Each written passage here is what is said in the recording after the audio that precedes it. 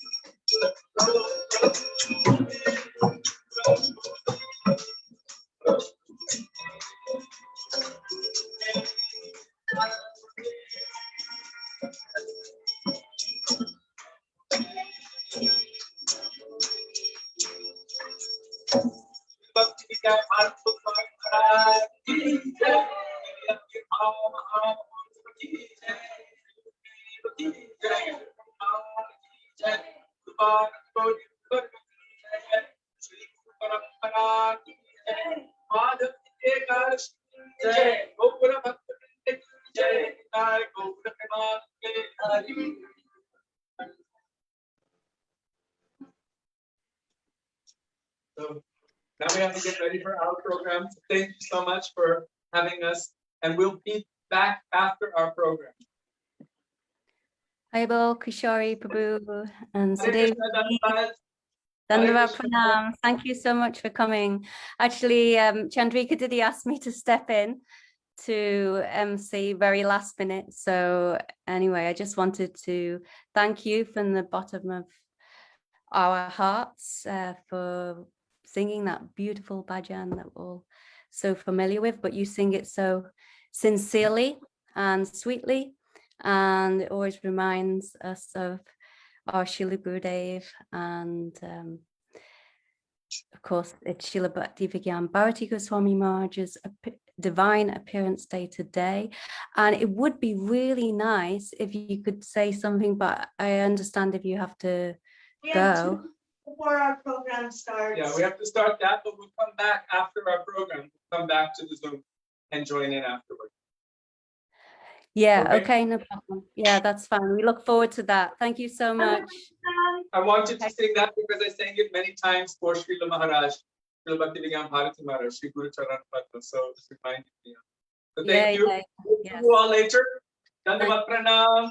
Dandavat Pranams. Hari Bol. Hare Krishna. Hare Krishna. Oh, one second, I don't know how to.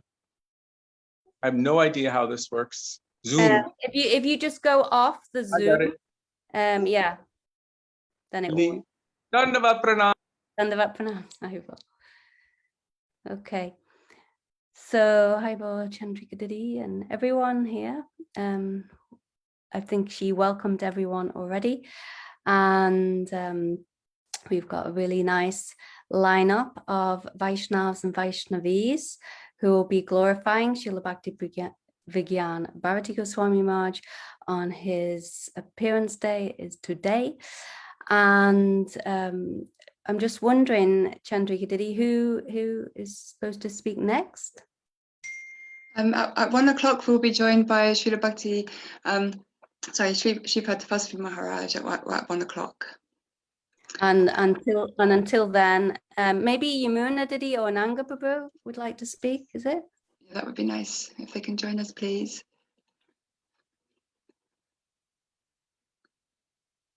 And if there's anyone else also here on this program who had association with Maharaj and would like to say a few words, then please step in and well, you can just at least mention it in the chat and we can call on you to speak, because I see some senior Vaishnavis here.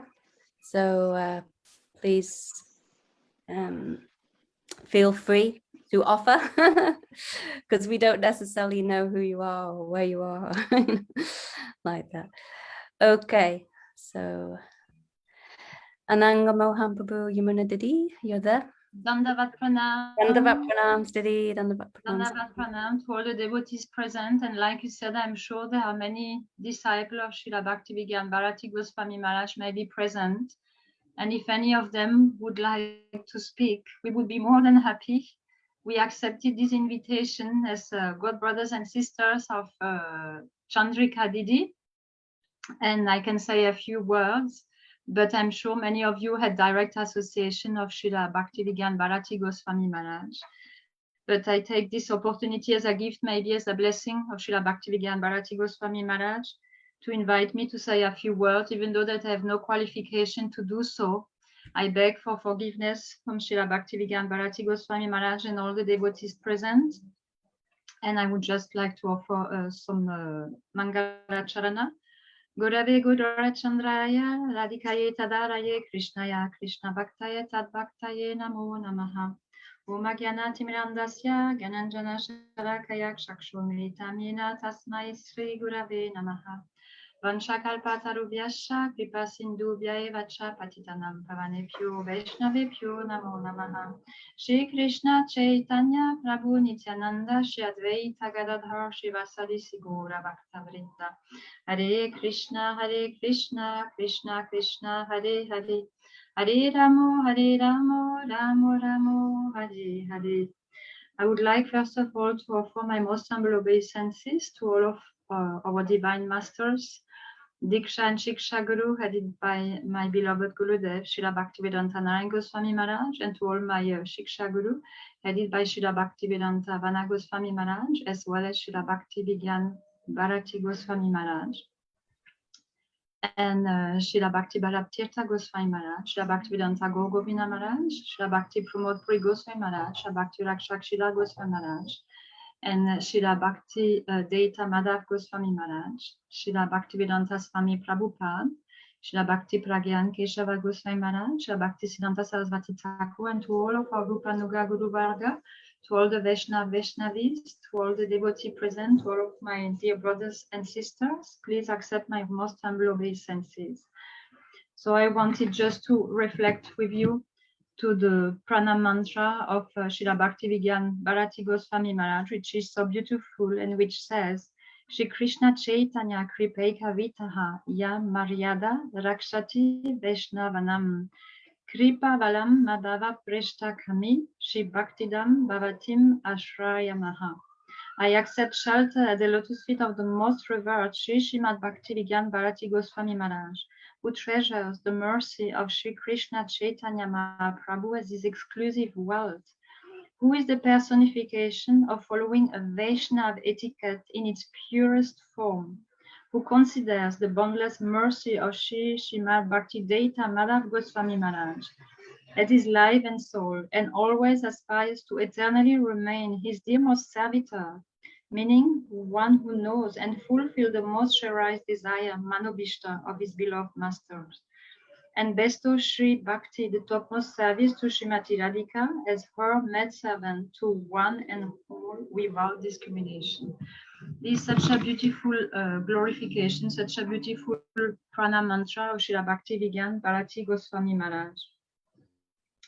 And I was reading some of the glorification that Srila Bhaktivedanta Bhāratī Gosvami Maharaj has given, and which is to some extent related to our situation today, as Chandrika Didi had this impulsion in her heart to wanted to offer beautiful service to her Gurudev, and at the last moment she set up this whole program, and all the Vaishnavi have very mercifully responded to this invitation, and we can feel the blessings and the show of mercy of Srila Bhaktivedanta Bhāratī Gosvami Maharaj. So Srila Maharaj was telling this pastime in relation to his glorification of Srila Bhakti Pramod Puri Gosvami Maharaj. We know that Srila Maharaj was very much attached to the glorification of the Vaishnava, and he described always how this Prem army of Mahaprabhu is so powerful to bestow their mercy, and it is so important to attach even more importance to first glorify the Vaishnava and pray for the unconditional mercy. So he was telling this pastime that once he has been given the instruction by his Gurudev, Srila Bhakti Deita Madhav Gosvami Maharaj, to go and assist a festival that had been organized for the appearance day of Srila Narottam Das Thakur in Kalna. And he followed the instruction of his Gurudev, and he went there to meet Srila Bhakti Pramod Puri Gosvāmī Mahārāja, who was very much absorbed in a very special mood and a special bhav.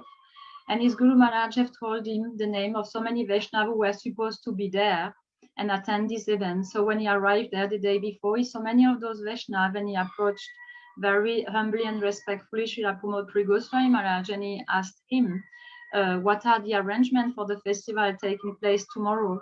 And Srila Pramod Puri Gosvāmī Mahārāja gave the name of another devotee, saying, oh, maybe you should address to him. He will know everything about it. And when Srila Bhakti began Bhāratī Gosvāmī Mahārāja approached him, he realized that he didn't know so much about the arrangement, and he was not convinced by his response. Then he went back to Srila Pramod Puri Gosvāmī Mahārāja and he said, Srila Maharaj, I'm not sure that anything has really been arranged for tomorrow. What should we do? And Srila Maharaj replied, somehow or other, I'm sure everything will fall into place. There is no worry, I have full faith. But then as Maharaj insisted a bit more, he said, oh, you should go to see the name of one other person, the chairman of the municipality. He is usually in charge of this service, so please go and see with him. So Srila Maharaj then went to see that person the day after, early morning, the day when the festival was supposed to take place, and apparently nothing has been arranged at all. So when he knocked at his door, he realized that he himself was quite just waking up, and he a little bit apologized for disturbing him, and he explained the reason of him coming to visit him. So that person indicated to one of his servitors, go to that place, to that room, and give him whatever he needs. So Srila Maharaj took all the pots and utensils, went back to the mat, and nothing more had really happened meanwhile. So he started to clean the pots with the devotee, and just a little bit of bhoga have come, a little bit of ingredient, but nothing that would be sufficient to cover a festival celebration. So he started to boil water, and he himself said, I had never before cooked for such a big festival, for such a big program. But he said, suddenly, out of nowhere, there was like a line of devotees coming and offering so much bhoga, everything that was necessary, the vegetables, the dal, the rice, like a line of ants. They were all coming and offering all this bhoga. So Srila Maharaj started to cook, and I think he spent most of his time doing this, cooking for the whole festival, under the guidance of one devotee who has been serving under the direction of Srila Bhaktisiddhanta Sarasvati Thakur. And finally, this whole festival took place. There was so much prasad for everybody else. Everybody could even take prasad back. And when the festival was completed, there was even like bhoga for another month. But Srila Bhakti Pramod Puri Gosvāmī Mahārāja was completely uninterested by this bhoga that was remaining, like he was not interested in the first place to know if everything had been arranged or not. And Srila Maharaj has said that over the year, he had the opportunity to be engaged in other festivals at the presence of Srila Pramod Puri Gosvāmī Mahārāja, and after him, when Shri Shripad Bhakti Vedanta Bodhayan Maharaj was in charge of festival. But he said never again he has experienced this incredible spiritual experience and feelings that he had at that festival. And he was explaining that this was the example of the full surrender of Srila Bhakti Pramod Puri Gosvāmī Mahārāja, and of this transcendental connection, that he was not worried whatsoever. And he was the personification of that aspect of the devotee who are fully surrendered and who are completely confident that everything will fall into place. So this was quite related to this event today. This is the mood of the pure devotee, and we should never try to imitate. We should follow in their footsteps, and we should also remember that Srila Maharaj has given a perfect example of Vaishnava etiquette, and he was very much attached that devotees were following this Vaishnava etiquette, because the greatest danger in our spiritual life is to commit offenses. So it is very important also to remember this aspect of Srila Maharaj. And I'm checking the time. Please tell me if the time is over. I would just like to relate another little pastime that is connected to Srila Bhakti Pragyan Keshava Gosvāmī Maharaj, who was very much attached as well for all the instruction of Srila Bhaktisiddhanta Sarasvati Thakur to be followed very strictly. So his own brother, who was Odolumi Maharaj was also a disciple of Srila Bhaktisiddhanta Sarasvati Thakur. After their Gurudev have ended his pastime in this world, they were following in a different, in a significant different way. We know that Srila Bhaktisiddhanta Sarasvati Thakur has established to wear saffron cloth, to chant loudly the holy name, this Harinam Sankirtan that has been brought by the movement of Sri Chaitanya Mahaprabhu, and the specific way of receiving sannyas, the renounced order, and to perform the different pilgrimage like Navadvip Parikram. So Srila Bhakti Vijñāna Bhāratī Gosvāmī Mahārāja has been involved under the direction of his Gurudev to assist Srila Bhakti Pragyan Keshava Gosvāmī Mahārāja to help with filing the case and putting together all the necessary documents. And Srila Bhakti Rakshak Srila Gosvāmī Mahārāja was assisting as well in this pastime. But what happened at the day of the court case, then the party of Srila Odolumi Maharaj came. They were all dressed in saffron and they were chanting loudly the holy name. And at the court, Srila Odolumi Maharaj declared, today, on this very day, we have given the renounced order to 8 sannyas. We are performing Sri Navadvip Parikram, we are chanting loudly the holy names, and we will establish a temple where we will establish the Murti as well of Srila Bhaktisiddhanta Sarasvati Thakur. So in this way, the judge decided that Odolumi Maharaj have won the case, and he dismissed the case that has been filed by Srila Bhakti Pragyan Keshava Gosvāmī Maharaj. So at the end of this court case, then Srila Bhakti Vijñāna Bhāratī Gosvāmī Maharaj have been asking, what will we do next? So should we appeal this decision? But Srila Bhakti Pragyan Keshava Gosvāmī Maharaj said, there is no reason for us to appeal this decision because my only intention was for them to follow strictly the instruction and the line of teachings of Srila Bhaktisiddhanta Sarasvati Thakur. So if they have done so, there is no need for us to go any further. Only if they would not in the future follow those instructions, then it would be appropriate to do so. So we can see always the perfect example in our line of our Acharya, and how they are completely dedicated to their spiritual master. They have this strong Guru Nishtha, and we have seen this example in our Vaishnav line. And one last thing that is very beautiful from this Chaitanya Vani that has been manifested by Srila Bhakti Vijñāna Bhāratī Gosvāmī Mahārāja, which is so beautifully describes the glory of so many of the Vaishnav in the Prema army of Sri Chaitanya Mahaprabhu. His definition of Sri Chaitanya Vani is the following. Sri Chaitanya Vani is the word of love. Only love can establish true happiness and unity between individuals and between communities. I can say with the utmost confidence that beside love, there exists no worldly policy, whether economic, societal, national, or religious, that can succeed in establishing peace amongst the members of a particular family, community, or country. What to speak of the whole world? Therefore, on this very auspicious day, I earnestly pray unto the lotus feet of Sri Chaitanya Vani, which means this teaching of Sri Chaitanya Mahaprabhu, so that it may sprinkle its mercy throughout the world. O Sri Chaitanya Vani, mercifully engage me and all the people of this world in your service, and thereby reveal your unparalleled mercy for everyone. All glories to Sri Chaitanya Vani, all glories to its servitor and all the gentlemen respectful of its existence. May all the people of this world engage in hearing and speaking Sri Chaitanya Vani, and thereby march forward on the path of true auspiciousness. This is so beautiful, and in a nutshell, it is giving a very deep insight into the mood of Srila Bhakti Vijñāna Bhāratī Gosvāmī Mahārāja. So I pray to all of you, dear God brothers and sisters, please forgive me for any inadequacy in my presentation and in my attempt to be part of this beautiful glorification.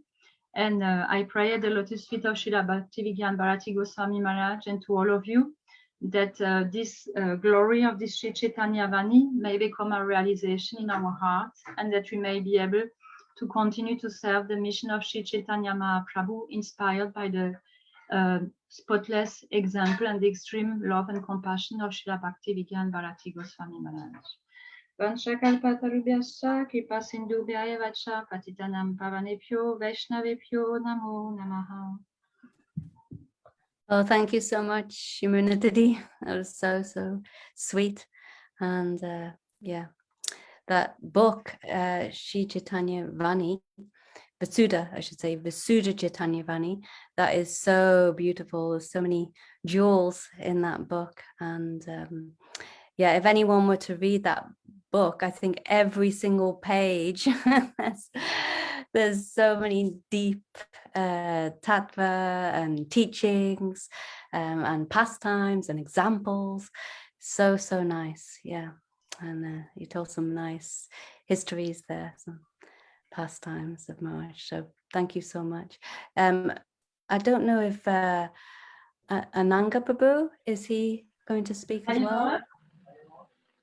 I'm trying to get him to come, sorry. I was a bit busy with Okay. him. Are you coming, please, just now? Okay. Sorry for everything being a bit spontaneous. I think he won't be able to come right now. So I'm very sorry for that. You know, but, maybe you could ask Charu Chandrika Didi to say a few words about her connection to Srila Maharaj, unless somebody else wants to speak. And welcome. Sripad Siddhanti Maharaj is here now. I don't know, Maharaj, please accept our Dandavat pranams. Were you wanting to speak now, or is it later? If you'd like to say something now, that would be really nice. I'm seeing two Charu Chandrika Didi. There's actually two Charu Chandrika Dasis and one Chandrika Dasi. Dandavat pranams, Maharaj. I've been scared, and Didi asked me yesterday, and I was traveling. I just came yesterday, and I was super tired, so I was not able to give the time. So I don't know which Charu Chandrika Didi I'm supposed to speak. Maharaj, would you be kind enough to? There's 15 minutes until Sripad Tapasvi Maharaj is beginning, and then we had scheduled with you for 5 o'clock GMT, wasn't it? For when you're going to be speaking with your disciples and joining the two groups together. But would you kindly speak for 15 minutes now? Would that be okay? It's very short.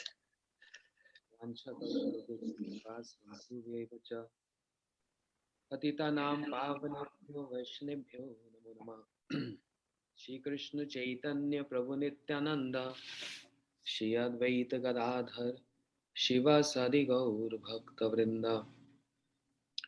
Hare Krishna, Krishna Krishna, Hare Hare, Hare Rama, Rama Rama, Hare Hare.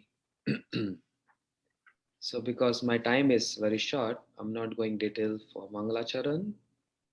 My humble obeisances to my all Gurudevs, my Diksha Gurudev and my Shiksha Gurudevs, entire Guru Parampara, to all Vaishnav and Vaishnavis assembled here. I got a good fortune. I'm fortunate and I'm unfortunate. I got a good fortune to have association of Param Pujyapat Shri Srimad Bhakti Vijñāna Bhāratī Gosvāmī Mahārāja. And my bad fortune is, even though I stayed with him for some couple of years, I'm not able to get his moods and his association. But something I and all devotees learn from him. Just giving you one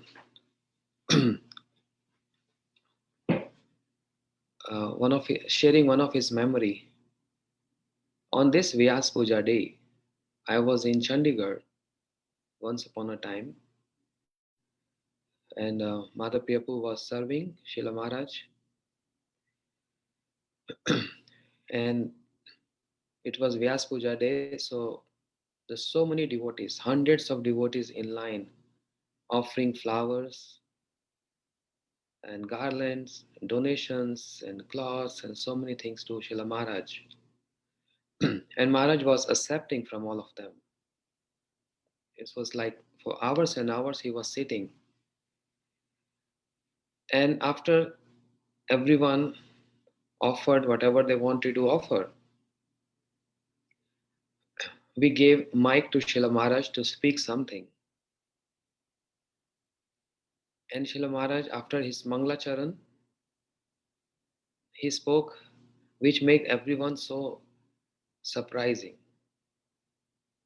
Srila Maharaj said, "Don't think I'm a fool sitting here and accepting all of your offerings.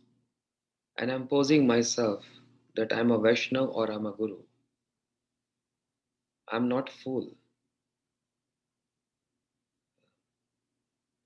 We were all looking his face, what he's saying. Srila Maharaj said, "You all are here to offer something to me. And I'm respecting your offerings.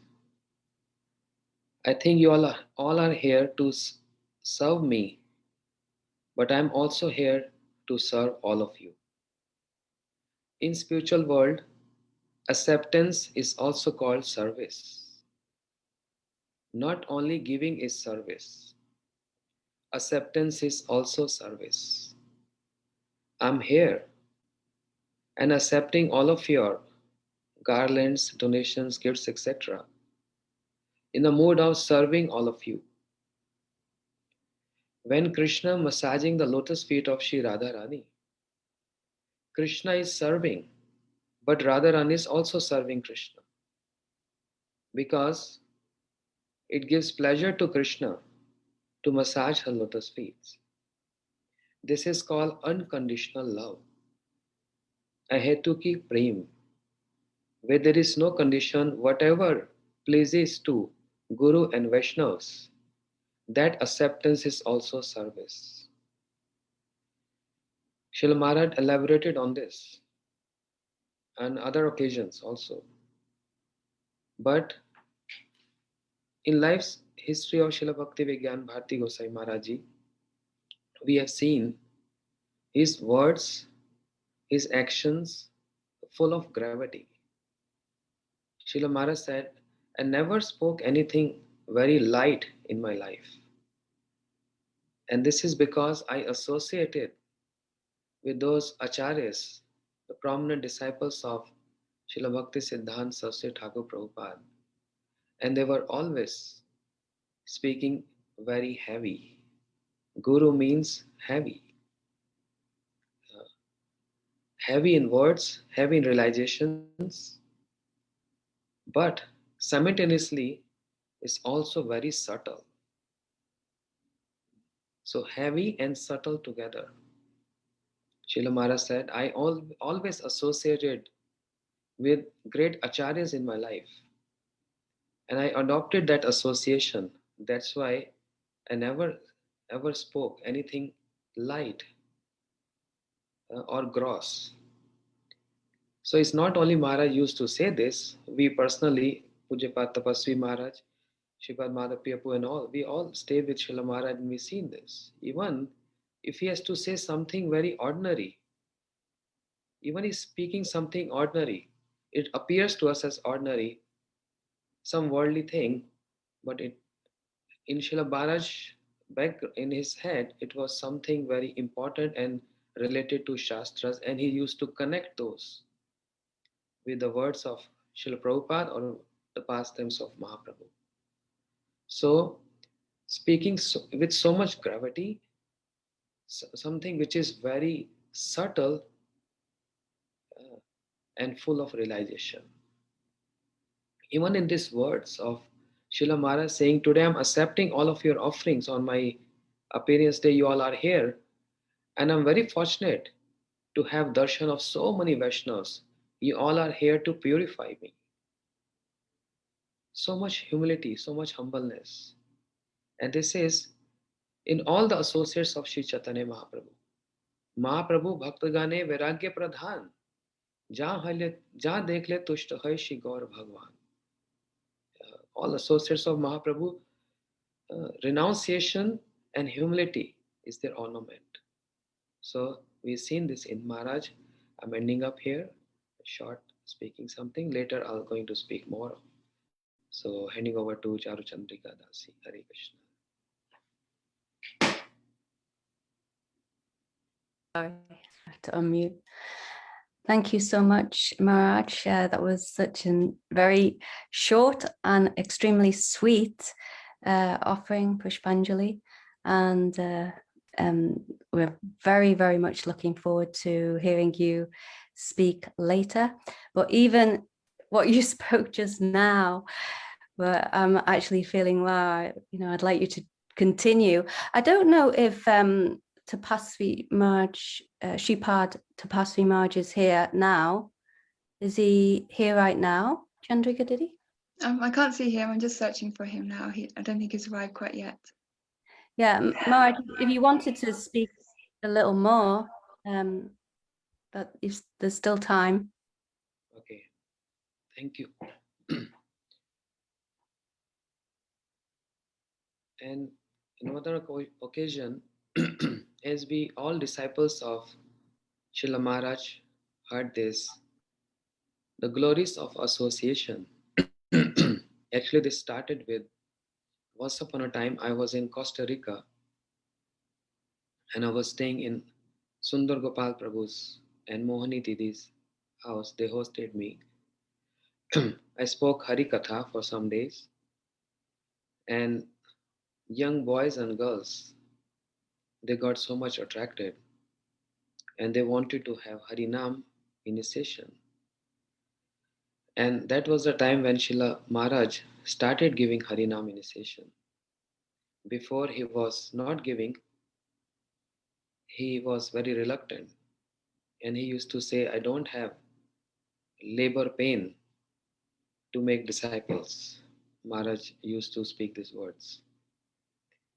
Anyhow, that was very good news for all of us that after Srila Gurudev, Srila Maharaj started giving Harinam initiations. So I requested devotees in India, I was in Costa Rica, to Madhapriya Prabhu and Sundar Gopal Prabhu, can you please arrange on screen, Srila Maharaj can come on screen and can initiate some young ones here. And mercifully he agreed to that. On the big screen, they had a big television screen. They put Srila Maharaj on screen, and prior to initiation, some devotees were sitting, Srila Gurudev disciples, and some new ones, almost like 40-45 devotees. But prior to initiation, Srila Maharaj was speaking some Harikatha. And everyone there in the room, those who not even seen him before, seeing him first time, and also our Gurudev disciples, seeing Srila Maharaj on screen, they all started crying. And I was wondering why. What is the reason why they are crying so much? Including Sundar Gopal Prabhu. So I said, Maharaj, I'm so unfortunate. I don't know if I'm doing right or wrong. But me and Madhapriya Prabhu, we are together from beginning. We got initiation together. We used to come to have your darshan, your association together. But he's so lucky and so fortunate. He's serving you day and night. And I'm so unfortunate. I don't know. I'm so far away from you. I'm not getting your association. So shall I stop this and come to you and serve like Sripad Madhapriya Prabhu? I'm bereft of your association. Srila Maharaj smiled and he said, just close proximity is association, And then he said, no. And then he gave these examples, 3 examples, very famous examples Srila Mahārāja used to speak. The example of peacock and clouds. Srila Mahārāja said, peacock only dance when peacock see the clouds. And how far is the distance of clouds and ground? Peacock is on the ground. But peacock only dance to see the clouds in the sky. When peacock feels happy. Mahārāja said, we had one peacock, we used to feed him. And the people used to come and wanted to see peacock dancing, but he was not dancing. His association is only with clouds. And then he said that distance between sun and lotus. Imagine. Lotus and sun, so far distance. But lotus only associate with sun. And similarly, moon and lily, so far distance. So 3 examples Srila Mahārāja gave. So Srila Mahārāja said, distance is not that matters. It's the association which matters. Not from the gross perspective, from the subtle perspective.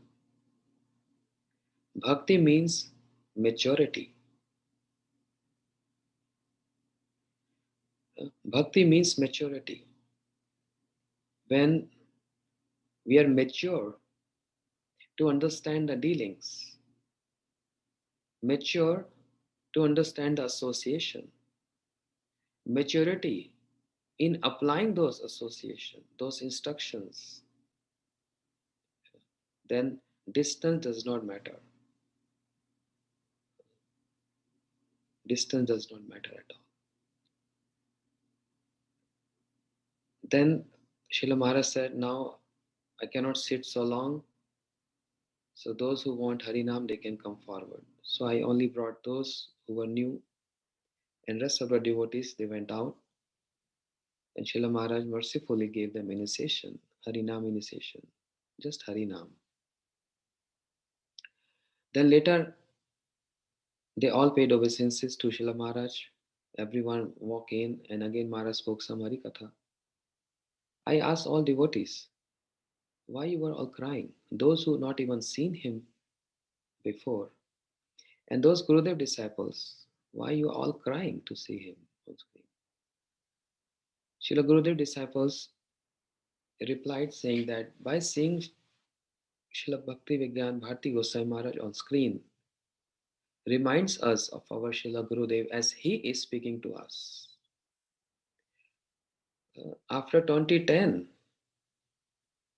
we feeling that we are empty. There is no one who can take care of us. Srila Gurudev, he revealed, he gave us a good association, very high association. When Srila Mahārāja is speaking, it appears to us that Srila Gurudev is just there with us. We are seeing his presence in him. And it reminds us of Srila Gurudev, and they all started crying. And then I asked those new people, those who got Harinam, why you were all crying? They said, we don't know. But just by seeing his appearance, his moods is melting our hearts. So that was the impact. The seeing a pure devotee like Srila Mahārāja.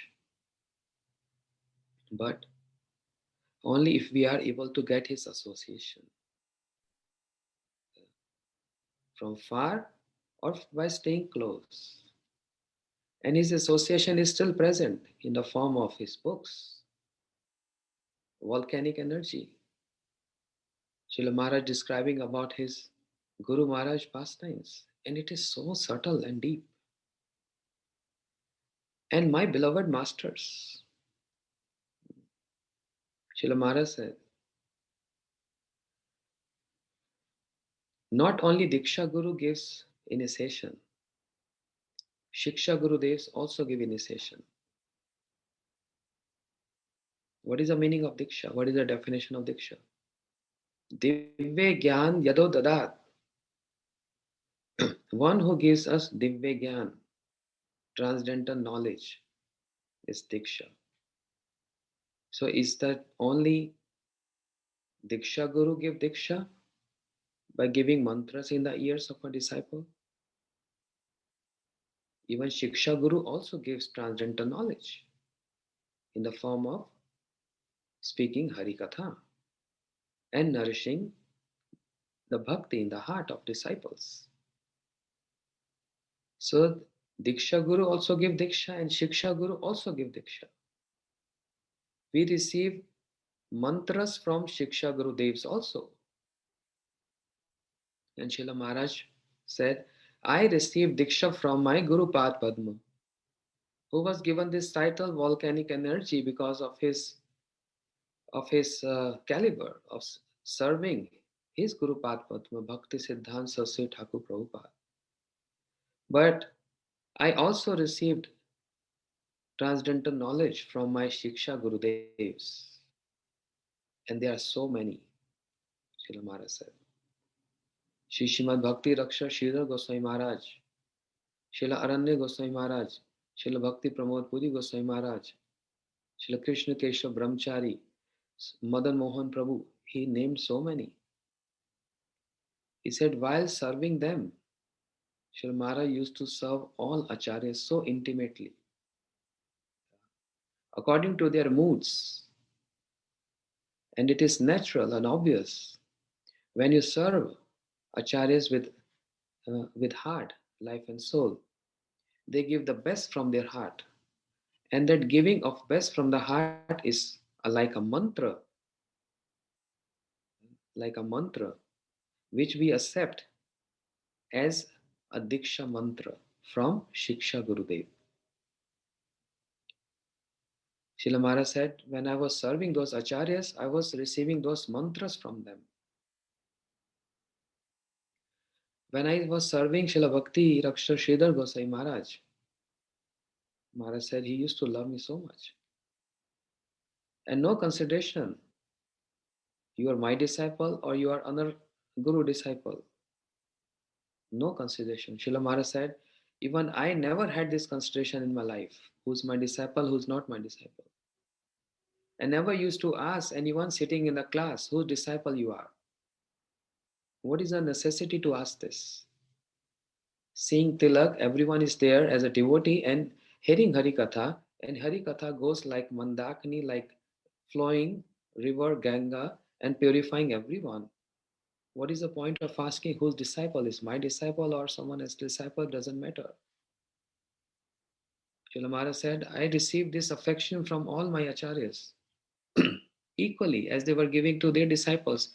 And in those days, there was no any considerations. You belongs to which mart, belongs to which society, and you belong to which guru. While serving Srila Bhakti Raksha Sridhar Goswami Maharaj, he said, I received this mantra from him that always become Ugra Shava Sutta. Means always associate with higher authorities. Always remain in higher association, not same like or low association. One who is standing on, for a simple example, one who is standing on 22nd floor of a building and one who is standing on the first floor, who can see far distance? One who is on a higher level can see far distance and see the subtleties.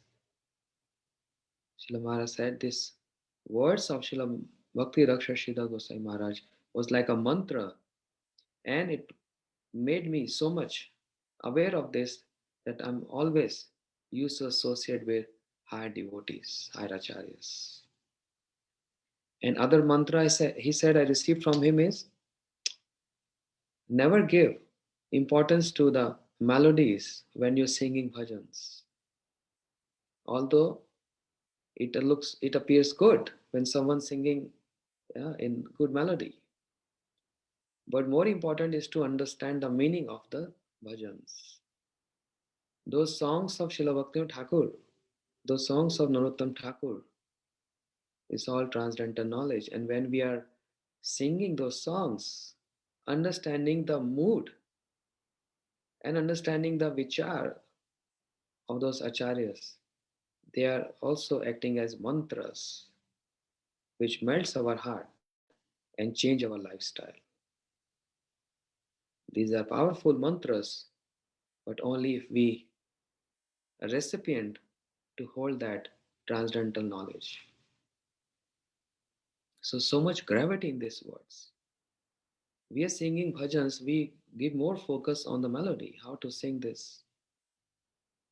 And it's true, Srila Gurudev also likes that. He used to correct if someone is not singing properly. But there is a level above that. And that level is to know the meaning of those bhajans. Kabe hame heribo Shri Vrindavan. Srila Maharaj used to elaborate on this. So there are so many glories of Srila Maharaj. Understanding one acharya means understanding the mood and the gravity of his lifestyle and his teachings. If those devotees who really want to go and dive into those vichars of Srila Maharaj, I beg them to please read his books. You will get to know so much if we read My Beloved Masters and Volcanic Energy, Vishu Chaitanya Vani. They're full of transcendental knowledge. Full of transcendental knowledge, and every shiksha, every instruction there is like a mantra which can change our lifestyle from information to transformation. Jai Shri Srimad Bhakti Vijñāna Śrīla Bhāratī Gosvāmī Mahārāja Ji Ki Jai. So Pujapa Tapasvi Maharaj is here. BB Tapasvi Swami is here. So we like to hear from him. He served Srila Maharaj in so many ways and so many years by staying together with him. Hare Krishna, handing over to you, Maharaj. Hare Bol. Thank you so much, Shripad Siddhanti Maharaj. It's very, very nice and spontaneous also. And you made some very nice points. Actually, I think we might have all felt like crying. I mean, I really felt when you were talking about Maharaj being there on video, even not directly, and everyone, all the disciples of Gurudev and all the new people, they were all crying. And very nice that some of our God brothers, God sisters, he reminds us so much of our beloved Srila Gurudev, and new people, even they could feel that transcendental power, that Shakti that he had, and the depth that he had is in his relationship with his Guru, Vaishnavas, and of course Shri Chaitanya Mahaprabhu and Radha Krishna. So thank you so much. I could say a lot more, but I know Shripad Tapasvi Maharaj doesn't have so much time, but really, really appreciate your Pushpanjali, and we're learning so much, and we really, really look forward to hearing you again later. 5 o'clock, I think you're joining us again. So thank you so much, Maharaj, on behalf of everyone. Okay, would you like to introduce Shripad Tapasvi Maharaj, Chandrika Didi? Okay, Dandavat Pranams, Tapasvi Maharaj. Thank you so much for joining us. With Tapasvi Maharaj, I was very, very fortunate that Tapasvi Maharaj was with me when I took initiation from Śrīla Maharaj, and always feel when I'm in his association, this is my connection with Guru Maharaj, because I never had direct association with him.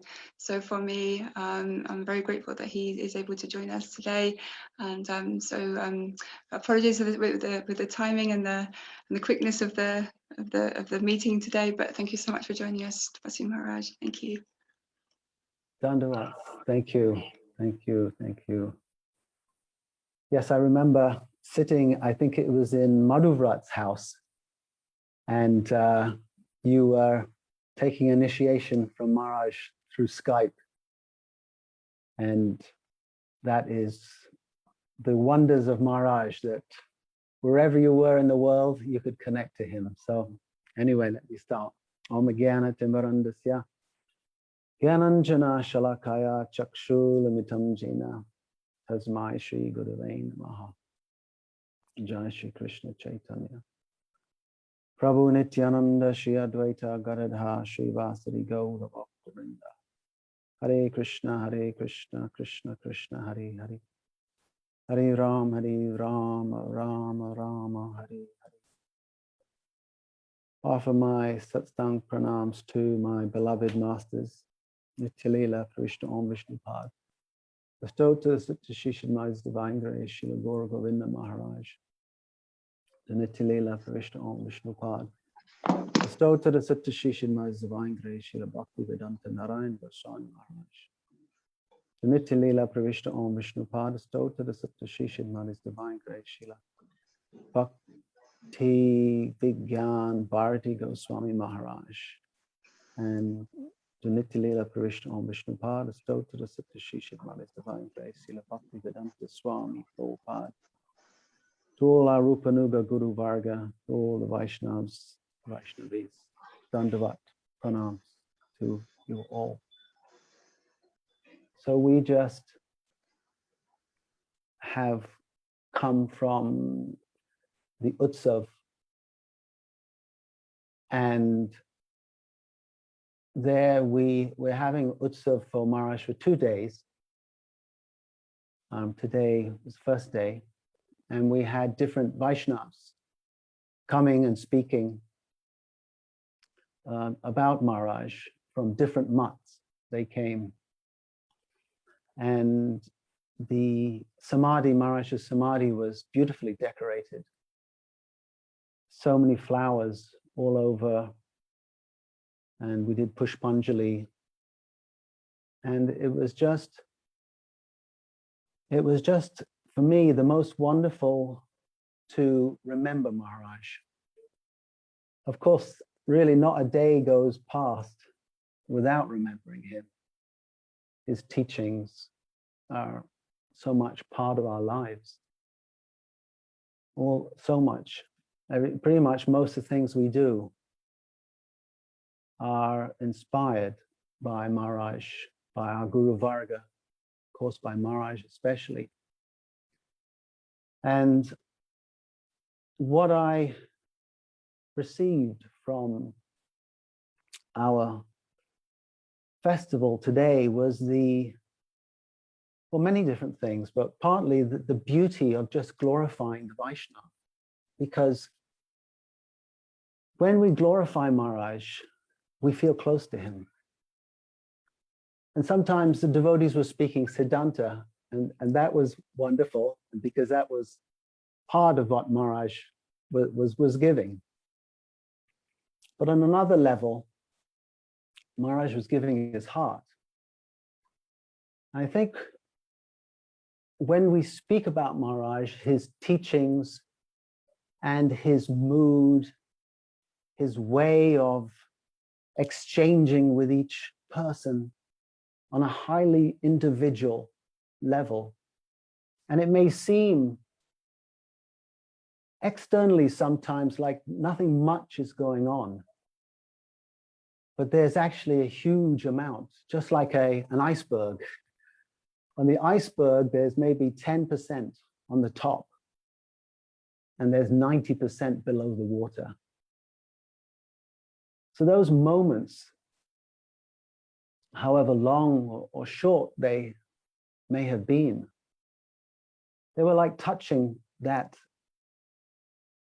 ocean, that sort of iceberg, that 90% underneath it. And that's today, when everybody's glorifying, speaking about Mahārāja, just as we're doing here.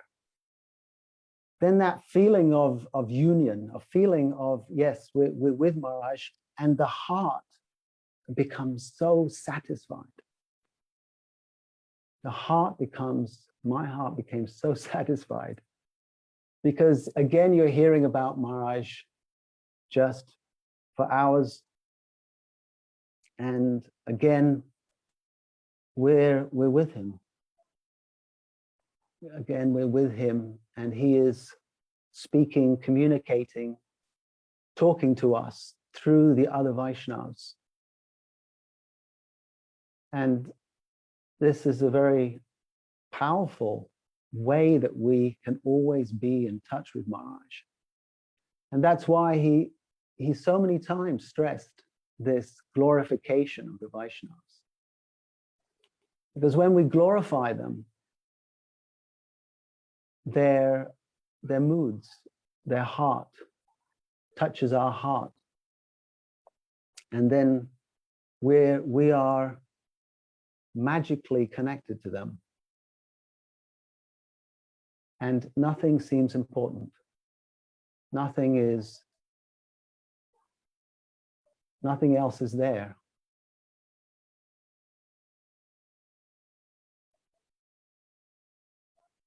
So for me, different devotees spoke on different topics. And really the theme was very much how they appreciated Mahārāja's saranagat, his surrender. That was something that came up again and again from all these senior sannyasis and Vaishnavas speaking. They were really appreciating how Mahārāja, two things, how he had met most of those sannyasis or devotees who were there, how he had met and served their Gurudevs. Yes, Srila Bhakti Rakhak Siddha Maharaj, there was one Vaishnav sannyasi there, if I'm correct, his name is Bhakti Prapanya Tirtha Maharaj. And he was glorifying Maharaj. And his Guru Maharaj, his Gurudev is Srila Bhakti Rakhak Siddha Maharaj. And he was saying that he'd come to the mutt much later on. And one time he was in Vrindavan and he heard Srila Bhāratī Maharaj speaking about Srila Bhakti Rakhak Siddha Maharaj. And he said he immediately became attracted. Oh, he's speaking about my Gurudev. And he has met my Gurudev. And they have had so many exchanges. So I could see that Maharaj, he's touched so many people's heart in so many different ways. Because he served those Vaishnavas also, because some of the devotees didn't really meet Maharaj or spend so much time with Srila Bhāratī Maharaj, the sannyasis. But when they heard how Maharaj had served their Guru Maharaj, you could feel their heart was just completely melted by Srila Bhāratī Maharaj. And so this is something that I learned from Maharaj, is his genuinely caring for others. Can you still hear me and see me? Yes, Maharaj. Okay, good. Because my screen has disappeared for some reason. Oh, now it's disappeared. There's two. Now it's back. Yeah. Is it back? Yes. So yes, I was speaking about what over today, especially what I'm feeling is the qualities of Maharaj, his genuinely caring for others. Is genuinely caring for others. I mean, that's such a huge mountain, I find, for myself. It's like, you've got to be such a great lover of Guru and Gauranga to really fulfill that role. And here is such a Vaishnav, Maharaj, that his genuinely caring for others comes through in all his actions. His compassion for others and how he touched their hearts. So that came up for me today again and again, is how the Vaishnav is able to do that effortlessly. because that's their nature. And that famous story that Maharaj tells about when devotees came to see Maharaj in Calcutta, in Sri Chaitanya Gaudiya Math, and they were speaking to Maharaj, and Maharaj was asking them, everything okay? Everything okay? Yes, yes, Maharaj, everything is okay. And they were sort of continuing to chat with Maharaj, so to speak. And then they go to Srila Bhakti Daita Madhav Maharaj's room, have his darshan. And then Srila Bhakti Daita Madhav Maharaj asked them, oh, how are you? How is everything? And they immediately start crying, these devotees. And they're crying and crying and crying. And Srila Bhakti Daita Madhav Maharaj said, what has happened? And so they express what difficulty they have been through. And Srila Bhāratī Maharaj was explaining to us that I didn't have such ability, such caringness as my Guru Maharaj, because they had come to me, and in coming to me, I wasn't able to understand their heart.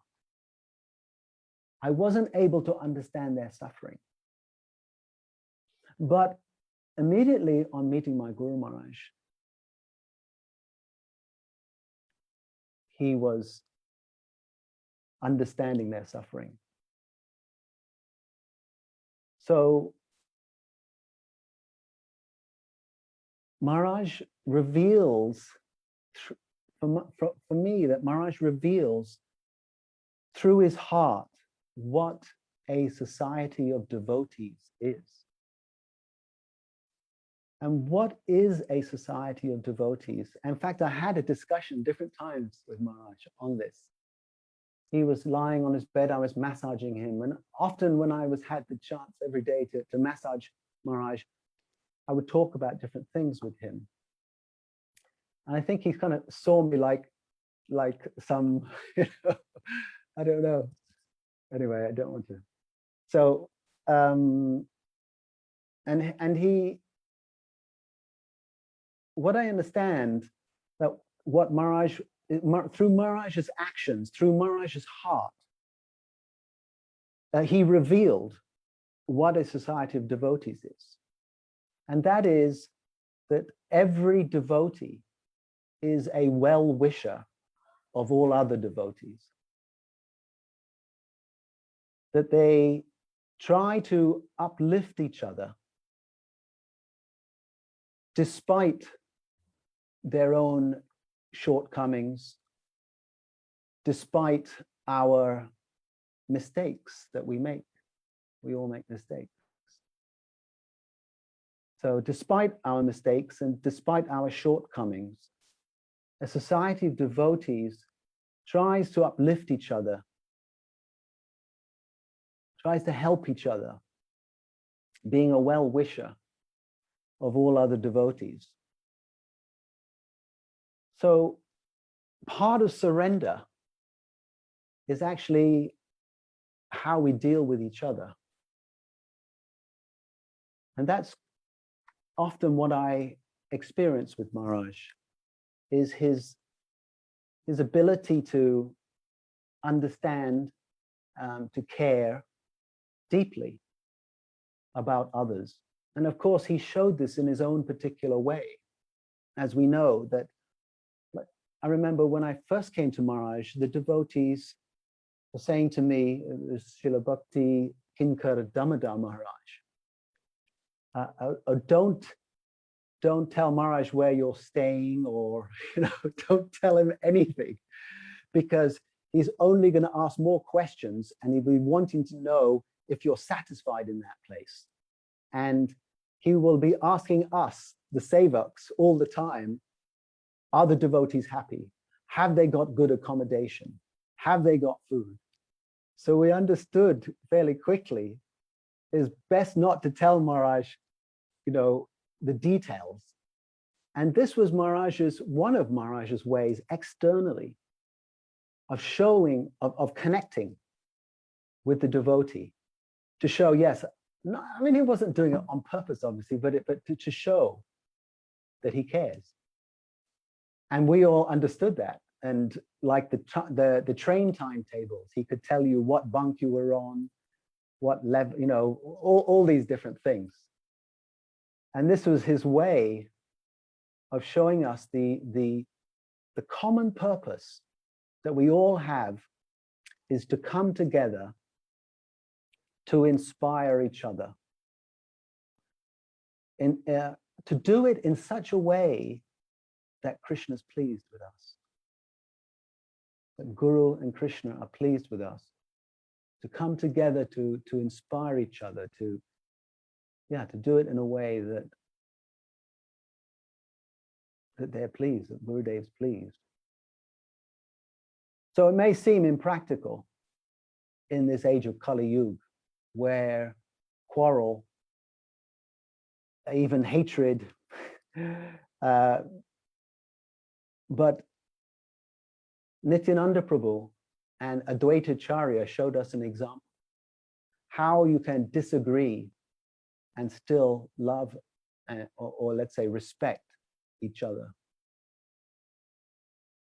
And we have the example of Mukunda Datta in the Srivasangam. In Srivasangam, Mahaprabhu was fulfilling all the devotees' desires to the highest level. He was reciprocating with the devotees on the topmost level in the Srivasangam. And Mukunda Datta, he was barred from coming in. And so he was outside Srivasangam. And even though all the devotees were feeling so much fulfillment, I mean, it's not even fulfillment, but they were feeling so much reciprocation with Mahaprabhu to the highest degree. But still, when they understood that Mukunda Dutt was in pain, they all came to help him. Just like the body, when there's a part of the body that's sick, the whole body works to help that sick part.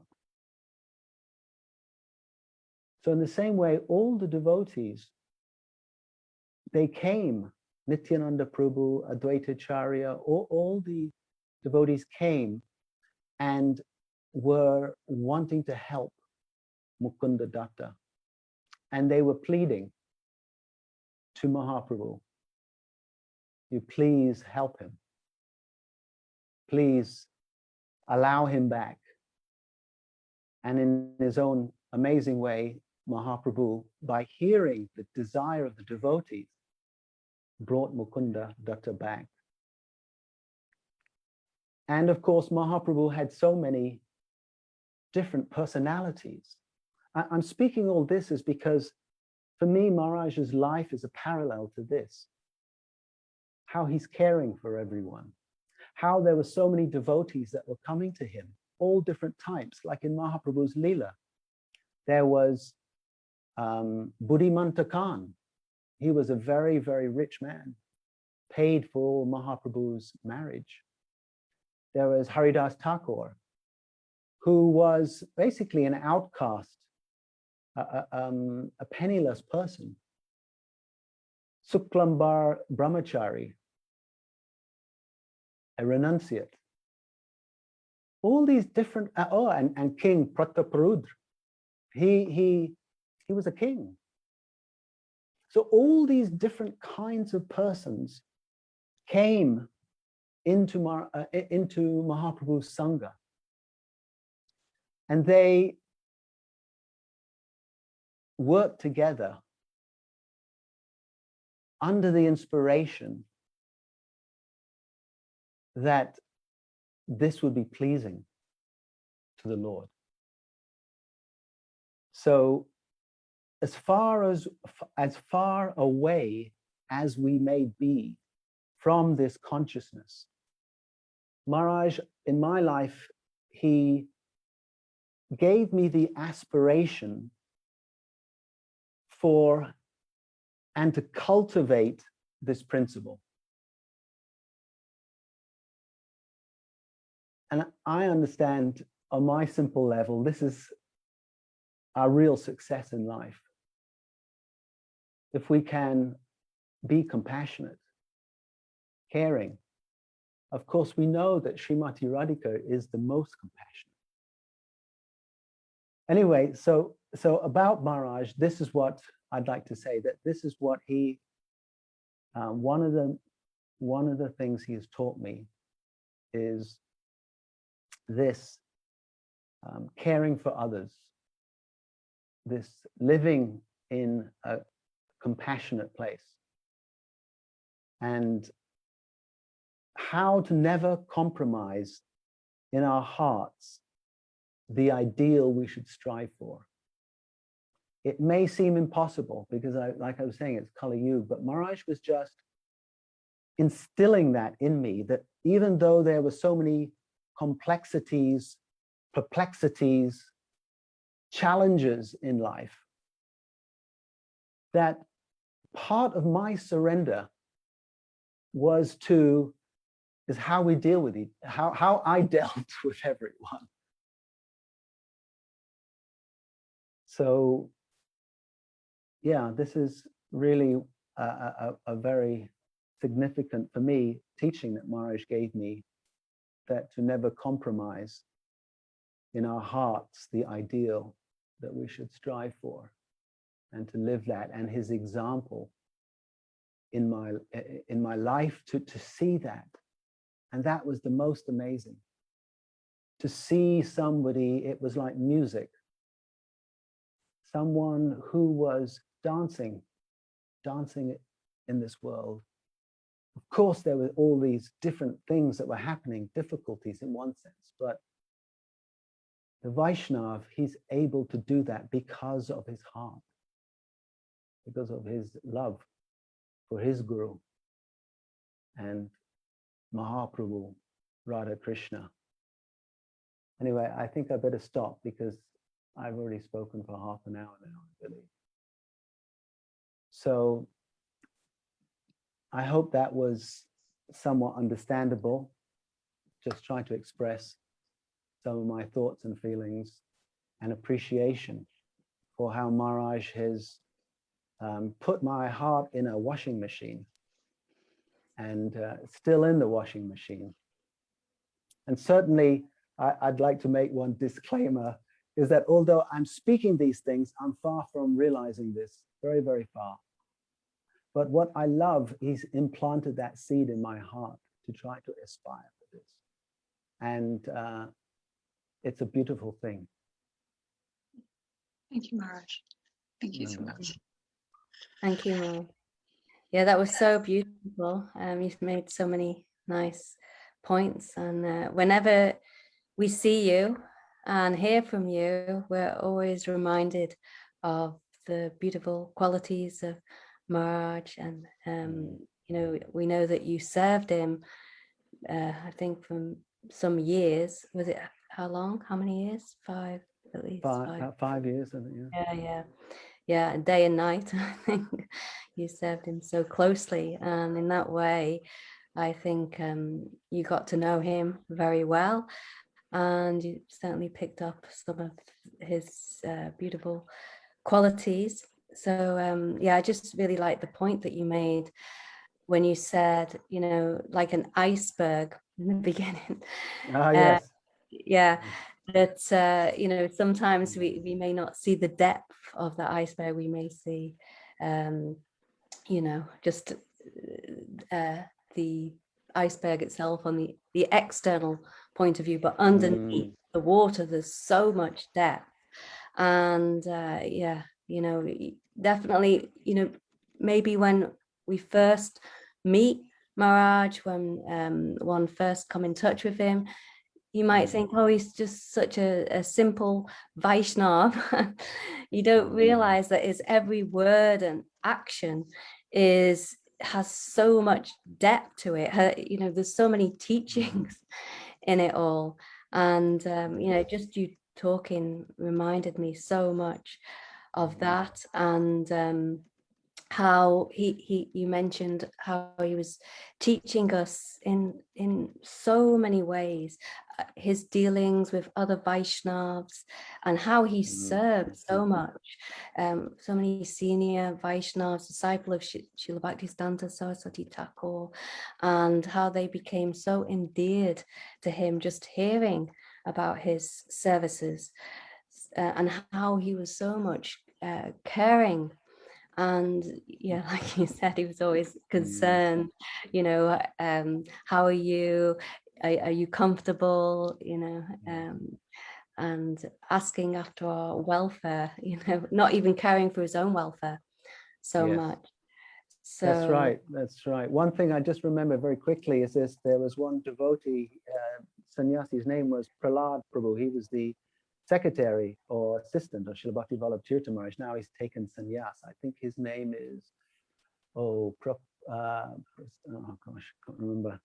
But he was saying that for years that he was in the same mutt with Maharaj, and it took him, it was in Pune, that's right, and Maharaj would visit them, and he was always a little fearful of Maharaj. He was saying that today. I was always a little apprehensive, a little sort of held back. And then when he spoke for 1 week, 2 weeks at this Prabhu's house, he realized that Maharaj's heart, there's a whole different side of him that he didn't actually connect to before. It was that the sweetness, the caring. Yes, exactly. So I was just mentioning it because you were saying that, and that's what he was saying today. I didn't see it. And then when I heard Maharaj's katha over some weeks, then I started to get it. This other side was revealed to me. Yeah. Yeah, through service, especially, that any pure Vaishnav, Mahābhagavat Vaishnav like Maharaj will reveal his qualities and his characteristics, the depth of his moods more and more. So thank you so much, Shripad Subhashri Maharaj. And I think, Chandrika, did you mention that your Guru Maharaj is here right now? He is here now. Yeah. Would you like to? Okay. Pranams Maharaj, thank you so much for joining us today, and apologies for making you wait for a little while. Things run over a time a little bit, but if you would please speak some glories of Śrīla Bhakti Vijñāna Bhārati Gosvāmī Maharaj, we will be very grateful. Thank you so much for joining us. Yeah, I'm so excited. His Divine Grace, Shripad Bon Maharaj, is joining us today. We're all so very fortunate. Yeah, this is so last minute, and Chandrika Didi like spontaneously arranged everything. It's all coming together very last minute, and Maharaj has so kindly agreed to speak. So, of course, Maharaj is known Nitya Vishnu Pada Statara Satashishima Bhakti Vijñāna Bhāratī Gosvāmī Maharaj for many, many years, since before we ever got to meet him. So I'm sure he has so many nice things to share. Okay, right. Dandavat Pranam. Dandavat Pranam, all Vaishnavas, Guru and Vaishnavas, and all the devotees. So I want to speak few words about Nitya Vishnupada Astutara Satmad Bhakti Vijñāna Bhārati Gosvāmī Maharaj, who inspired my heart how to speak about him, because Vaishnavir Kripa Vina Vaishnav Tattva Balite Nare. Without this mercy of Vaishnav, no one can speak about him. Ishwarir Kripale Hoyte Jahare Ishwar Tattva Bujibare Pare. In the same way, Vaishnavir Kripa, one who received the mercy of Vaishnav, then he can speak about him. That given example, we worship the Ganges with the water of the Ganges. That is Sanskrit word Ganga Jale Ganga Puja. In the same way, we want to glorify about him only his causeless mercy. Om Ajnana Timirandrasya Jnananjana Salakaya Chakshurmritam Jena Tasmai Sri Gurave Namah. Gurave Gaurachandraya Radhika Vai Tadalaya Krishnaya Krishna Bhaktaya Sadbhaktaya Namo Namah.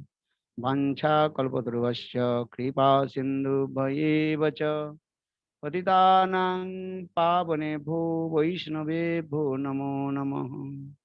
Namo Mahavadannaya Krishna Prema Pradayate Krishnaya Krishna Chaitanya Namne Gauratise Namah. He Krishna Karuna Sindhu Deenabandhu Jagatpate Gopisa Gopika Kanta Radha Kanta Namostute Tapta Kanchana Gaurangi Radhe Vrindavaneshwari Vrishabhanu Devi Pranamami Hari Priye Om Vrindavai Tulasi Devai Priya Vai Kesavasya Krishna Bhakti Prade Devi Sattvatai Namo Namah. Shri Krishna Chaitanya Prabhu Nityananda Shri Advaita Gadadhar Shri Vasadi Shri Gaura Bhakta Vrinda. Hare Krishna Krishna Krishna Hare Hare Hare Rama Rama Rama Hare Hare. First of all, offer my humble, respectful obeisances unto lotus feet of my Gurupad Padmo, Nitya-lila Pravishtam Vishnupad, Ashtutara Satasya Srimad Bhakti Vedanta Sila Vaman Goswami Maharaj, and my Sannyas Guru Nitya-lila Pravishtam Vishnupad, Ashtutara Satimad Bhakti Vedanta Sila Narayan Goswami Maharaj. Simultaneously offer my humble, respectful Dhanavad Pranam, lotus feet of Nitya-lila Pravishtam Vishnupad, Ashtutara Satimad Bhakti Vedanta Swami Maharaj, Srila Guru Ganda Goswami Maharaj, Srila Bhakti Rakha Sridhar Goswami Maharaj, Bhakti Puri Goswami Maharaj, and Nitya-lila Pravishtam Vishnupad, Ashtutara Satasri Bhakti Vijñāna Bhāratī Goswami Maharaj. Today is very super excellent, auspicious day. Today is called also Sayan Ekadashi and also Punah Ratha Yatra. Lord, he is taking rest. That means Lord Jagannath, today he is taking rest for this. Today is called Sayan Ekadashi. And also Lord Jagannath, today he is returned back Gundicha Mandir to Jagannath temple. And simultaneously, super excellent, also auspicious day to the appearance day of Nitya-lila Pravishtam Vishnupad, Ashtutara Satimad Bhakti Vijñāna Bhāratī Goswami Maharaj. So just I want to speak few words about him and his life history and contribution. Nitya-lila Pravishtam Vishnupad, Ashtutara Satimad Bhakti Vijñāna Bhāratī Goswami Maharaj. He was born in high-class Brahman family that is called Chakravarti family. And in Bankura, in West Bengal, district Bankura, he was born in the village of Sitarampur. In this day of Sayan Ekadashi, 1926, and before he joined in our Gaudiya Vaishnava, he was very intelligent and scholars person. He was school teacher in this village, and everybody known him. He was a very excellent and teacher, and everybody gave respect to him. And in his school, and But when he met with our Gaudiya Vaishnavas, then his mind changed, and he mostly used to come in Midnapur and one temple. I think that temple is named what is called Madan Mohan something. This just I forget that temple name. And he used to come this temple, and from his childhood, so much absorbed with Krishna, and he learned all shastras, and he was very excellent and intelligent and person. Then he then he took shelter lotus feet of Bhakti Dvait Madhav Goswami Maharaj, who is the foremost disciple of Nityalila Prishtam Vishnupad Ashtottara Sadhan Bhakti Siddhanta Saraswati Prabhupada. He completely surrendered lotus feet of Gurudev Bhakti Dvait Madhav Goswami Maharaj. Then Bhakti Dvait Madhav Goswami Maharaj also gave him Brahmachari Vesh, Harinam, and so Diksha. In this day also Swayan Ekadasi. In this Swayan Ekadasi day, he was born, and the Swayan Ekadasi day, he also took Diksha, Harinam, Diksha from his Guru Nityalila Vishnupada Ashtottara Bhakti Dvait Madhav Goswami Maharaj.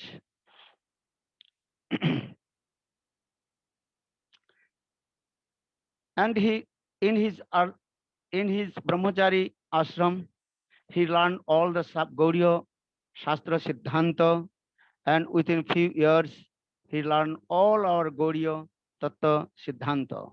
Mostly he associated with all the disciples of Bhakti Siddhanta Śrīla Saraswati Prabhupada. He got the opportunity to serve all our Bhakti Siddhanta Prabhupada and disciples, and he received mercy from them. Because without this mercy of Vaishnava and Vaishnava Kripa, no one can enter in his spiritual life. As like Raghunath Das Goswami, he received mercy from Haridas Thakur, and Haridas Thakur later he got association of Jadunandan Acharya. He received Diksha Mantra from Jadunandan Acharya, and by the causeless mercy of Jadunandan Acharya, he also got mercy and from Lord Chaitanya Mahaprabhu, and he associate with Lord Chaitanya Mahaprabhu, all eternal associates. Sarup Damodar, Rai Ramananda, Rupa Goswami Pad, Sanatana Goswami Pad, and etc. For this Raghunath Das Goswami, he also glorified about his Gurudev Nama Seshtang Manopi Sachiputta Sarupang Rupang Tatsagrajang Urupuring Mathuring Gustavatim Radha Kundung Girivarmoho Radhika Madhuvasang Tapto Jassa Pathita Kripaya Sigurutang Natosmin. In the same way, Srila Bhāratī Goswami Maharaj, and he got association of all our Prabhupada's disciples and served their lotus feet. For this regard, he also received Diksha Mantra from Bhakti Dvait Madhav Goswami Maharaj, and Bhakti Dvait Madhav Goswami Maharaj gave his Brahmachari's name Narottam Das Brahmachari. And then always he absorbed to serve Guru and Vaishnava. And I direct also met with him. And when I used to travel with Gurudev in Vrindavan and or Navadvip or somewhere, and most of the time we also met with him. And especially in our Rupa Sanatana Gaudiya Math in Vrindavan, in the disappearance day of Rupa Goswami Pad, and he used to come in our Rupa Sanatana Gaudiya Math, and very nicely he spoke about Rupa Goswami Pad's life history and his contribution. And so much love and affection with Lord our beloved Sri Gurudev Narayan Goswami Maharaj. And I saw how Bhakti Vijñāna Bhāratī Goswami Maharaj, he was very humble.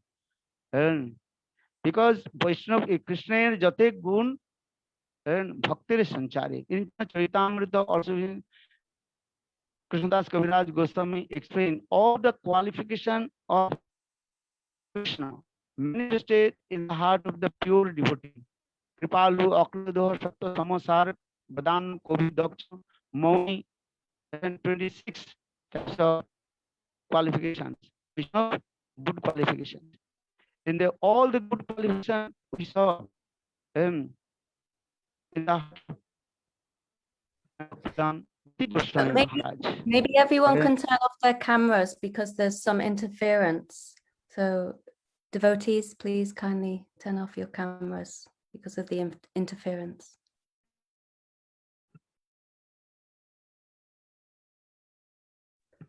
Gurudev, are you still here? I think we've lost Gurudev.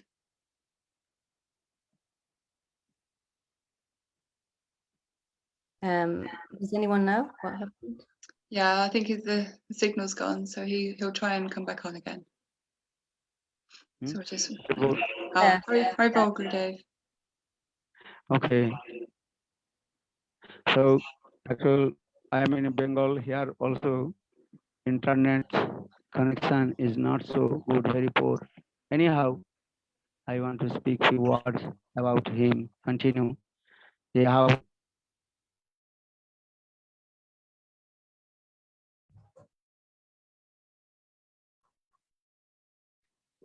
Gurudev, you're on mute at the moment. Can you unmute your computer there? Whoever's with Maharaj, maybe they can help. I think he's gone again.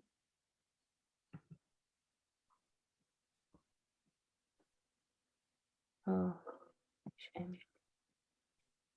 Should we wait? Oh, Gurudev's here. Gurudev? Gurudev, we can't hear you and we can't see you.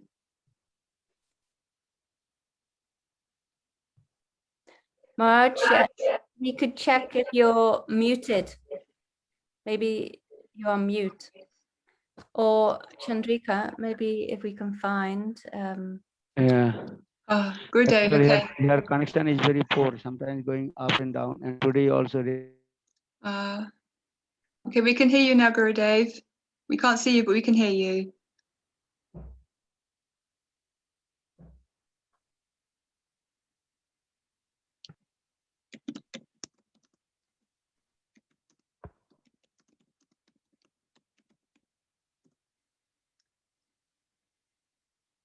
Maharaj, are you still there? I think it's a very bad connection. Gurudev, if you can hear us, perhaps you can disconnect and reconnect again, please. If you can hear me, maybe disconnect and reconnect again.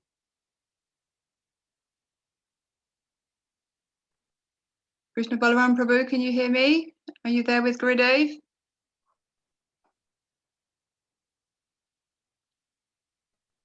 I don't think you can hear us. Shame. Maybe, do you want to sing some more mantra just a few minutes while he's reconnecting? Okay. Jai Shri Krishna Chaitanya Prabhu Nityananda Shri Advaita Gadadhar Shivasadi Shri Gaura Bhakta Vrinda Jaya Shri Krishna Chaitanya Prabhu Nityananda Shri Advaita Gadadhar Shivasadi Shri Gaura Bhakta Vrinda. He's here now. He's Jai here. Gurudev. Jai. Gurudev, can you hear us?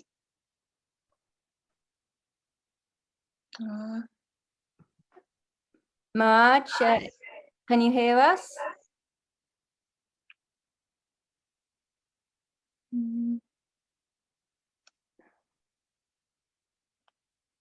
Devotees can Oh, help. you need to unmute. Can you unmute your camera there, Gurudev?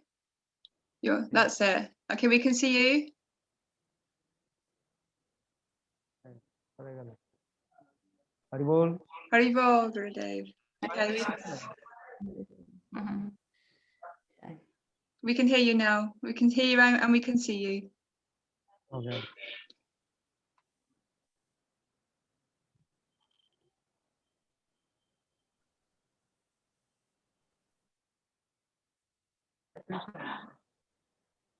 That's a very bad connection. Mahārāja, can you hear us?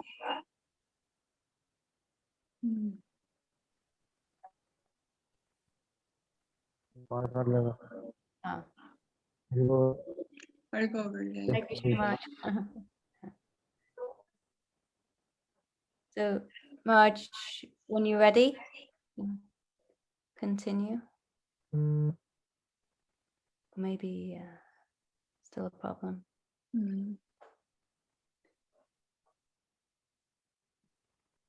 Some connection. Hare Krishna, Mahārāja. Gurudev, the computer is muted. Oh, that's it. That's better. Okay. Okay. So just I'm coming again. Haribol. So continue.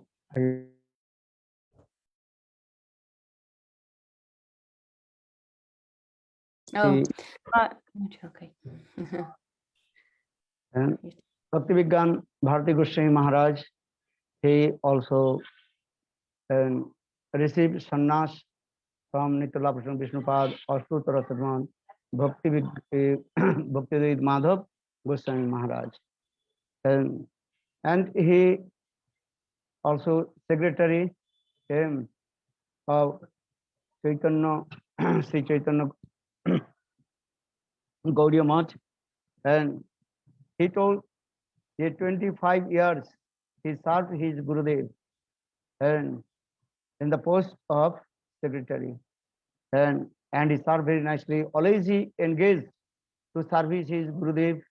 The two kinds of service in our Shastra saying, one is called Bapu Seva, another is called Bani Seva.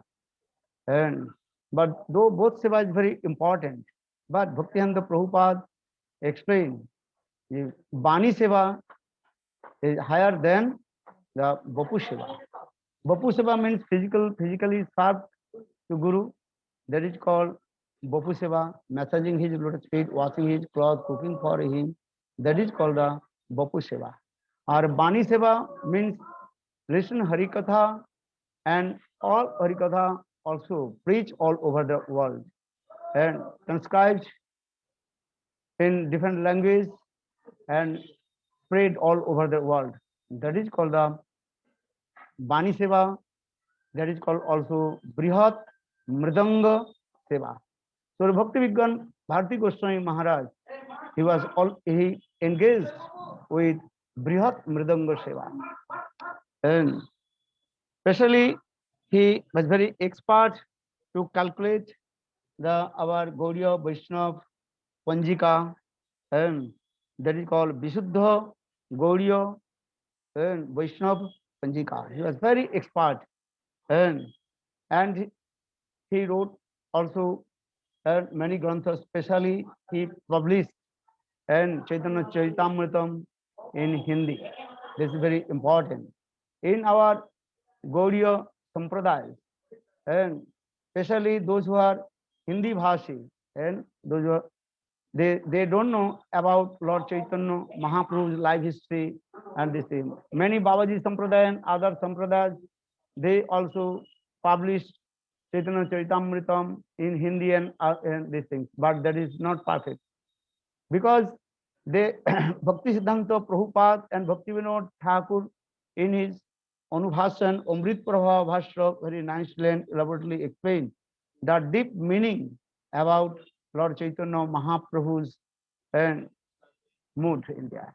So Bhakti Vijñāna Bhāratī Gosvāmī Mahārāja, he manifested and Chaitanya Charitamritam in Hindi language.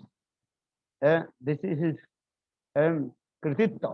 This is his excellent and service. Yeah, Bhakti Vijñāna Bhāratī Gosvāmī Mahārāja would not manifested this Hindi language Chaitanya Charitamritam, then especially those who are Hindi speakers, they cannot understand the perfect the meaning of Lord Chaitanya Mahaprabhu's Leela. Because many Babaji Sampradaya, other Sampradayas, they manifested many granthas in different languages, but no one can manifest the Hindi Chaitanya Charitamritam. But Bhakti Vijñāna Bhāratī Gosvāmī Mahārāja, he manifested this grantha. So all the Hindi speakers, they completely are indebted and this service. And then our also our Gurudev beloved Gurudev disciple what is his name? Gokul Chandra Prabhu and in Faridabad, and he also Gokul Chandra Prabhu, he also manifested Hindi Chaitanya Charitamrita, and very nice, also beautiful these things. So this is called the best Bani Seva. Then everybody can understand what is the perfect contribution of Lord Chaitanya Mahaprabhu. Rupa Goswami Pad in Vidagdha Madhav Natakam very clearly explained Anarpita Charing Chirat Korana Avatir Nakalo Samarpayatu Unnata Ujjala Sangsabhakti Sriram Hari Pradar Sundar Dudi Kadamba Sandhir Pita Sada Hidaya Kamdari Spuratubha Sachinandana. This is the contribution of Lord Chaitanya Mahaprabhu. In the same way, Bhakti Vijñāna Bhāratī Gosvāmī Mahārāja, he fulfilled all the desires of his Guru Vargas, and especially in our Gaudiya Sampradaya. And he always mentioned about Bhakti Vinod Thakur and conception Vichardhara. In our Shastras, Bhakti Vinoder Dhara or Bhakti Vinoder Vichar Vichar Korle Chit Bhakti Vinoder Korle Paive Chamatkar. Bhakti Vinoder just I forget this Bengali verse, you know, and the Paive Chamatkar. That means if you know the conception of Bhakti Vinod Thakur, then your heart will be overjoyed. And so Bhakti Vijñāna Bhāratī Gosvāmī Mahārāja, mostly he also quoted the verses of Bhakti Vinod Thakur. Because in our line is Bhakti Vinod Thakur, then Bhakti Siddhanta, Bhakti Vinod Thakur, then Jagat, what is his name? And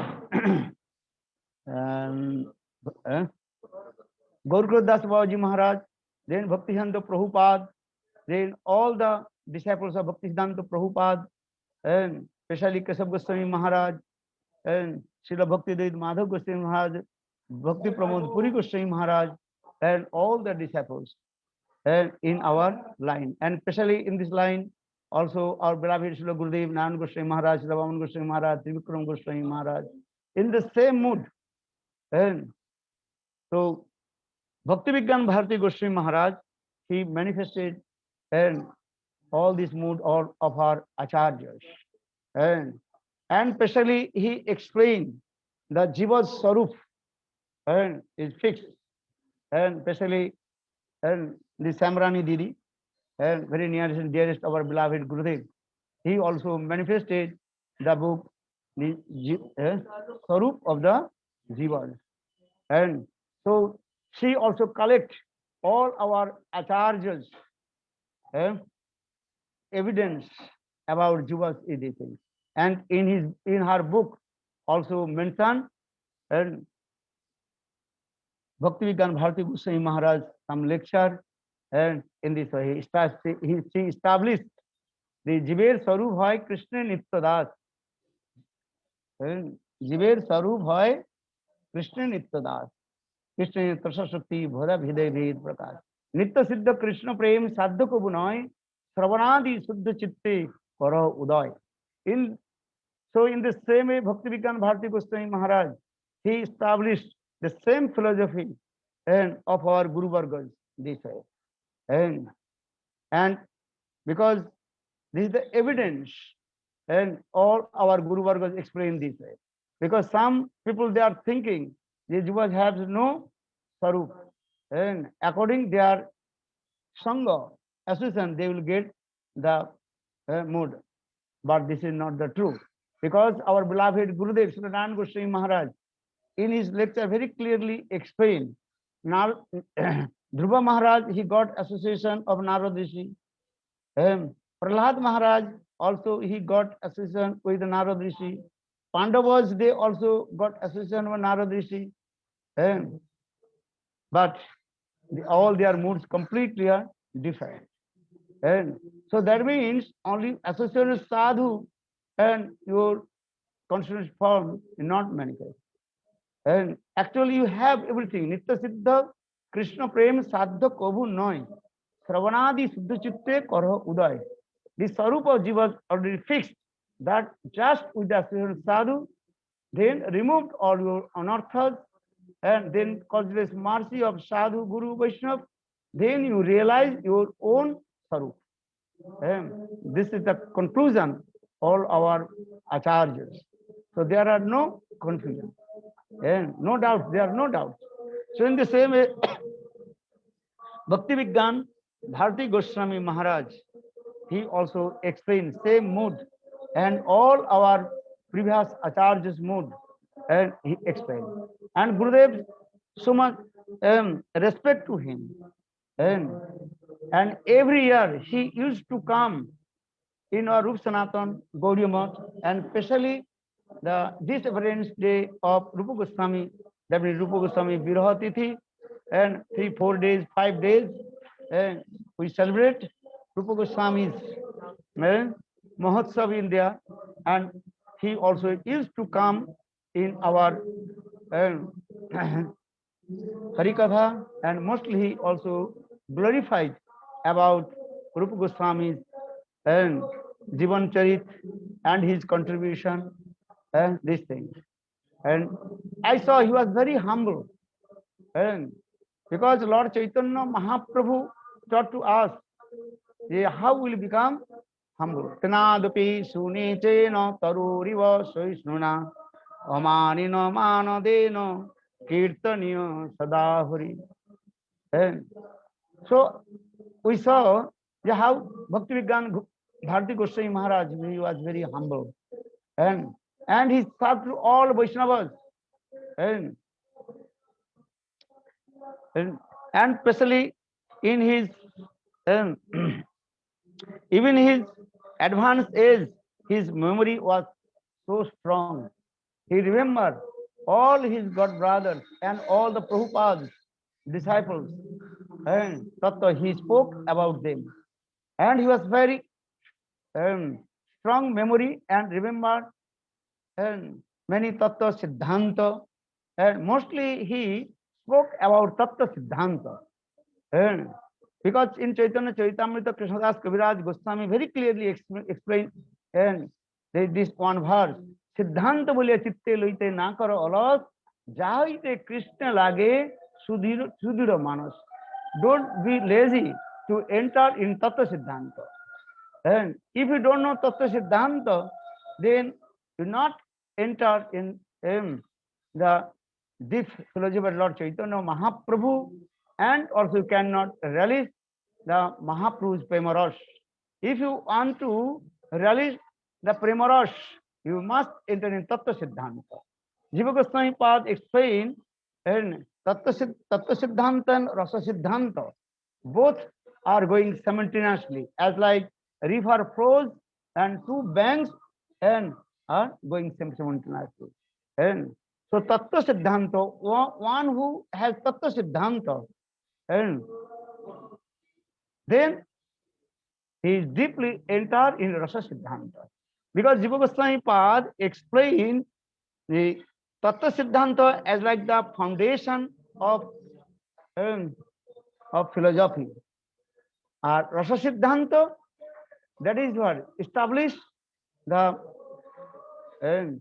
one big temple, as like 10 stories or 100 stories you can build. In the same way, and if a Tattva Siddhanta is not strong, you cannot deeply enter in Ras Madhurya. You cannot relish. Why I'm saying? Because Bhakti Vijñāna Bhāratī Gosvāmī Mahārāja, and he always spoke about Tattva Siddhanta and also Rasa Siddhanta. And he was great Acharya. And anyhow, something happened, then he also to establish and one mission that is called Visuddha and Chaitanya Bani Prachar Kendra. And he established these things. And he has so much Samadarshi and equal love and affection all the living entities. For this regard, and all the disciples of different acharyas and completely surrender unto his lotus feet and serve to him also. And he did not discriminate. This is my disciple, this is others' disciple. And same qualities we see in the heart of our beloved Gurudev. And our Gurudev, Śrīla Gosvāmī Mahārāja, and he did not discriminate. This is your disciple, this is others' disciple. And for this regard, we see all the disciples of different acharyas, they also serve to Gurudev and completely and surrender his lotus feet. Such as given example, the disciples of Bhakti Pramod Puri Gosvāmī Mahārāja and Pesadi and Madhav Priya Prabhu, Krishna Priya Prabhu, and Siddhanti Maharaj, and how they serve our beloved Gurudev.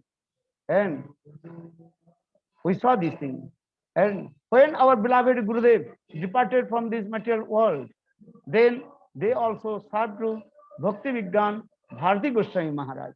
Because Gurudev told, and no one can stop to serve high class Guru and Vaishnavas.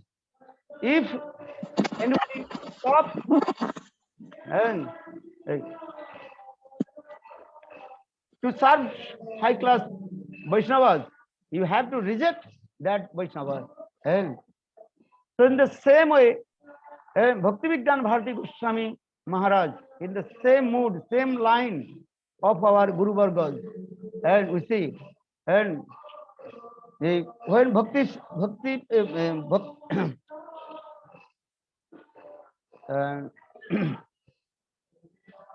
Bhaktivedanta Swami Maharaj departed from this material world, then many his disciples took shelter, lotus feet of Bhakti Rakha Siddhar Goswami Maharaj, Bhakti Pramod Puri Goswami Maharaj. They served to Guru Govinda Maharaj. And then the same way, when they departed from this material world, then same Swami Maharaj disciples, they also took shelter, lotus feet of our Gurudev, Śrīla Gosvāmī Maharaj. When Nāna Gosvāmī Maharaj departed from this material world, that time all the disciples of different acharyas, they also took shelter, lotus feet of Bhakti Vijñāna Bhāratī Gosvāmī Mahārāja. So how he was very generous and give shelter to everybody, and he helps to the all Vaishnavas how to develop their spiritual life. Because our Shastra very clearly says, Sadhu Sangha, Sadhu Sangha, Sadhu Sangha, Sarva Shastre Koi, Labamatra Sadhu Sangha, Sarva Siddhi Hai. And so in this way, we have to associate with the great Vaishnavas. And as like Raghunath Das Goswami, he took Diksha from Jadunandan Acharya. But Jadunandan Acharya also advised to Raghunath Das Goswami, he had to go Jagannath Puri and meet with Lord Chaitanya Mahaprabhu and his all associates. And Jadunandan Acharya, He did not stop to Raghunath Das Goswami. Oh, you are my disciple. No need to go anywhere. Only you stay in my pocket. He did not say that. In the same way, all our Guru Parampara, these things.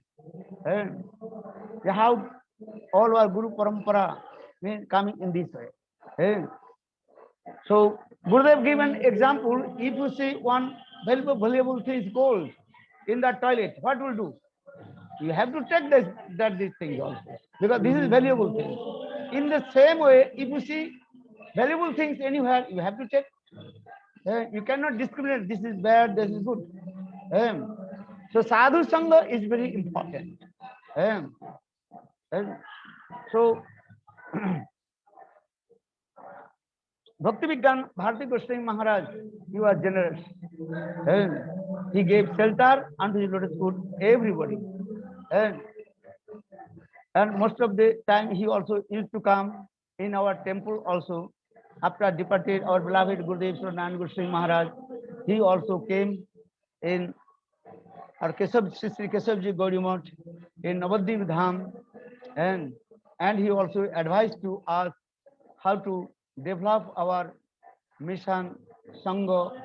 And in our mission also so many disturbed also came, but he was very kind and to help in our Sangha. And so again and again I bow down my forehead, his lotus feet, and he was great Vaishnava. And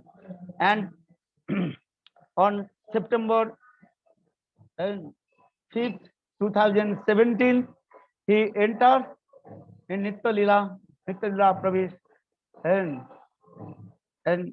and his Samadhi also in Navadvip, Mayapur, in there also. Even all our Gurudev Sangha, they also used to go there and paying their homage, Dandavat Pranam, Puspanjali in his lotus feet. And so again and again I bow down my forehead, lotus feet of his lotus feet. He will give mercy. Then one day I will fulfill the desires of my Guru Bhagavad.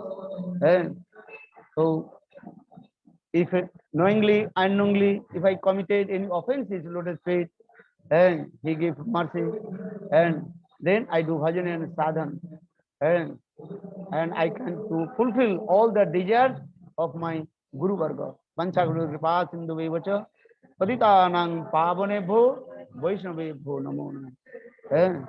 Because today also I am here in temple, and there are so many program is going on. Now is Kirtan is going on here about 7 o'clock. And today is Super Excellent Auspicious Sayan Ekadasi. So for this regard, here temple program is going morning to now also going.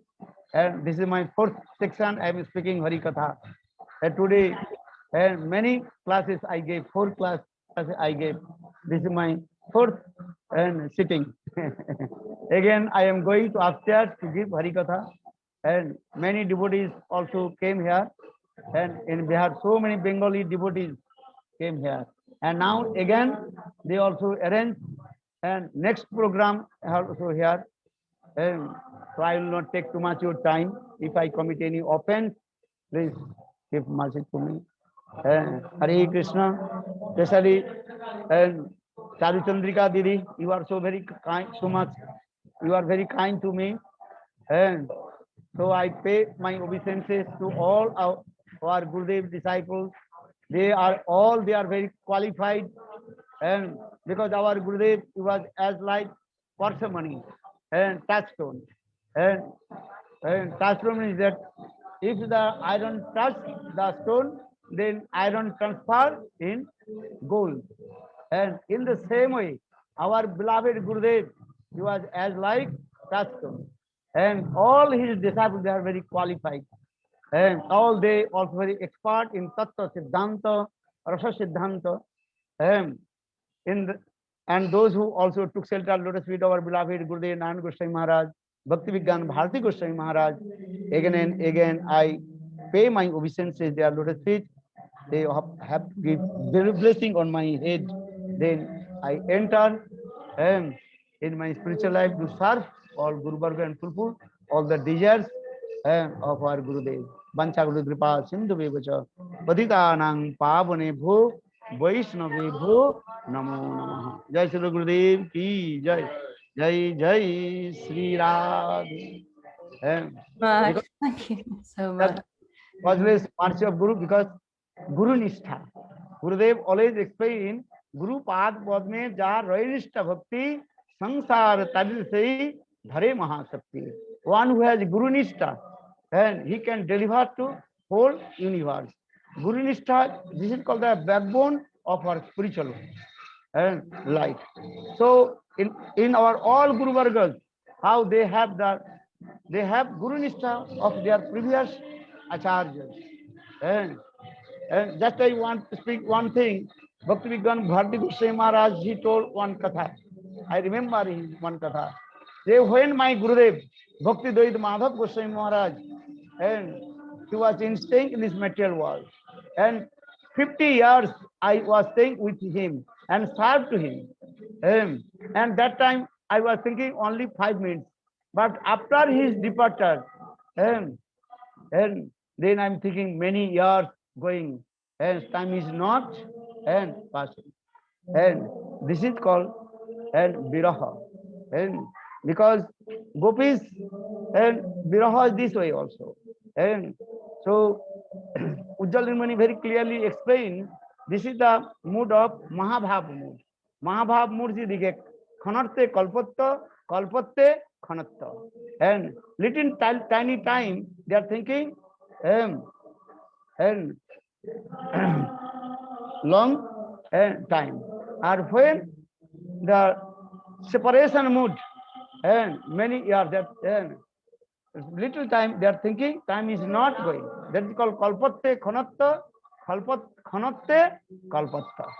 And this is the mood also, this thing. And because when Guru Padma staying with us, and that time all so much enthusiastic coming, servicing Guru Padma this way. And when Gurudev out of our vision, then we are thinking what to do. Who will give shelter to us? And where we will go? And who will give shelter to us? And this is true. Emon nirghinna more keva kripa kare. Ek nityananda venu jagat manchari. And in this matter we are I am very wretched, unqualified. Who will give me shelter? And only Guru Padma. So in the same way, and disciples should be always think this thing. Who will give me shelter? His lotus feet. Only Guru Padma. So Guru Nishtha, Guru Bhakti, this is called our bhajan and sadhana. All our Guru Vargas saying this same word. Just we are speaking their words. That is called Ganga Jale, Ganga Puja. We worship the deities of Ganga with the water of the Ganges. That means we are speaking everything from our Guru Vargas Katha. Because Guru Vargas Katha is very powerful. Because that is Sabda Brahma. Sabda Brahma, transcendental sound. The transcendental sound, the vibration is very powerful. And if I speak my own words, there is no Shakti. But when speaking our Guru Vargas Katha, repeat that their Katha, that is very powerful. So again and again, and I pay my obeisances, lotus feet of all our Guru Vargas, and especially today is super excellent auspicious day, the appearance day of Bhakti Vijñāna Bhāratī Gosvāmī Mahārāja. Gurudev told when anybody's appearance day is coming, then he is very happy. Then he must give blessing to us. And so today he must also blessing to us. Vancha Guru Kripa Sindhu Vevacha Patitanang Pavane Bho Vaishnavi Bho Namo. Jai Shri Guru Varga ki Jai, Nitya Bhakti Vijñāna Bhāratī Gosvāmī Mahārāja ki Jai, all his disciples ki, and all glories to Gaur Premanande. Thank you. All glories to Sripad Bhakti Vedanta Ban Goswami Maharaj ki Jai. Thank you so much. Jai. More, but time is very short. What to do? Krishna is Thank very you so much. thank you for the kindness. Thank you so much for the good day. So many nice points. Maharaj gave very nice history of Śrīla Bhakti Vijñāna Bhāratī Gosvāmī Maharaj, childhood and life before he was a teacher, and how everyone respected him and came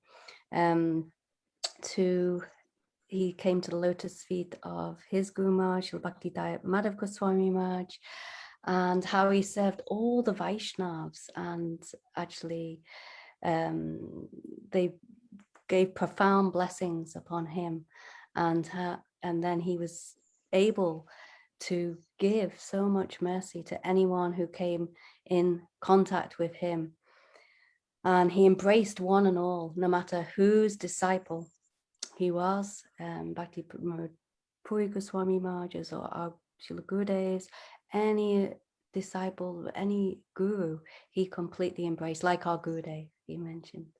So Maharaj, thank you so much. You enumerated all the glories of Śrīla Bhakti Vijñāna Bhāratī Goswami Maharaj. Did you want to say anything, did he? I was just very grateful that Gurudev gave us his time today to come and speak the glories of my Guru Maharaj, and to share that with us, and yeah, very grateful for that.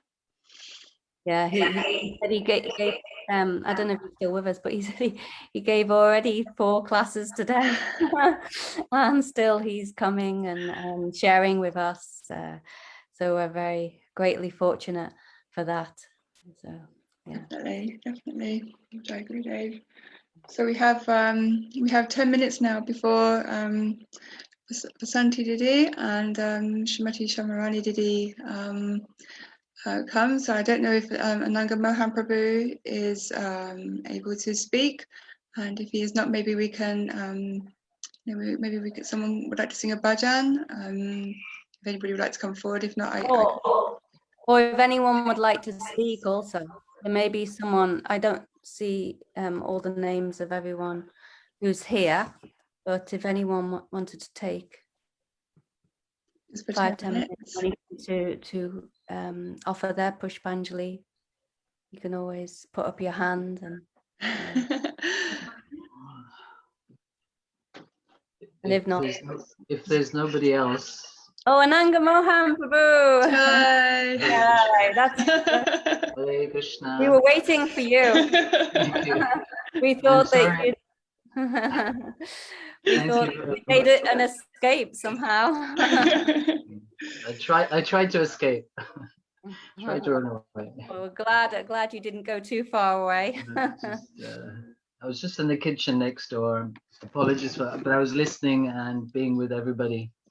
And very nice to hear all the speakers, Sripad Bhaktivedanta, Tapasvi Maharaj, and Jamuna Didi also spoke nicely, and listening to all the devotees speak, Sripad Bhaktivedanta Maharaj and Bhakti Siddhanti Maharaj also spoke very nicely. They're all an inspiration. Give him a new name, Siddhanti Maharaj. Yes, Bhakti Siddhanti Maharaj. Bhaktivedanta Siddhanti Maharaj. Yes, yeah. A very good friend. So I'd like to offer if I may speak a few words just before the other speakers. Thank you for giving me this opportunity. Om Jnana Timirandasya Jnananjana Shalakaya Chakshuramitam Yena Tasmai Shri Gurave Namaha. Panchakalpatribhyascha Kripa Sindhuvevacha Patitanam Pavanebhyo Vaishnavebhyo Namo Namaha. Jai Shri Krishna Chaitanya Prabhu Nityananda Shri Advaita Gadadhar Shivasadi Shigora Bhaktavinda. Hare Krishna, Krishna Krishna, Hare Hare, Hare Ram, Ram Ram, Hare Hare. So, just reflecting on what Sripad Bhaktivedanta Maharaj spoke, very heart-touching offering. He's reflecting on how in the separation of a Vaishnava, time seems so long, but in their presence, time seems so short. And if we reflect with our own association with our Gurudev, those moments that we were with him seemed so short, and we wish that we could have more and more time with him personally, like we did before. And in his separation, we feel that every moment, the time that we have, that we're not able to think about him, not able to serve him or his devotees, that time is such an empty space, and it's just a void. So this feeling of separation is there even on the appearance day of a spiritual master. And today we're glorifying Srila Bhakti Vijñāna Bhāratī Gosvāmī Mahārāja for that very reason, that we feel his separation, although it's his appearance day. But with the very short time that we knew of his presence, we knew and somehow came to know of his glories, it's such a flash in the pan in relative terms to time. Of course, Mahārāja explained how his appearance was in 1926, and he was very learned and very erudite writer and speaker, but his glories we only heard of or got to know about until our own Srila Gurudev Srila Bhaktivedanta Narayana Goswami Maharaj left, and he came to help us and help the devotees to nourish their devotion. Like Maharaj explained, when an acharya disappears, there's a time of trouble, unsettled minds. Devotees are very disturbed. If they're not fixed, if they're not grounded, then they need somebody. Everybody needs somebody present. And although we have this Guru Nishtha Maharaj was speaking about, we still need somebody to help us and guide us in our spiritual life. So a devotee's association is always very appreciated and very important. So we're feeling this separation from Vaishnavas that depart and leave us. Of course, they're not very far away. Like Srila Swami Maharaj said, I'm always with you in my instructions, I'm always with you in my books. But he left us Srila Bhaktivedanta Narayana Goswami Maharaj. And in the same way, when he left, he said, don't become hopeless. I'm closer to you than the air that you breathe. I'm in the books, and I always will be there. But of course, we feel his separation. And then I only had a very short glimpse of Srila Bhakti Vijñāna Bhāratī Gosvami Maharaj on 2 occasions, I think. And at those times, we didn't realize, I didn't know his glories. And slowly through other Vaishnavas' glorifications, I'm appreciating something of his glories. And of course, I'd like to apologize at his lotus feet and to all the devotees if I've committed any offenses in neglecting him or in any way not been able to glorify him as I should be able to. Words, of course, cannot express any amount of ability to glorify Vaishnava. These words are material words. Only when we become spiritual in some way that we can realize a spiritual person, that is our prayer, that we continue on this journey with the help of the Vaishnavas. So here, Bhakti Vijñāna Bhāratī Maharaj has left many disciples also that are very qualified. Maharaji explained of Bhaktivedanta Siddhanti Maharaj and Madhav Priya Prabhu and Tapasvi Maharaj, and of course Shamarani Didi also had much association with him, and also Nimi Maharaj and all the other Vaishnavas there had his association much more closely than I was fortunate to have. So those devotees that are present now can share like a channel his glories and pass that on to the next generation. We have many new devotees coming up and through and taking up the path of devotion and trying to practice seriously just by their sadhana, just by following the 4 regulative principles, just by chanting regular rounds, and just by not being disturbed with what's going on around them.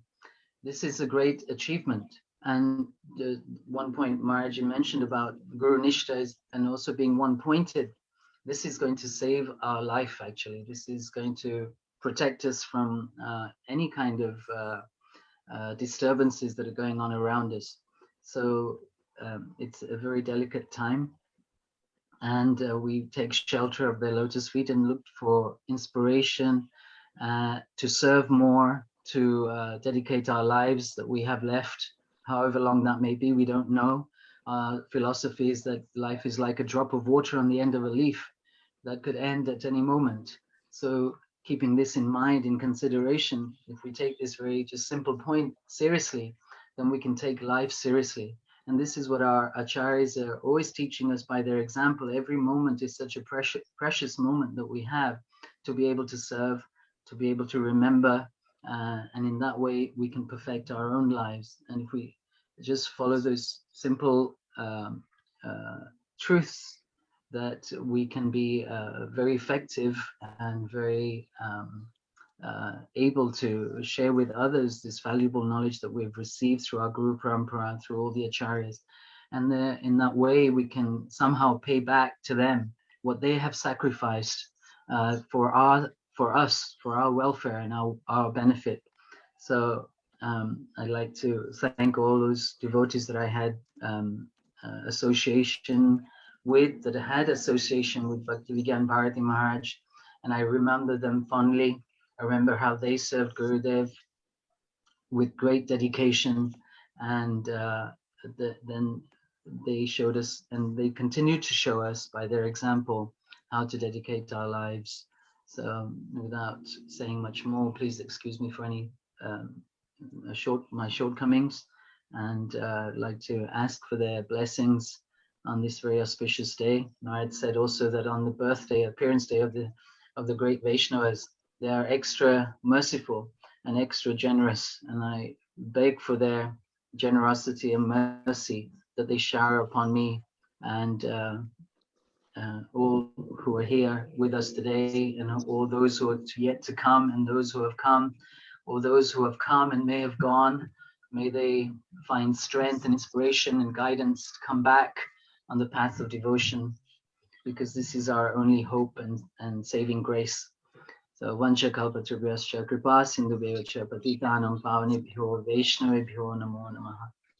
Thank you very much. Oh, thank you so much, Shripad Ananga Mohampu. I'm glad you didn't disappear. You can't run away. Yeah, that was so nice. And yeah, you made so many nice points reflecting on Mahāraja's points also. Very important points, and he made about Gunishta and so many other important points. So I just wondered, Chandrika Didi, is Shamarani Didi here now? Yes, Vasanti Didi will speak first. Oh, okay, that's good.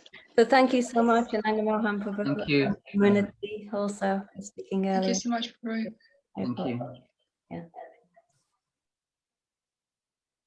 Okay, so Vasanti Didi, are you with us?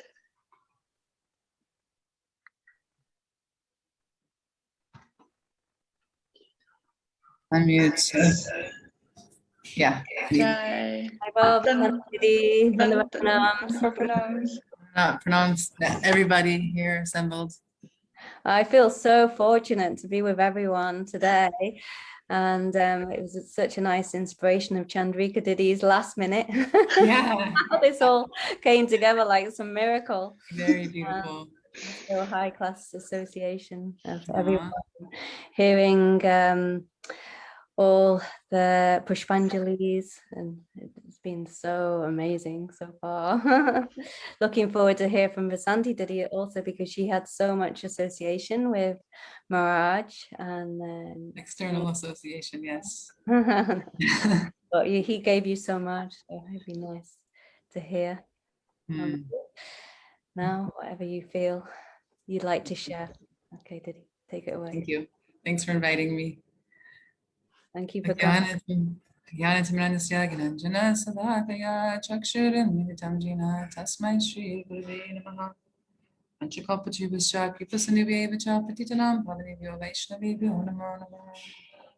Jai Shri Krishna Chaitanya Prabhu Nityananda Shri Advaita Gadadhar Srivasadi Shri Gaura Bhaktivinoda Hare Krishna Krishna Krishna Hare Hare Hare Ram Ram Ram Hare Hare.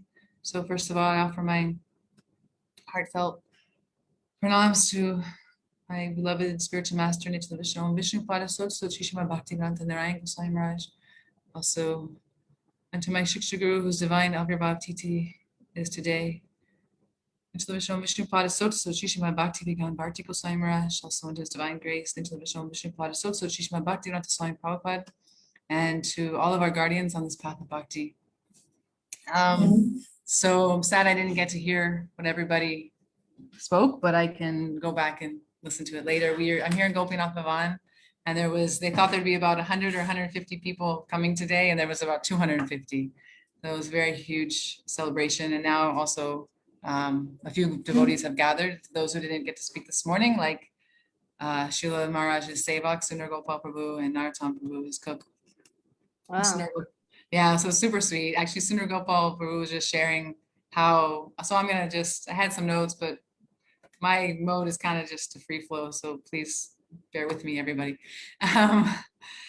Sundar Gopal Prabhu was sharing so sweetly how Maharaj had so much care and so much concern for everybody, and especially his sevaks and those with him. And so 2 brahmacharis went ahead on the train to Puri to like go set up his room. And Sundar Gopal Prabhu said, I made the mistake of telling Maharaj that I can track their train on the internet. He said, so every hour Maharaj was asking him, where are they now? What station are they in now? Is their train on time?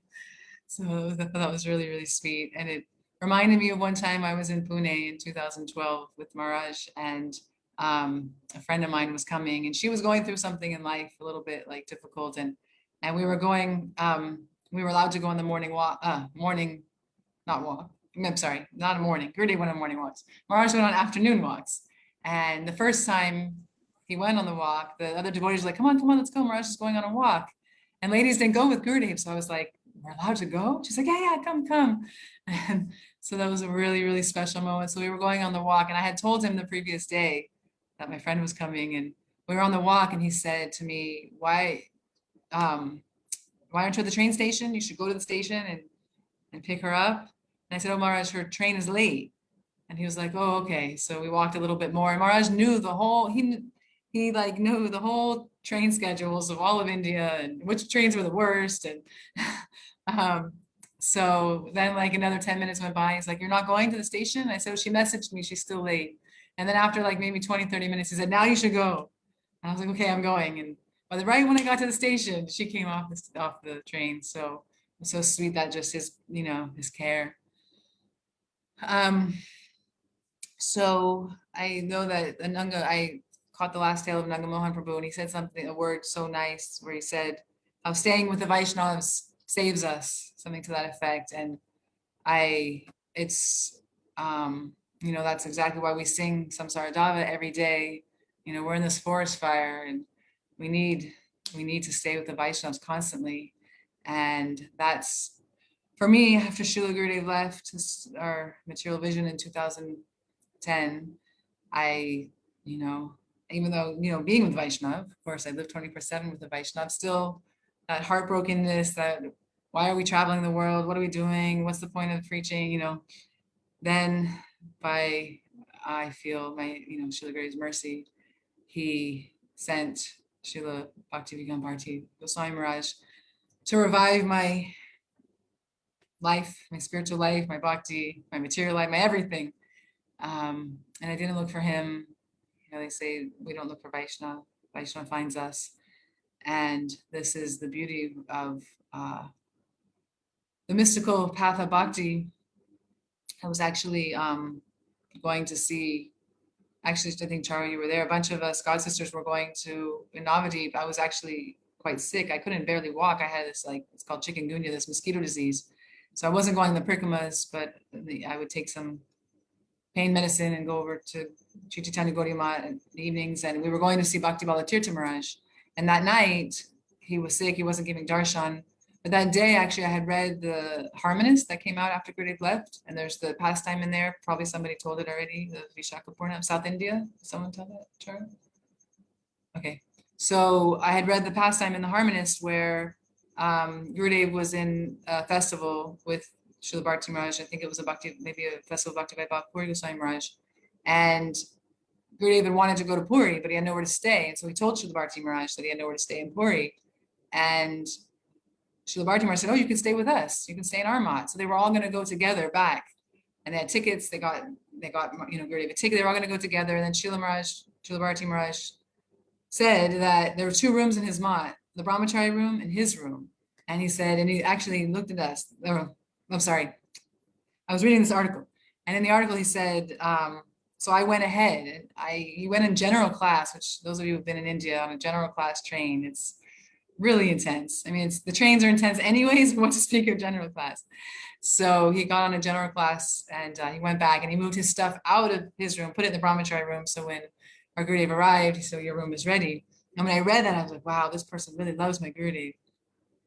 And then that night, when we went, me and some god sisters went to go see Bhakti Balatirtha Maharaj, I saw Srila Bhakti Maharaj sitting on a chair, so simple, just a plastic chair, no one around him, just watching, chanting and watching everybody. And I told Anita, my friend Anita, like, oh, there's Srila Bhakti Goswami Maharaj. I just read his article today, and it was so so moving. She said, let's go talk to him. And I was so shy. I was like, no, what are we gonna say? And so let's just go offer pranams. So we offered our pranams, and then I said, he looked at us, and I said, Maharaj, thank you so much for your article and our harmonist.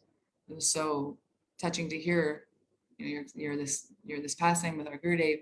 And then everyone sat around. Chara was there, and Savitri, and a bunch of god sisters were around. And they call Maharaj the encyclopedia of the Gaudiya Math. And he was just telling history after history after history. And he told, about our parent Gurudev, how he saved, he changed cloth with his Gurudev, Bhakti Saraswati Thakur. And he was just telling so many histories. And then Savitri Dasi said, oh, Maharaj, we're a little bit confused, like a little lost. Now this is our first Navadvip Dham Parikrama without our Gurudev, and it's very sad, it's very painful. And Maharaj said, you are so fortunate that you have come to Navadvip. He said, and your Gurudev has given you everything. He's given you a room, he's given you prasadam, he's taught you how to do the parikrama. He said, but now I'm old and my feet don't work and I cannot go on parikrama. And then he said, but I'm very fortunate that you Vaishnavas have come to see me, and I'm seeing all the Vaishnavas, and he had this very endearing, boyish smile. And it was the first time, that was in March, and Gurudev left in December, 3 months, 4 months. It was the first time I felt like, wow, like I smiled, like a real heart smile. So that was my introduction. And so, yeah, it was 2011. And over the years, me and Sharmati, we followed him, went to different places in India. And I was thinking of one story, actually was with you, Charu. We were in Pune, and the times in Pune, it was so intimate. It was so sweet. Maharaj was just staying in someone's apartment, very small apartment. And we were staying in an apartment upstairs. And I went there for 2 winters. 2 winters? Yeah, twice, I think. It was the first time I went. I was with there was 4 of us, and I was leaving early to go back to be with Sharmani. And so I went into his room.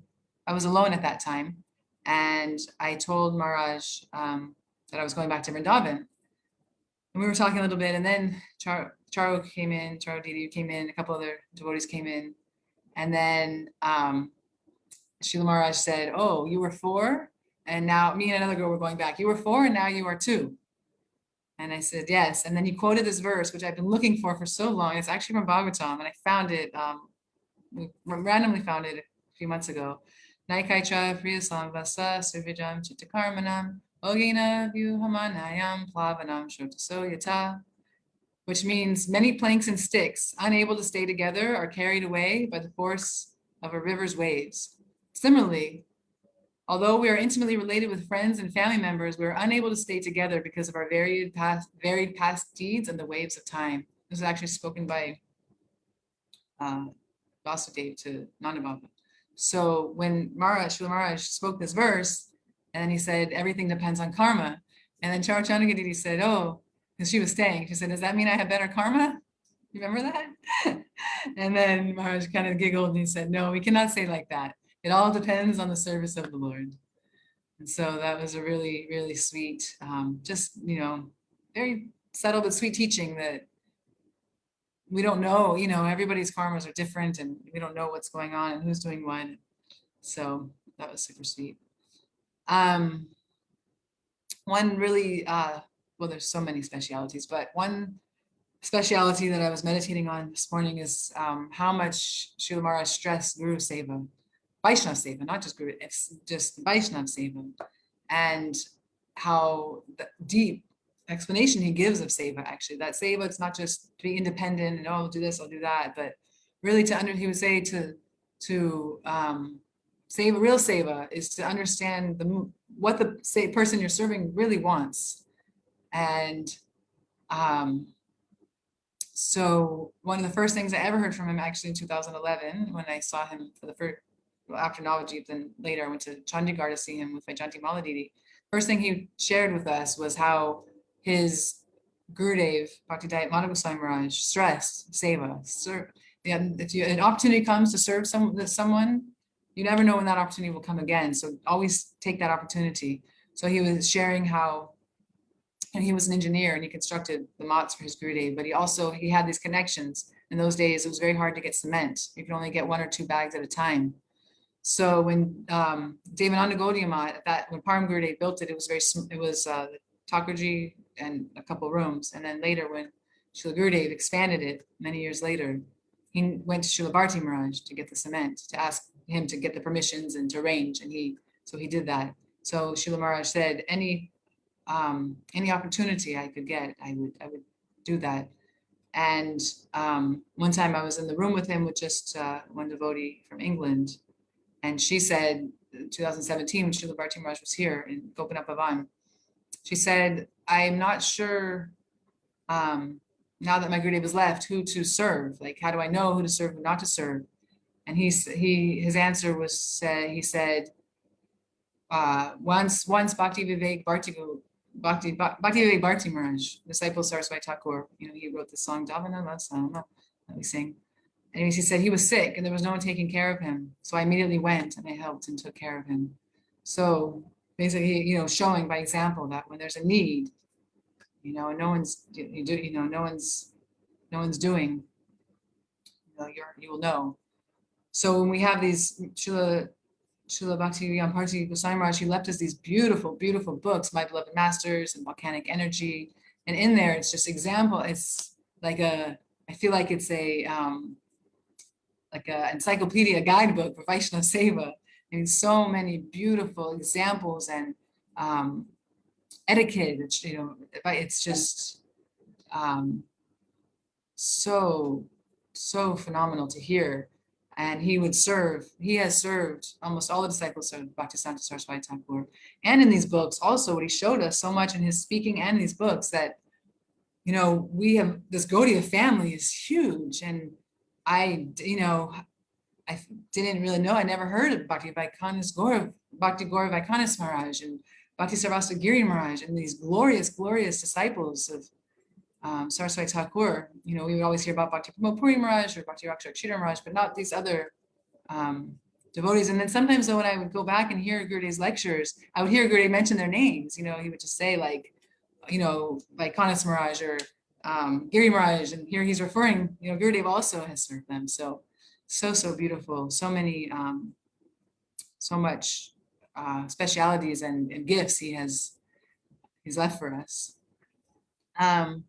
Oh, here she is, Shamarani Didi. So, very cool. I think I'll end with, I was going to tell one more story, but go ahead. Go ahead.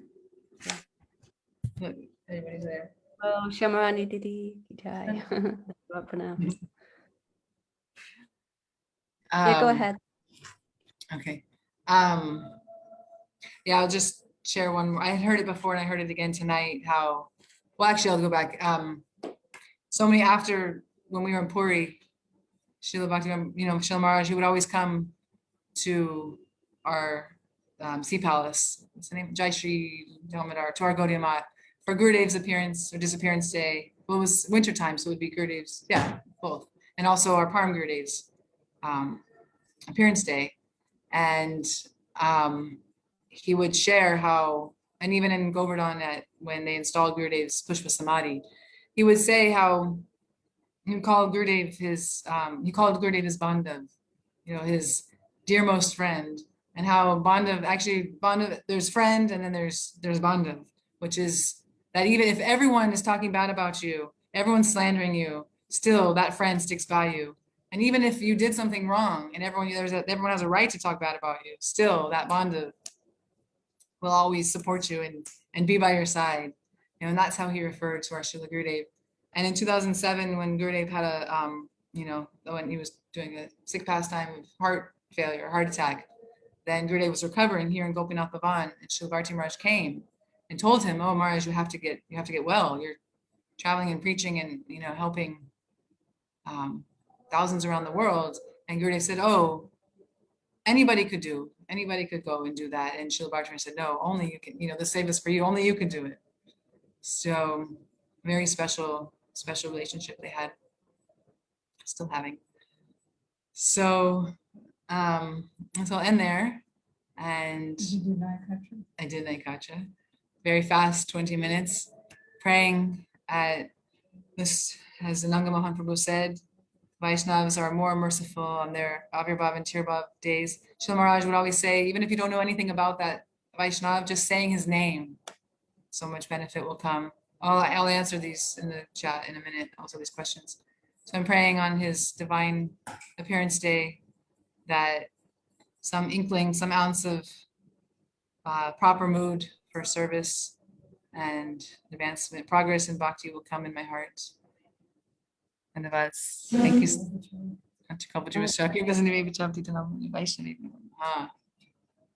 Thank you so much for joining us today, Vasanti Didi, and sharing your heart, your beautiful and sweet remembrances of Maharaj and all his teachings. And so nice exchanges you had. Pardon? Very nice exchanges you had with him. And you gave so many nice points. Thank you so much, Didi. Thank you so much. Without further ado, we now have the great good fortune of welcoming Srimati Shamarani Didi, who has kindly agreed to come and offer her Pushpanjali today on the Divine Appearance Day of Srila Bhakti Vijñāna Bhāratī Gosvāmī Maharaj. And although she's extremely busy, I'm sure she's been speaking so much already today, but still she's happily come and agreed to share her heart with us and all her remembrances and to share Maharaj's teachings. So we're very eager to hear from you, Didi. Thank you so much. Okay. Agyanam timirandasya Gyananjana salakaya Chaksuranmilitam yena Tasmai Sri Gurave Namah. First, I offer my unlimited obeisances in the dust of the lotus feet of my most worshipful Diksha Gurudev. Nityalila Pravishta Om Vishnupad Astotra Sat Shri Srimad Srila Bhakti Vedanta Swami Prabhupada, and the same unlimited obeisances in the dust of the lotus feet of my most worshipful Shiksha Gurudev. Nityalila Pravishta Om Vishnupad Astotra Sat Shri Srimad Srila Bhakti Vedanta Narayan Goswami Maharaj and Srila Bhakti Vijñāna Bhāratī Goswami Maharaj, to all of our Guru Varga and all the beautiful assembled devotees. So Srila Maharaj's glories are unlimited. Even Anantadev, the unlimited hooded serpent of Lord Vishnu, cannot come to the end of the glories of the pure devotee. As Vasanti Devi mentioned, there's a special mercy that they give on their appearance and disappearance days. That is, it's from the 12th canto, Srimad Bhagavatam, and the verse is about Krishna, that just by remembering the lotus feet of Krishna, all terrible obstacles go away, all inauspiciousness leaves the life of that devotee, all auspiciousness comes, and one develops to all the stages of bhakti up to prema, simply by remembering and glorifying, especially on that day. So Śrīla Mahārāja, although the verse is about Krishna, he said the verse is about the pure devotee as well, because the pure devotee is the manifestation of Krishna, the representative of Krishna. Yashak Prashadat Bhagavat Prasado. Yashak Prashadan Nagati Kutopi. So on this very special, powerful day, we take advantage. Can someone, whoever, can Hawaii P30?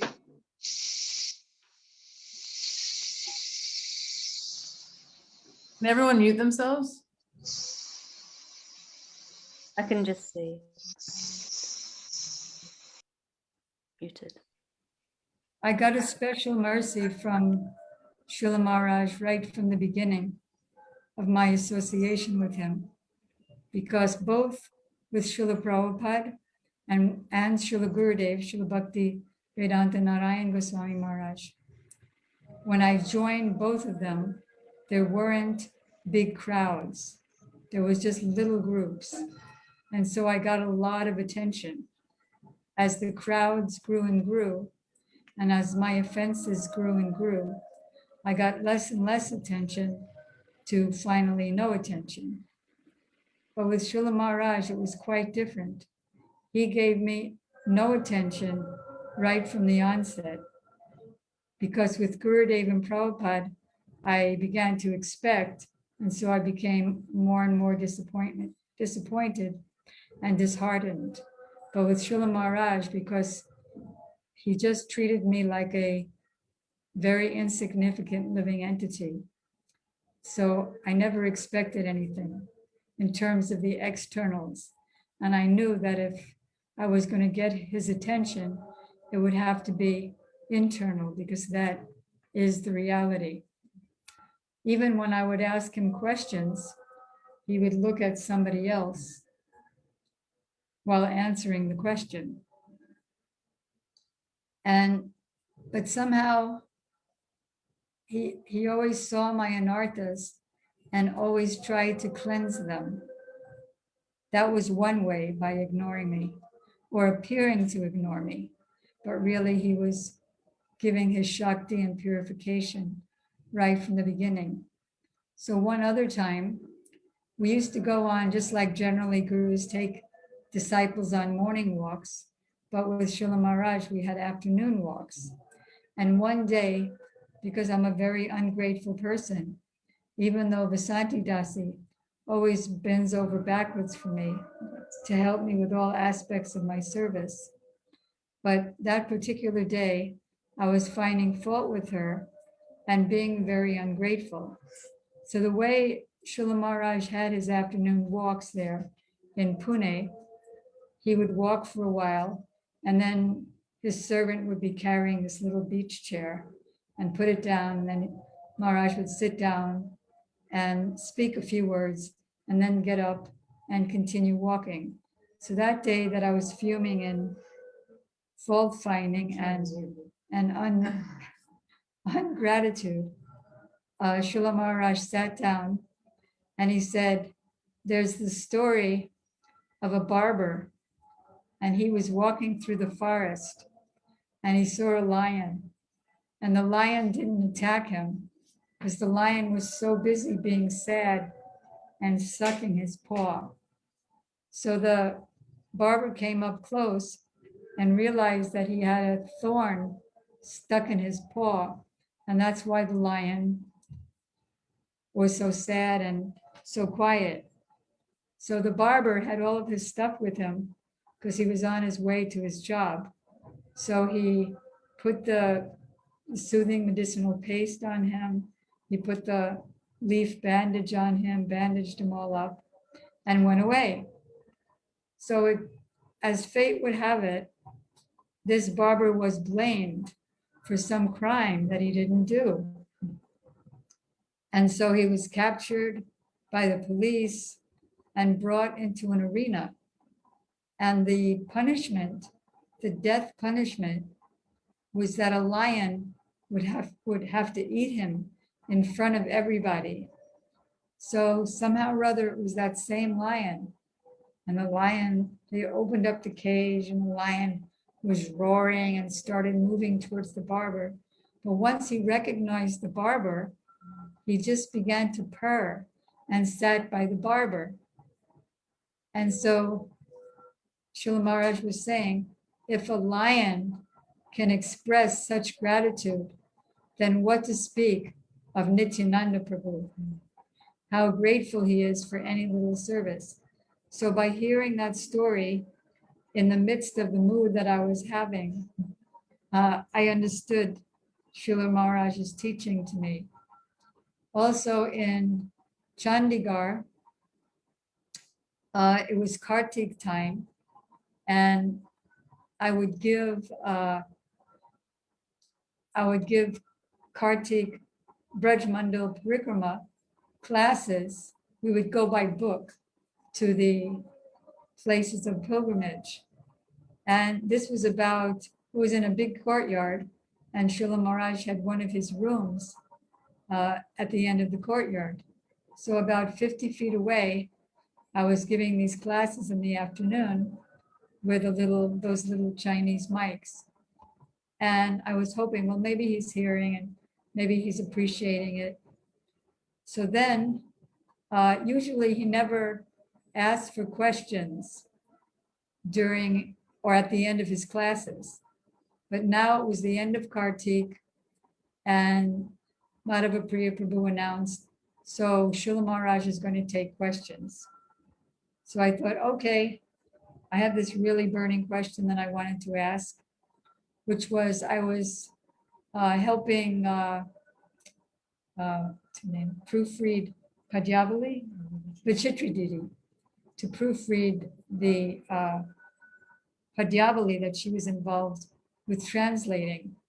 And there was a very strange few verses about something about when Krishna's a baby, he has an amorous mood within him, and he was looking towards the elderly gopis in this amorous mood.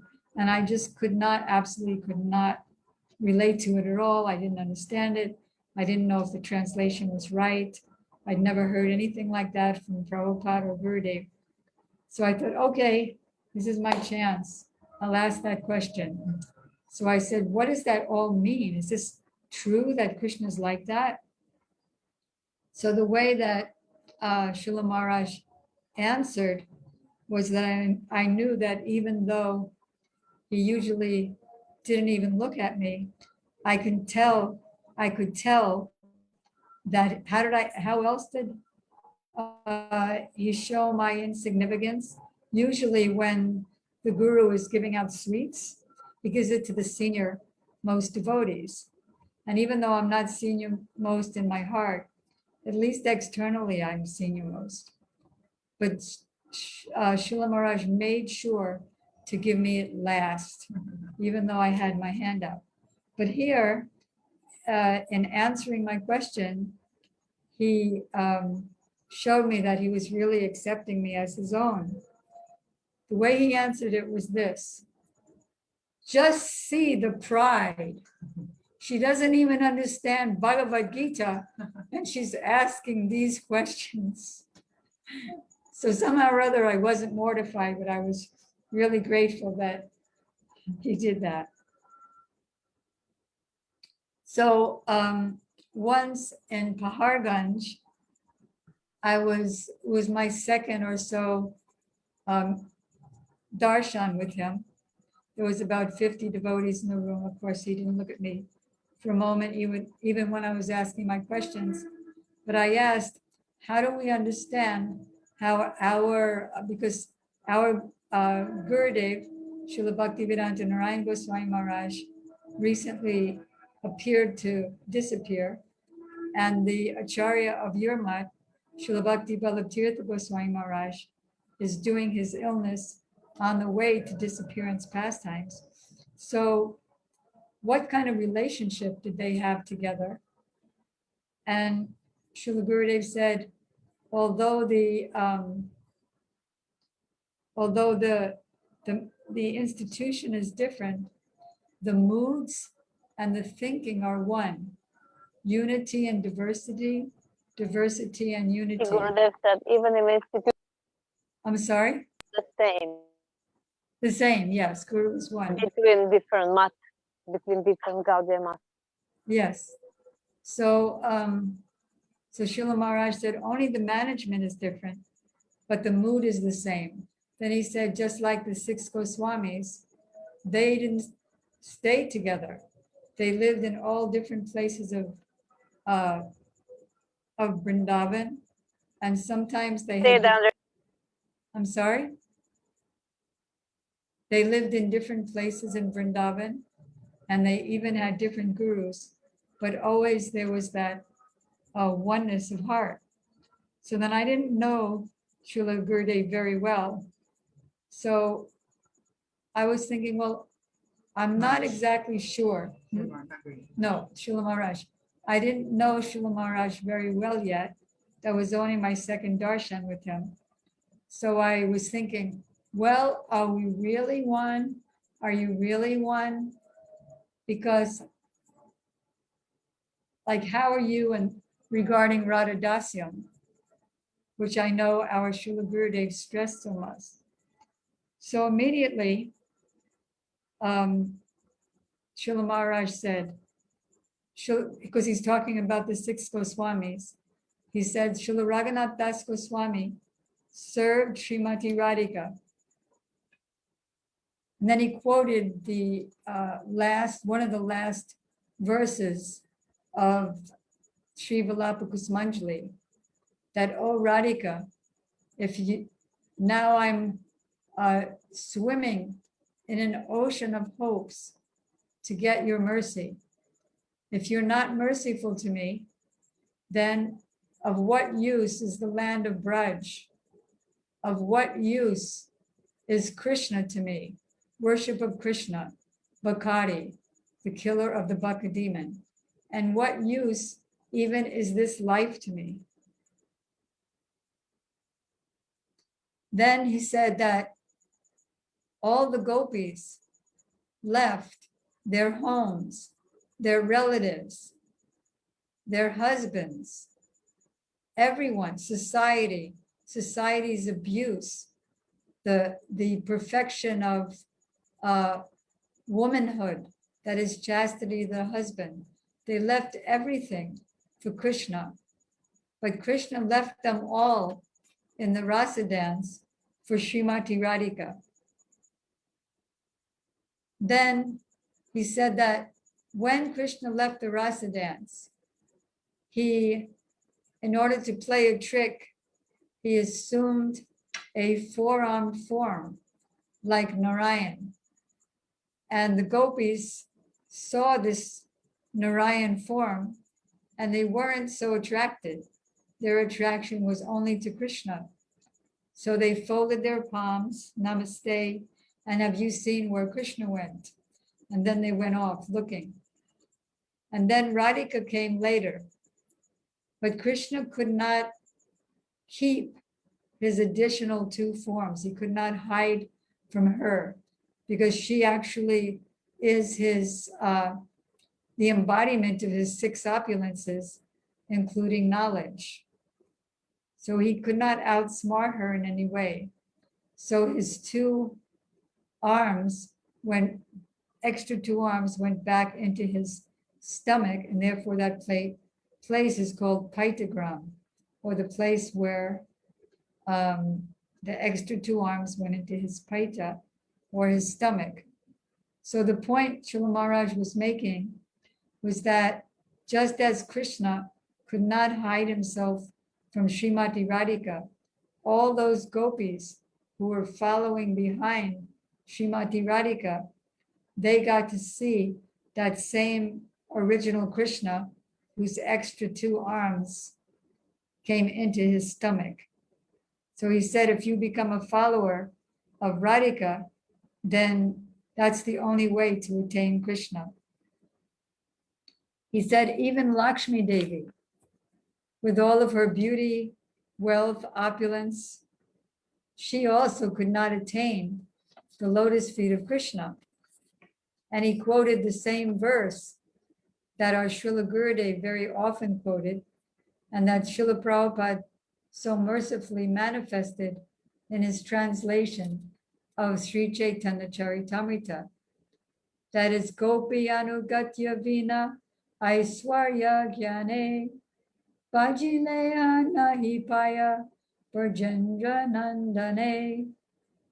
That unless one follows in the footsteps of the gopis, he can never attain Brajendra Nandan's lotus feet.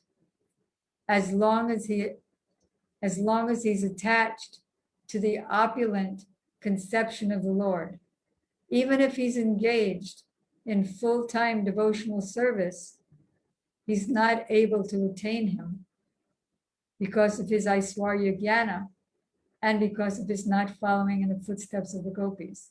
So interestingly, Śrīla Mahārāja added, Gopi here means Srimati Radhika. He was always adding an extra thing to anything that I'd heard. Because Guru was one, and now Sri Guru is adding another depth to everything we'd heard before. For example, it was in, I believe, Vinod Vani, Gaudiya Math in Vrindavan. And he was explaining how it was Rupa and Sanatan mostly who discovered the holy places in Vrindavan, and by whose mercy we now have all the structures and history and pastimes of those holy places. So although he didn't say it, because he knew it, because he felt it, that who are Rupa and Sanatan, and who are the other Goswāmīs, like Srila Raghunath Das Goswami, who but who enlarged Radhakund and Shyamakund. Who are they? They're the Manjaris. And just by being in Mahārāja's presence and hearing him speak, oh, yes, it's the Manjaris themselves who opened us up to Braj, and now we're able to have Braj Mandal Parikrama. In fact, he explained that Sri Krishna Sankirtan, Param Vijayate, Sri Krishna Sankirtanam, that Sri means Radharani. Without Sri, Sankirtan is not Sankirtan and is not Param Vijayate. It doesn't take away all anartas and give Bhav Bhakti and Prema Bhakti. Another interesting thing that he showed us, that he is also in that Radhadasya line. He was speaking about the language of love. He said when Radharani says to Krishna, don't touch me, what does she mean? Touch me. Because if prem is expressed openly, as we learn in Prem Samput, and as we've heard from Srila Gurudev so many times, when prem is expressed openly, it disappears. I love you. Immediately the prem disappears. And therefore, Srila Vishwanath Chakrabarti Thakur compares it with a ghee lamp that's burning in a hidden chamber. And because the chamber is closed, the fragrance of the camphor and ghee expands and expands. If it were to be kept in an open doorway or window, it would immediately evaporate. But because it's closed and hidden, it grows and grows. So Śrīla Mahārāja gave the example that once there was a king and queen, and they had a kingdom, but their kingdom was attacked by the enemy. So the king was able to escape, but the queen wasn't. And she was thrown in a prison and being tortured and suffering there. So one day, when the king was in the forest, now he was very lean and thin, growing a beard. His clothes were all worn and torn. So he wasn't very recognizable. And he overheard two citizens in the forest speaking about him. And they were saying, our king is a very bad king. He escaped, but he allowed his queen to be caught, and she's suffering so much in the prison. So the king thought, yes, I didn't know where she was, but now I know. I must go and do something for her. So he went to the prison and he told the guards, I am the guru of the queen, and she's expecting me. So then, as soon as the queen saw him, she said to the guards, get him away. He's just a lusty man. He just wants to enjoy me. Throw him out. He's not my guru. So immediately they slapped him around and threw him out. So there's only one person who could understand what she was saying, and that is the king. Because what she really meant was, she was really telling her husband in this, what's the word? Love language. Go away from here at once. Yes, I'm suffering now, but if you stay here, eventually they'll recognize you and throw you in jail and torture you so much that I will suffer more. So go away quickly and save yourself. So that king was so grateful to his wife that later on he got another kingdom and built a big monument to his wife and got his wife back. So this is, Mahārāja was talking about the language of love. Now, one last thing in this regard, same regard, is that I think most of you are familiar with the verse Tunde Tandavali, which was written by Śrīla Rupa Gosvāmī about the glory of the holy name. I do not know what sweetness, how much sweetness is present in the holy name. When the holy name enters my ears, I desire thousands of ears. When it enters my tongue, I desire thousands of tongues. And when it enters the courtyard of my heart, then all my senses become inert. So Śrīla Mahārāja is explaining that this verse did not really originate from Śrīla Rupa Gosvāmī. It originated from Srimati Radhika. And Śrīla Mahārāja told this many times.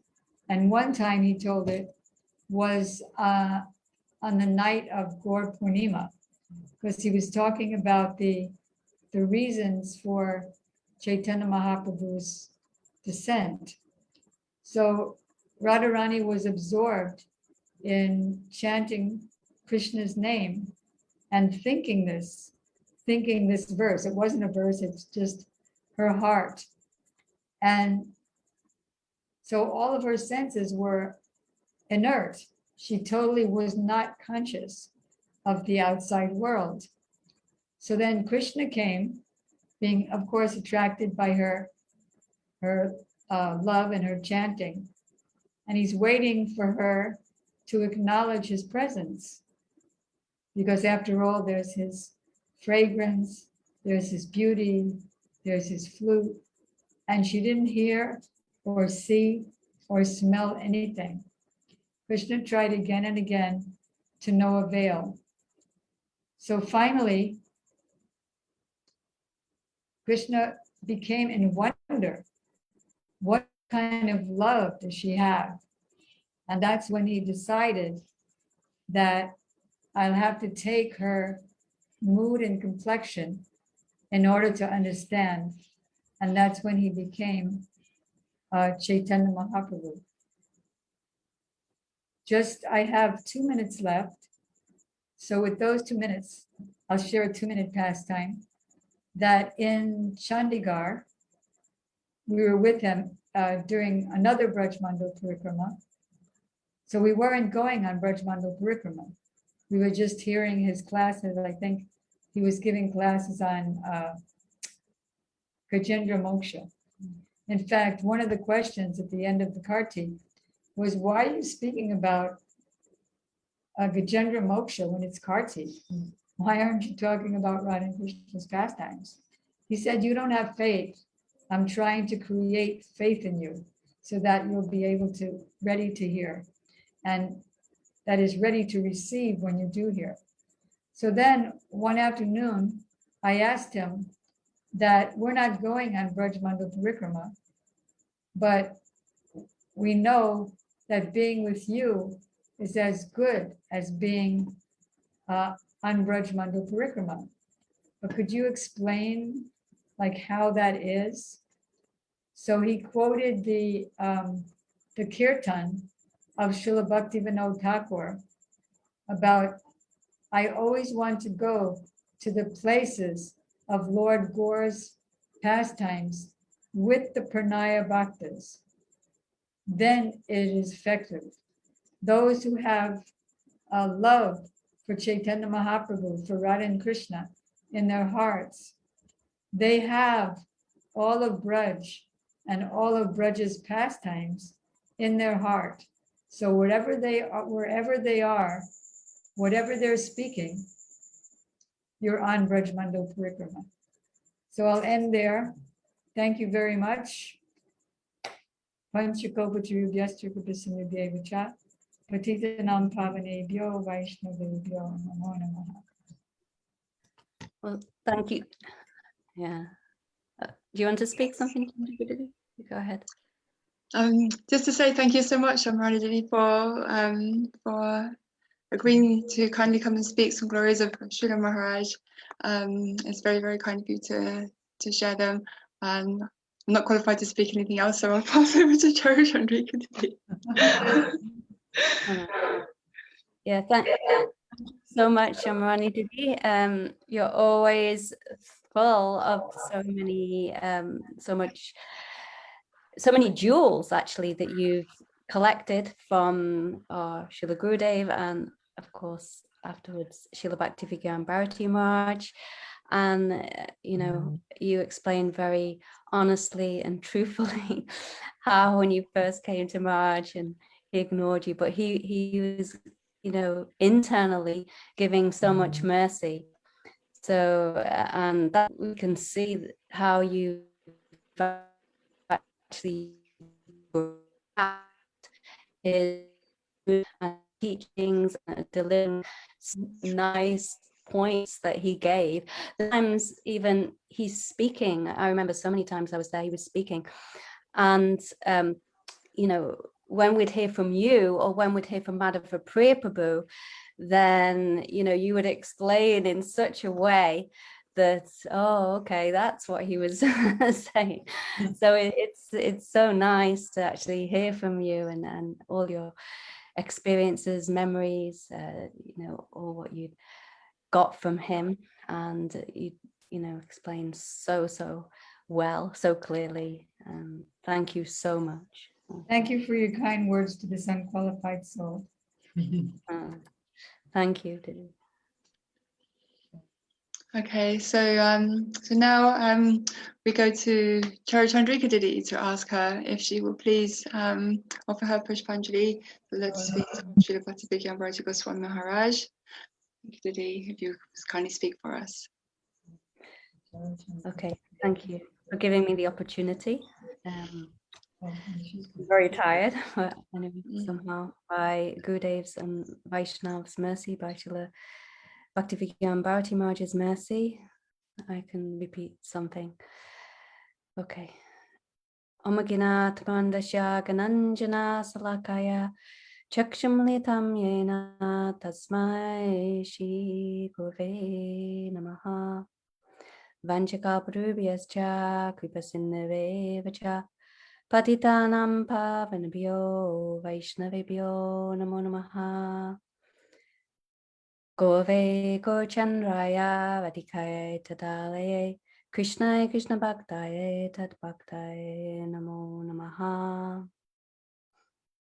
Shri Krishna Chaitanya Prabhu Nityananda Shri Advaita Gadadhar Shivasadi Shikor Bhaktavrinda Hare Krishna Krishna Krishna Hare Hare Hare Rama Rama Rama Hare Hare. So before I begin, I'd like to offer my humble, most respectful obeisances, my heart like flowers, at the dust of the lotus feet of my Gurudev on Vishnupad Astata Sadashishi Mad Bhaktivedanta Narayan Goswami Maharaj.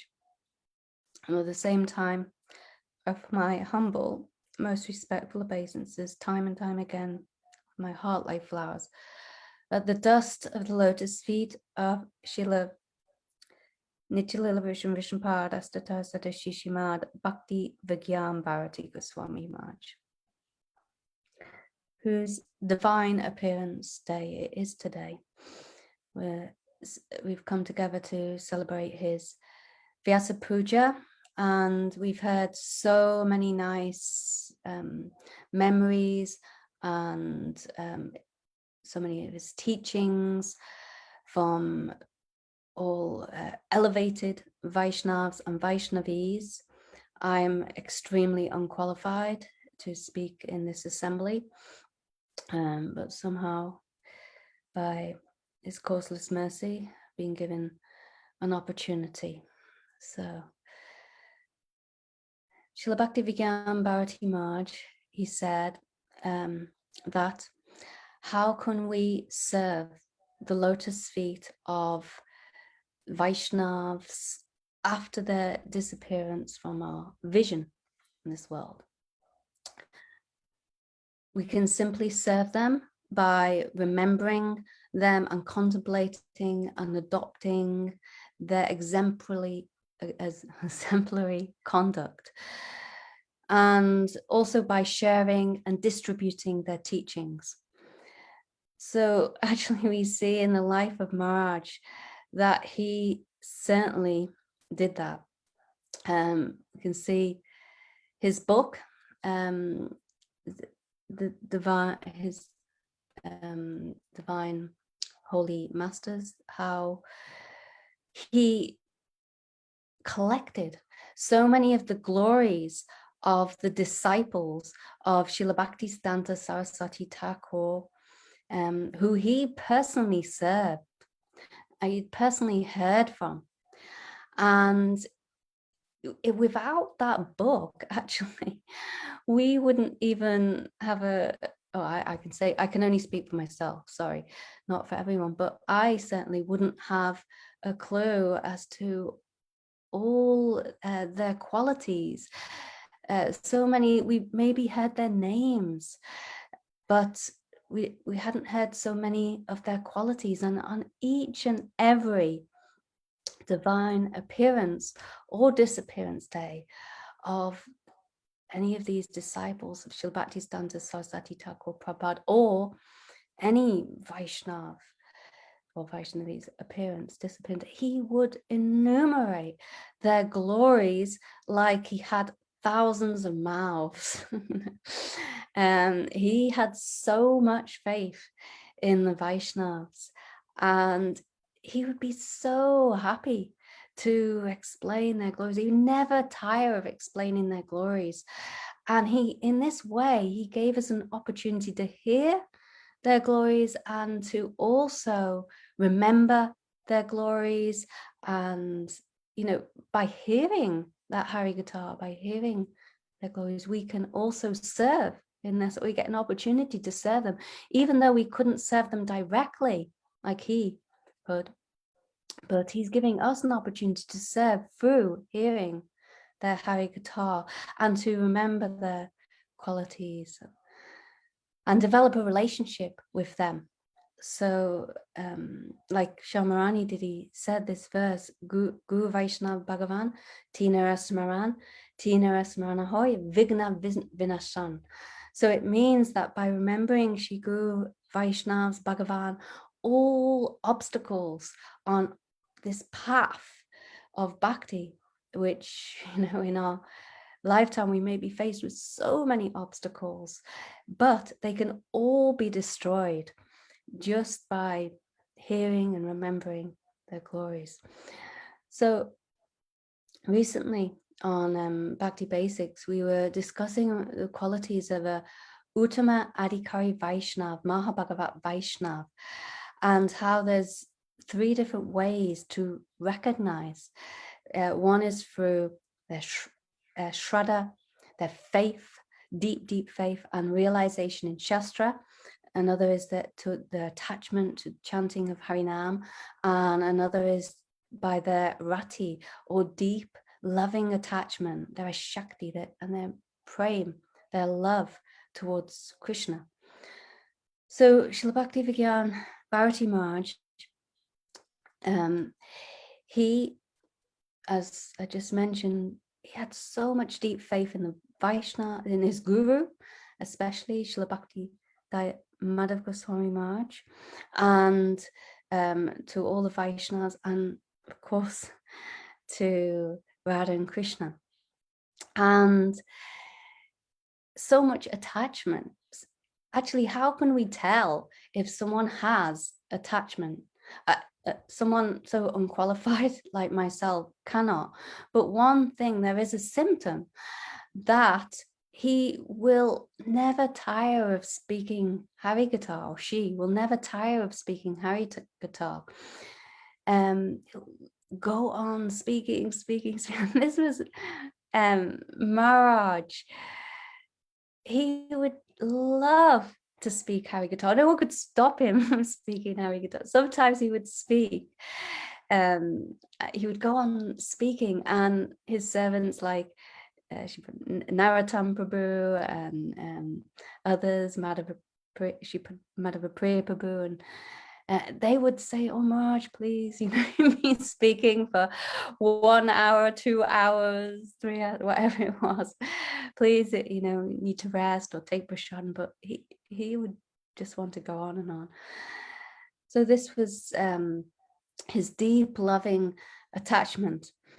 And like Shamarani Didi mentioned, such a nice point she said, is that Mahārāja would give so many different angles of vision.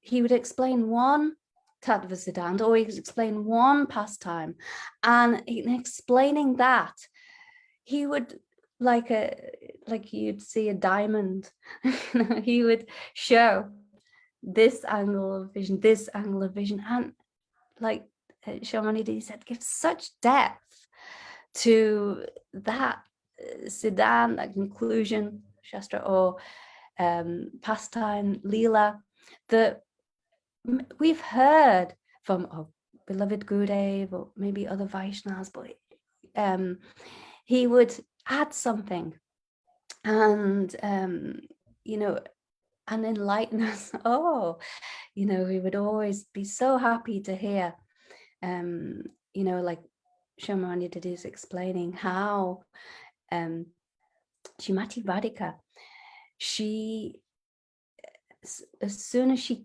came to, and she saw this form of Narayan that Krishna was displaying, then he could no longer hold his two arms and he could no longer hold his forearm form, and two of his arms went inside, and anyone who came after Srimati Radhika, any of the gopis who came after then, they saw that beautiful threefold bended form of Shama Sundar, and not this forearm form on Narayan. So that because they were following in the footsteps of Srimati Radhika, so when Maharaj would explain these points, we would be like, oh, really? Discussing and saying, oh, this is so nice, and we would want to hear more and more. How Maharaj was not as well as being tattvavit, which means he knows all tattva siddhanta. He was very rasik like this. So I think one of the great specialities of Maharaj is how he had such a service mood. So one other quality of a Uttama Adhikari Vaishnava is attachment to chanting Harinam, and of course his service to the holy names. So even in old age, when his body wasn't so fit and healthy, but still he had so much nishta in his chanting of Harinam. He would continually chant. You would always see his lips moving, speaking Hari guitar, but still his lips would be moving and chanting the holy name. As soon as he woke up in the morning, then he would immediately be chanting throughout the day, night. Even I think I wasn't there during the time when he was taking rest, but I'm sure even in his sleep he was chanting. And he was always Sevan Mukh, which means he had such a service mood towards Guru, Vaishnavas, Harinam, Thakurji, Seva, Radha Krishna, like this. And he said himself that if we want to chant purely and constantly, then we must become Sevan Mukh. That this verse comes, Atashi Krishna Namadi Nabhavat Krayam Indriya Seva Mukhi Jivado Svayam Eva Sparatyado. So Krishna's name, form, qualities, and pastimes, as well as his dham and parikars, his associates, can never be perceived by an ordinary conditioned soul through his mundane mind and senses. However, the transcendental name, form, qualities, and pastimes of Krishna can be manifest towards that person who is Sevan Mukh. So he has such a deep desire to serve. And we saw this with Maharaj, that he would, without any hesitation, throughout his whole life, he was always eager to serve the Vaishnavas, to serve his Guru Maharaj, the disciples of Srila Bhakti Saraswati Thakur, Prabhupada, who is Gurudev's godbrothers. And he said, by this, then so much came to him, so much, he received their mercy. So he was teaching us actually how we can receive the mercy of Shri Guru and Vaishnavas simply by serving them, to understand what is their manobishtam, what is their innermost heart's desires, and to try to fulfill that, to try to go on in service to that. So he was saying that throughout his life, he had no attachment to material objects. He was completely a kinchan, a niskinchan Vaishnava, very simple. He wasn't attached to anyone or anything like Shripad Banmaj was also saying that from his childhood, he was so attached to Krishna and Krishna only. He wasn't attached to anything else. So this is another point, that if one is Sevan Mukh, that means has this deep service mood, then he will give up all Bogan Mukh, which means all objects of the senses, all sense enjoyment. And in this way, we could see that in his life, he was extremely renounced. He didn't have any material possessions. He didn't have any particular home. He was wandering. And even at the time when he was expelled from one mat, then he didn't care for this. He wasn't offended. He just simply, okay, I'm in this world, wherever Krishna provides for me, wherever. Really, he was just had this mood of wherever I'm given an opportunity to speak Harikatha, that place I will rest my head. This was his mood. And he very, very kindly came to us one Kartik in Gopinath Bhavan in Vrindavan, and he spent some weeks there with us and gave us such sweet nectarian Harikatha. And he gave us so many jewels during that time. So we were so fortunate that we could hear the nectar of all the pastime places that he was describing. Even some may not have been able to go there directly, but hearing that nectar, we felt that we were taken there directly. Like I think Shamarani Didi mentioned that in Chandigarh, when she spent some time during Kartik there with him, she felt that she was directly there in Vrindavan, in Braj, during this auspicious month of Kartik.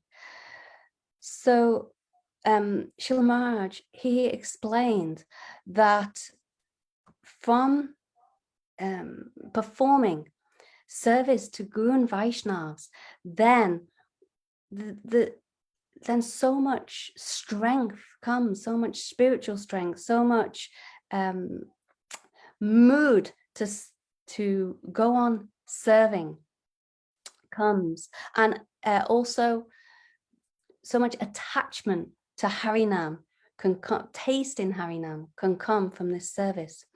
So Srila Bhakti Pragyan Keshav Goswami Maharaj, our Param Gurudev, he said that only through service of Shabda Brahma, that means pure Harinam Sankirtan, can the jiva be established in his pure swarup and become eternally devoted to Yugala Seva.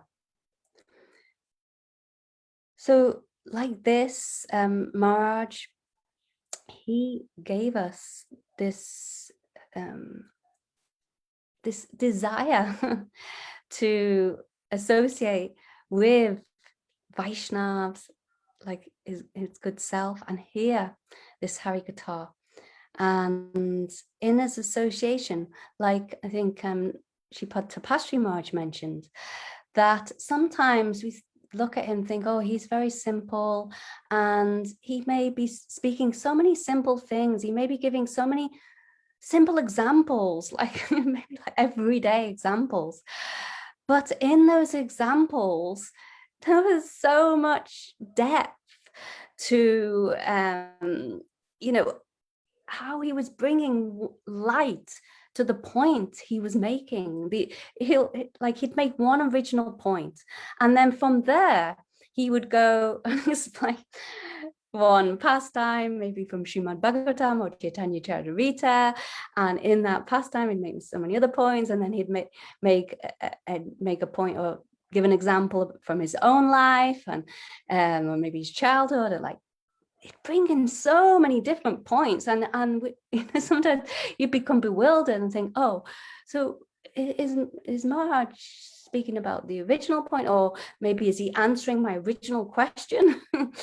But actually, in the end, you would see how it was like he was making a garland, and in that garland he was giving so many different variety of flowers, and he like a rose or a marigold or a lotus flower, and he was putting them all together, creating such a fragrance, and gathering together. Then at the end we think, oh wow, that's what he was talking about. You bring it back to the original point and it would all make sense. So Maharaj was so expert at this, because like this is another characteristic of an Uttama Adhikari Bhagavat Vaishnava, that he's realized in Shastra. So he said actually that we, exactly like our Gurudev would say over and over again, we may read Shastra, we may read Srimad Bhagavatam, Chaitanya Charitamrita, Bhagavad Gita, any of these scriptures ourselves on our own, but actually unless we hear under the guidance of Sadguru and Vaishnavas, then we cannot penetrate the depths of the Siddhant, the conclusions therein. It's only the Mahabhagavata Vaishnavas that reveal that. So we were so fortunate to be in his association and hear all these deep topics and very amazing Siddhants, conclusions of Shastra that he would point out from his realization, from his service to Guru Vaishnavas and Shri Krishna, Radha Krishna, like this. So one point I wanted to end on is that he explained, actually, Shamarani did he mention this point, but I just wanted to also mention that how one can perform Dham Parikrama. Because, and one thing that I just remembered, that it was so nice how Maharaj would always be there in Navadvip, in Mayapur, and he'd be sitting, and all Vaishnavas would come and go to the mat, and I'd be thinking, oh, he's so kind and merciful. He's sitting and he's giving his darshan to each and every one who's coming, and he's so kind like this. But he had the mood that I think Shripad Siddhanti mentioned, that he had the mood that, oh, everyone is coming and I am able to get darshan of all the Vaishnavas, and I am so fortunate. In his humility, he was feeling like this. So this one point, he said that actually, how can we perform Dham Parikrama? We may externally go to all the Leela Stalis, and we may place our head in the dust there. But unless we're really imbibing the moods of that place, then how can we actually really take darshan of those places? And how can we imbibe the moods? How is it possible? He said that actually, Srila Narottam Das Thakur, he explained one time that in one bhajan, I think, that if we're visiting the Leela Stalis, we may be going place to place, but still no result is coming So this seems like, well, then why should we even go anywhere? What's the point? Well, and then it's said in Srimad Bhagavatam, of course, that Ambarish Maharaj, he would use all his mind and senses and everything in the service of Bhagavan. And he, by his legs, he would go to all the holy places and give so much great honor and respect there. So in this way, we're encouraged to follow in the footsteps of Ambarish Maharaj. So then how can we reconcile these two contradictory statements? On one hand, Srinatham Das Thakur is saying, what can you get from going? Because you think you're getting Sukriti? No, you maybe not even getting that. But on the other hand, Ambarish Maharaj was showing us the path that we should visit. So he explained, actually, what is the aim and object of performing parikrama? Why are we going to all these holy places? We're going, yes, because Radha and Krishna performed so many sweet pastimes there, or Shri Chaitanya Mahaprabhu performed so many sweet pastimes there. But actually, if we go on our own, then, like Shyamrani Didi mentioned, then we won't really imbibe the moods of those places and those Vaishnavas that are revealing the moods of those places. Then we won't be able to understand anything unless we go under their guidance. So he made one point that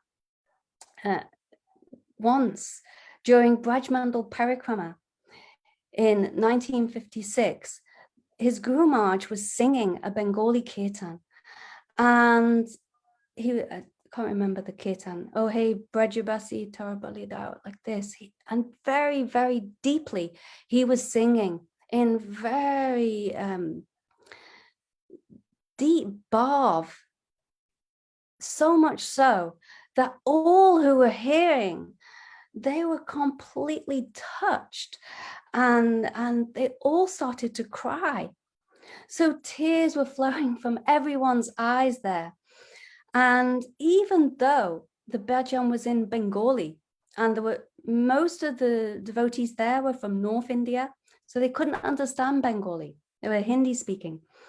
But still, one lady there, she was crying so much.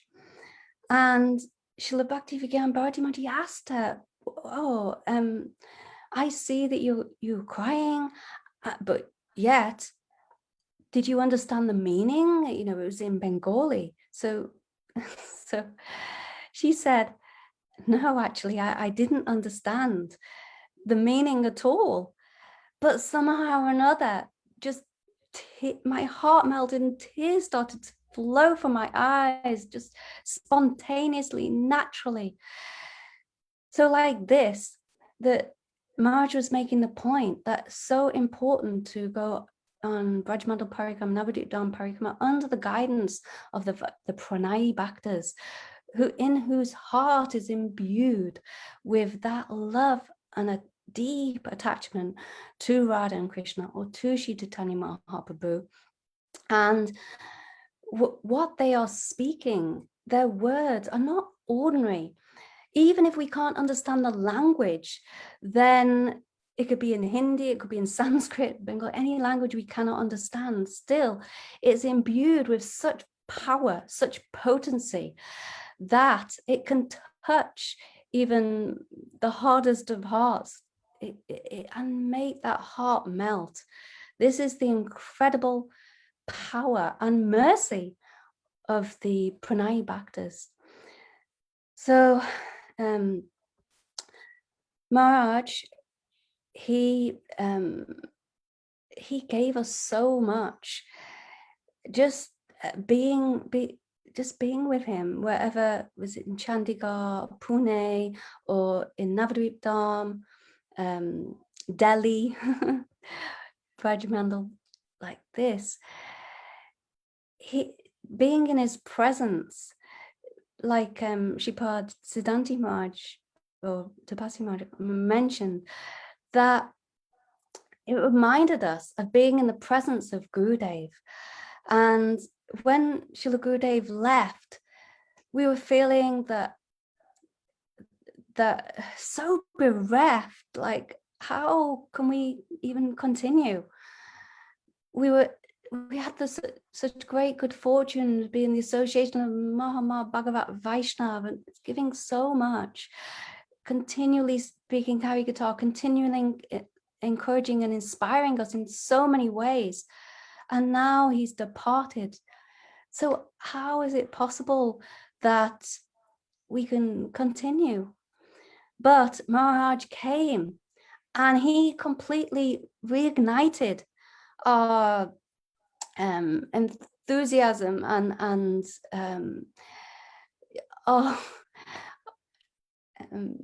even our determination to continue on in this path.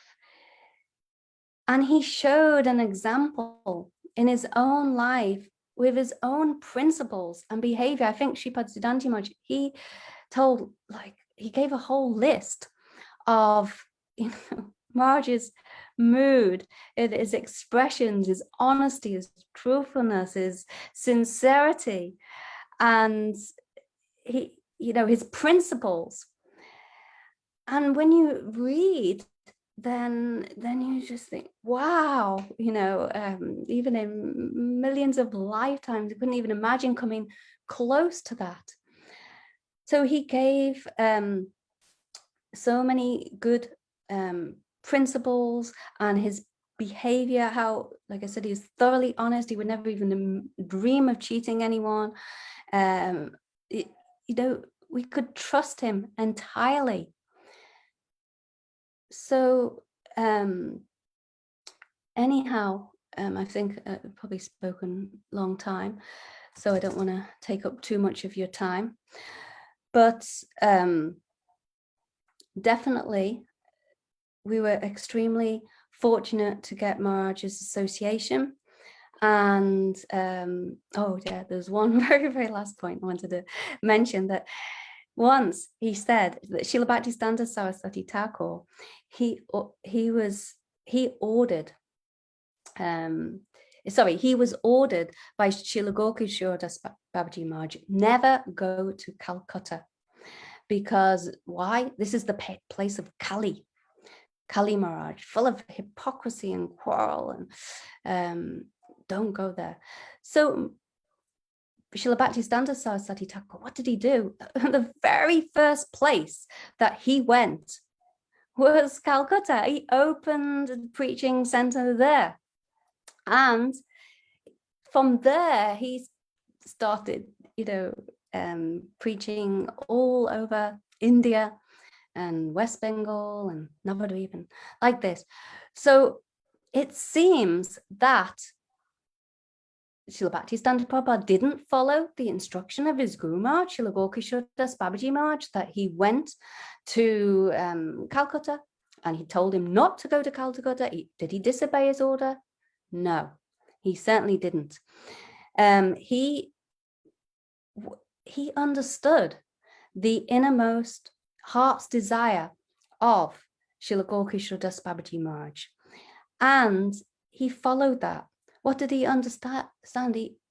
He understood that actually wherever a Vaishnava is, that place is Vrindavan. So being in Calcutta, where other Vaishnavas had gone, then it had also gone, then he was feeling that, yes, I'm directly with the Vaishnavas. And also why was he there? He was there to preach the mission of Sri Chaitanya Mahaprabhu. So he was serving Hari, Guru, and Vaishnavas and Bhagavan. So in serving, then Srila Bhaktisiddhanta Saraswati Thakur said, I didn't touch Kali Dham at all. I didn't touch Calcutta. I'm always in touch with Vaikuntha Dham, the spiritual Dham. So Srila Bhakti Vijñāna Bhāratī Mahārāja revealed this to us, that actually wherever Shri Guru and Vaishnavas are, that place is Vrindavan, and wherever we're able to get the opportunity to serve Guru and Vaishnavas, then, and Bhagavan, of course, that place is Vrindavan, if we're truly serving there. So I think I should finish there. I don't know how long I've been speaking for. I don't know. How long have I got? Chandrika Didi. Well, I was going to. I saw that Sri Siddhanta Maharaj has come back on. So I don't know if you had anything else that you'd like to say, or we could ask Sri Siddhanta Maharaj if you would like to speak. I don't know if you would like to, but did you have? I know you have many stories of Guru Maharaj. Yeah, I think I don't want to speak too long. I could say one personal remembrance just to finish. When I came to Śrīla Bhakti Vijñāna Bhāratī Gosvāmī Mahārāja, just shortly after beloved Gurudev had left this world, then I was thinking actually that, you know, I would interact with Maharaj just like I would interact with Gurudev, sometimes laughing and joking and all these things. But actually Maharaj showed us that he was very individual, such an individual personality. And actually one similarity with Maharaj, like Shamrani Didi was saying, that sometimes he would ignore, you know.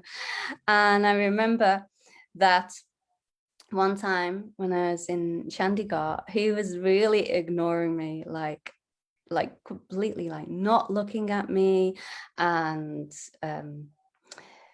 you know, not speaking to me at all. Like it didn't matter, you know, how much I tried to go before him and show my face or speak or serve him. He didn't you know, externally reciprocate at all. And then I was feeling like I'd been there for maybe a week or something, and then I was thinking, oh, okay, anyway, Maharaj, maybe he doesn't want me to be around, maybe I should just go, you know. So then I was kind of internally, I was ready to leave, and then one day Maharaj, he would come and he would, every day he would do parikrama of Thakurji and Tulsi parikrama very lovingly. And then You're stuck on the and then this one day, after completely ignoring me for, you know, days and days, then I'd asked him a question about Tulsi Devi. And then he, as soon as he'd finished parikrama, he came up to me directly and came very close. And then he started answering this question about Tulsi Devi in such a deep way. And I was like standing there, I was in so much shock, because I thought, oh, you know, finally. And his mood was so sweet and loving, and I felt so bogus. I'd be thinking, oh, I should just leave his presence because he doesn't want me around, and he's ignoring me and like this. But then, you know, he revealed his love and his compassion because I was dying inside without having that interaction and reciprocation and like this. So the point is that Tapasri Maharaj mentioned that he was so loving and caring and personal also, and even if externally Vaishnava ignores us, then it doesn't mean anything. Like Shivani Didi was mentioning, she was feeling ignored, but no, that his love doesn't diminish if he's not externally speaking or reciprocating with us. It's there in the same way, and you know, we can feel it in the same way if we're on that level. Unfortunately, I wasn't on that level, so I'm still not. But he gave that teaching to me anyway. But there's many different things. I don't want to take too much time. Already taken too much time. Sorry. Anyway, please forgive me, and thank you for this opportunity to speak, and thank you for this opportunity to hear all these very glorious Vaishnavas who have spoken so nicely, and we're learning so much from, and I want to continue hearing more and more. So thank you. Vancha kalpadrubhyascha kripasindhubhyeva patitanam pavanabhyo vaishnavebhyo namo namaha. Praying for Śrīla Bhakti Vijñāna Bhāratī Maharaj's causeless mercy on this day, his divine appearance, and that even though I couldn't serve him so well when he was physically present, I hope that somehow throughout my life that I can serve him in some way that is pleasing, and by his blessings and mercy that I can develop pure bhakti one day. So. Thank you so much, Chandrika Didi, for sharing with us some of your beautiful stories of Śrīla Maharaj. So now we have 45 minutes where we are until we will hear from Siddhanti Maharaj. I wasn't sure if Shripad Dandi Maharaj was going to join us, so I'm just going to look now, and also maybe Kishori Mohan Prabhu and Sudevi, but I think their program must be still going on. So maybe can I hear from you as well? You take you were speaking before, and then you got cut off because Shripad Siddhanti Maharaj, he came on that time. Okay, I can I can only speak. Thank you for inspiring me to speak something.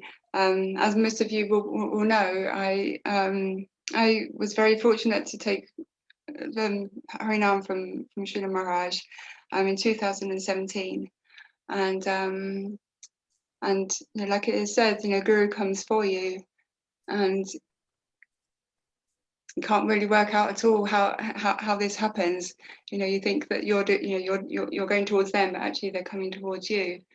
And so the story was that I basically I took Harinam from him 17 days before he left our multi-vision. So I was extremely fortunate. And then I had two darshans with him. One was at my god sister Sarveshwari Didi's house in February 2017, and that darshan was very, very beautiful. He it's actually on YouTube. Everyone can view it. It's very, very beautiful darshan that we have there of him. And I remember that there was one point I'm like beyond fallen, so I don't know anything at all. I'm just trying, just running behind everybody else. And I just remember there was one point that Śrīla Mahārāja, he put his hands up to the screen, both of his hands up to the screen, with his palms out, and you can see it on the video, and everyone just went, oh, everyone just gasped, and I was like, oh my god, what's happened? I was like, oh my god, what's happened? And then I found out afterwards that he gave us all his his great mercy, because apparently when the Mahabhagavat puts both their hands up, you're receiving this amazing mercy. And so that was a very beautiful experience, even though, like I say, so far I hadn't realized that, and I still haven't realized that the mercy that he is giving. And so this is why I wanted to this is why the inspiration came today to do this today for him, because I feel like I've not done anything at all for him. And so I thought, well, if I know that we're not the doers, so obviously this is his arrangement in some ways, for everybody to have the opportunity to speak his glories. And so I'm very grateful for everybody. I have because I only had 2 darshans of him through Skype. I never had any sort of personal interaction with him, so I don't have any sort of stories to sort of share in this way. But I do have some, if everybody will permit me, and everybody would be happy for me to read some of the Vyasapuja address from Śrīla Mahārāja that was given in 2017 for his Bhakti in 2017. So would that be okay with everybody if I just read a little bit from there for a little while, because we've got till 5 o'clock. So maybe if I read a little bit, I don't know if anybody would like to sing a bhajan, or I can sing, I can offer Guru Puja as well, and we can also. Maybe if anyone else on this Zoom program would like to speak. I see Sriman Prakasatma Prabhu he's a disciple of Srila Prabhupada. He's here, so if he maybe would like to speak, or anyone else. I can't see everyone who's here, but just if anyone would like to speak, you could just put in the chat, or even just speak out, and that would be very nice to hear from you. Okay, so I'll keep an eye on the chat in case anybody comes forward. So should I just read for a little while from here? Is that okay? Okay. Vanchakapa Dhruvyascha, Kripa Sindhuvyecha, Patithanam Pavanebhyo Vaishnavebhyo Namo Namaha. Vyasapuja 2017 address by Śrīla Mahārāja. For the occasion of Śrīla Mahārāja's Bhakti Shayan Akadashi, a 2-day festival was organized at Sri Gopinath Gaudiya Math, Puri. About 700 devotees attended the festival on both the days. One day prior to his Bhakti, Śrīla Mahārāja arrived at Sri Gopinath Gaudiya Math and stayed there for 3 days. During those 3 days, the essence of what Śrīla Mahārāja spoke is as follows. So, entitled, Śrīla Guru Mahārāja's Mercy on a Fallen Person Like Me. On the occasion of the Bhakti of this fallen person, so many Vaishnavas have come to bestow their blessings. I consider this as my greatest fortune. My physical state is impaired, so much so that I now am even capable of going for darshan, audience of Vaishnavas by myself. Yet, unable to restrain my greed to obtain the mercy of Vaishnavas, I have come here even in this state to be among you all. Earlier, I would walk with the help of a stick, later by putting my arm around the shoulder of a servant, but now what to speak of ascending the stairs. I can't even go from my bed to the bathroom by myself. 2 servants have to lift me up to take me around, regardless of where I go. In reality, instead of giving my introduction in my own words, let me introduce myself through the words of my Guru Varg, Srila Krishnadas Kaviraj Gosvāmī, from Sri Chaitanya Charitamrita, Adilila 5:205-206. Jagai Matai Hoite Muni Se Papishta, Purishara Kita Hoite Muni Se Lagishta, Moranam Shune Yai Tara Punya Kashaya, Moranam Maya Yai Tara Papahaya, Emana Nikirna More Kepa Kripa Kare, Eka Nichananda Vina Jagat Vitare. I am more sinful than Jagaya Madhai, and even lower than the worms in the stool. Anyone who hears my name loses the results of his pious activities. Anyone who utters my name becomes sinful. Who in this world but Nityananda could show his mercy to such an abominable person as me? In the same way, who else can be more merciful as the Prakash Vigraha of that Sri Nityananda Prabhu? In other words, the non-different form of Sri Nityananda Prabhu.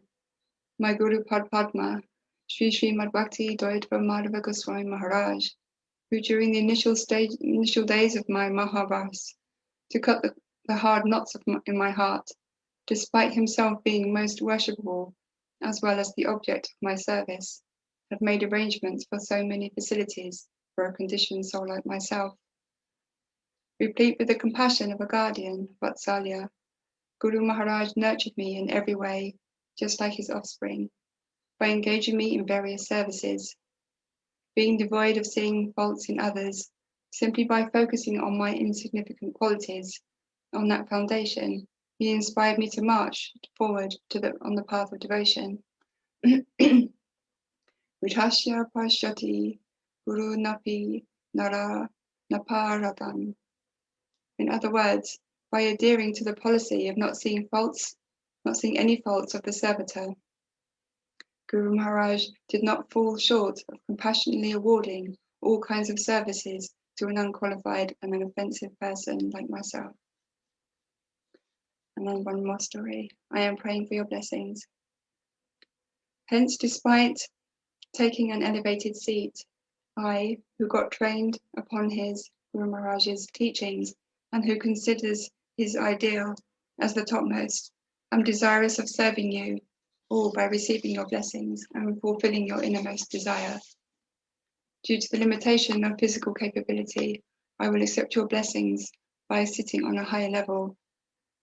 Therefore, I have firm faith that for me, who has forgotten Krishna, being Bahir Mukha, those who are trying to be happy by adjustment of this material energy, from beginning this time, and who am the lowest, constantly afflicted by the pangs of material miseries awarded by Maya, the illusory energy of Bhagavan, my Param Bandhav, bosom friends, Vaishnavas, who are a manifestation of Sri Nityananda Prabhu, and who remind one of Guru Vaishnava Bhagavan, will not deprive me of their blessings, seeing me seated higher. I specifically pray to them that they, being please bless me, that until the last moment of my life, life after life, I keep serving the devotees of Bhagavan. Let my heart not wander anywhere, even for one muhurta, approximately 1 hour and 36 minutes, aside from their service, because their service itself is topmost. All those who have become the servants of Prabhu, as well as those who will become in the future, by holding a straw between my teeth, in other words, realizing that I have simply passed my life like a witless beast, only for the sake of sense gratification, like eating and so on. You are all my deliverers, praying thus to Bhagavan. I offer my salutations into the feet of everyone. By meditating on these words, prostrating myself, I beg for everyone's mercy. And there's 2 more. I am even incapable of offering satsang or panchang pranam. Still, as per the words of this verse from the Srimad Bhagavatam, Kayena vacha manasandriya vabhudyatmana vanushtra svabhavat karoti jat yat sakalam parasme narayanyayati samapayatat. In accordance with the particular nature one has acquired in conditioned life, whatever one does with body, words, mind, senses, intelligence, or purified consciousness, one should offer to the Supreme, thinking, this is for the pleasure of Lord Narayan. Despite not being in the position to serve with my body, I am dedicating my mind, words, senses, intelligence, and chit, unconscious mind, to the goal of love for the Vaishnavas. On this tithi, despite my desire to serve the Vaishnavas, due to the lack of any place or manpower, I became infused with enthusiasm by the temple presidents, Sri Gopinath Das Babaji Maharaj and Sri Vamshivardhana Prabhu, of Sri Gopinath Gaudiya Mat and Sri Damodar Gaudiya Mat, situated nearby respectively.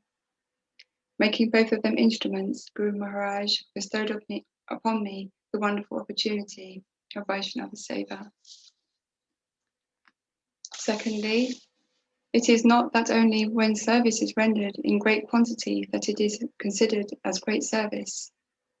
For victory over Lanka, when the bridge was being built by Ram, just as the extensive service rendered by Hanuman and the other monkeys was noticed by Lord Ram, similarly the insignificant service rendered by a squirrel also successfully attracted the Lord's attention, although it went unnoticed by others. Therefore, service is a feeling of the heart and not an external exhibition. If service is rendered in exchange of something, then it is not considered service. In this assembly, there are many such devotees present who not only perform many services themselves, but also get many services done through the medium of many people who have neither interacted with me, nor have I interacted with them even once in my life.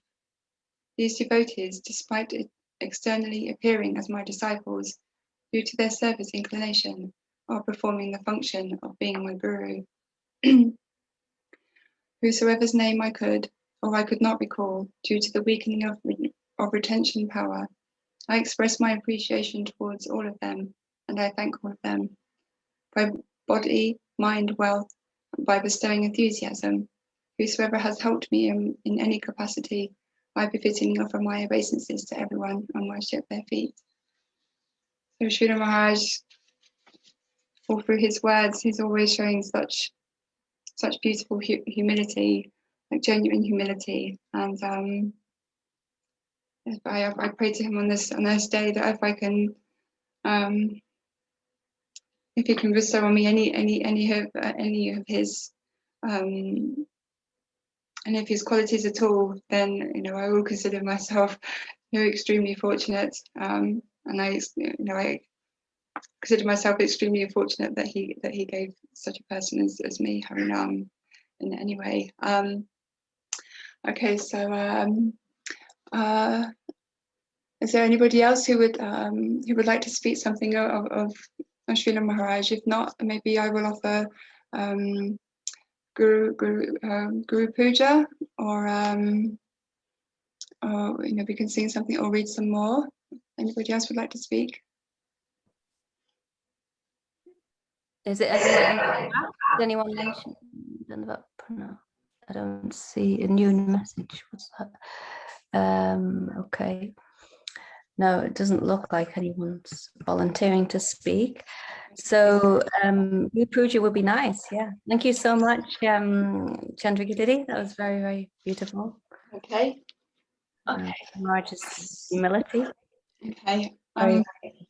Can you? I think you can see I think you can see Mahārāja here in the picture here. So you might not be able to see me, but I will sing Shri Guru Charana Padma. In this book, in the yellow book, I think everybody probably knows the page. I think it's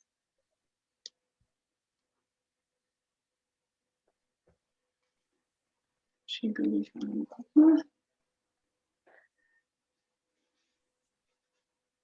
It's page 28 in the yellow book. Actually, it's so easy to see his picture. Maybe you could just bring the camera in closer. I can't think what Okay, don't worry. Put it on. Sorry, I can bring his picture to you can see. Yeah, that would be nice. Yeah. Okay. You can see his picture. Beautiful garland you made today. Okay.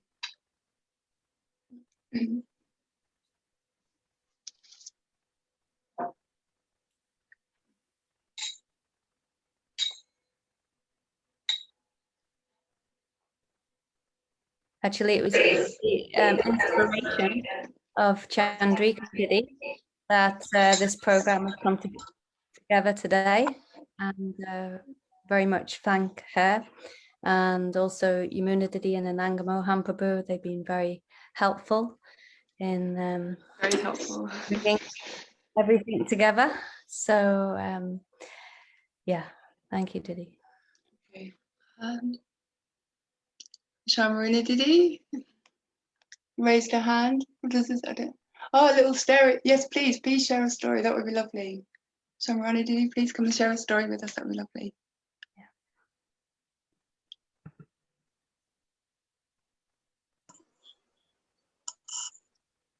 Can you hear me? Yes, yes, Okay. loud and clear. Thank you. I'm trying to activate my camera, but oh, here we are. I think it's better like this.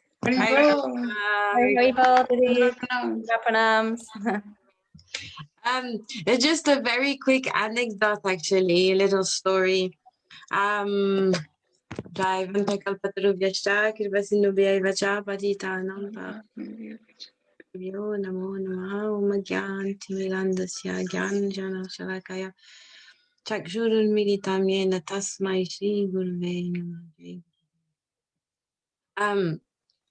was in Gwalpara when my Gurudev Srila Bhaktivedanta Goswāmī Mahārāja was performing his sort of final pastime, sickness pastimes. I think it was in 2013.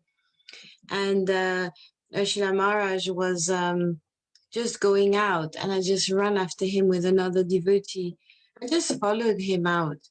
And then he stopped and he asked our names, and then he just said something to me, and then he said something to her.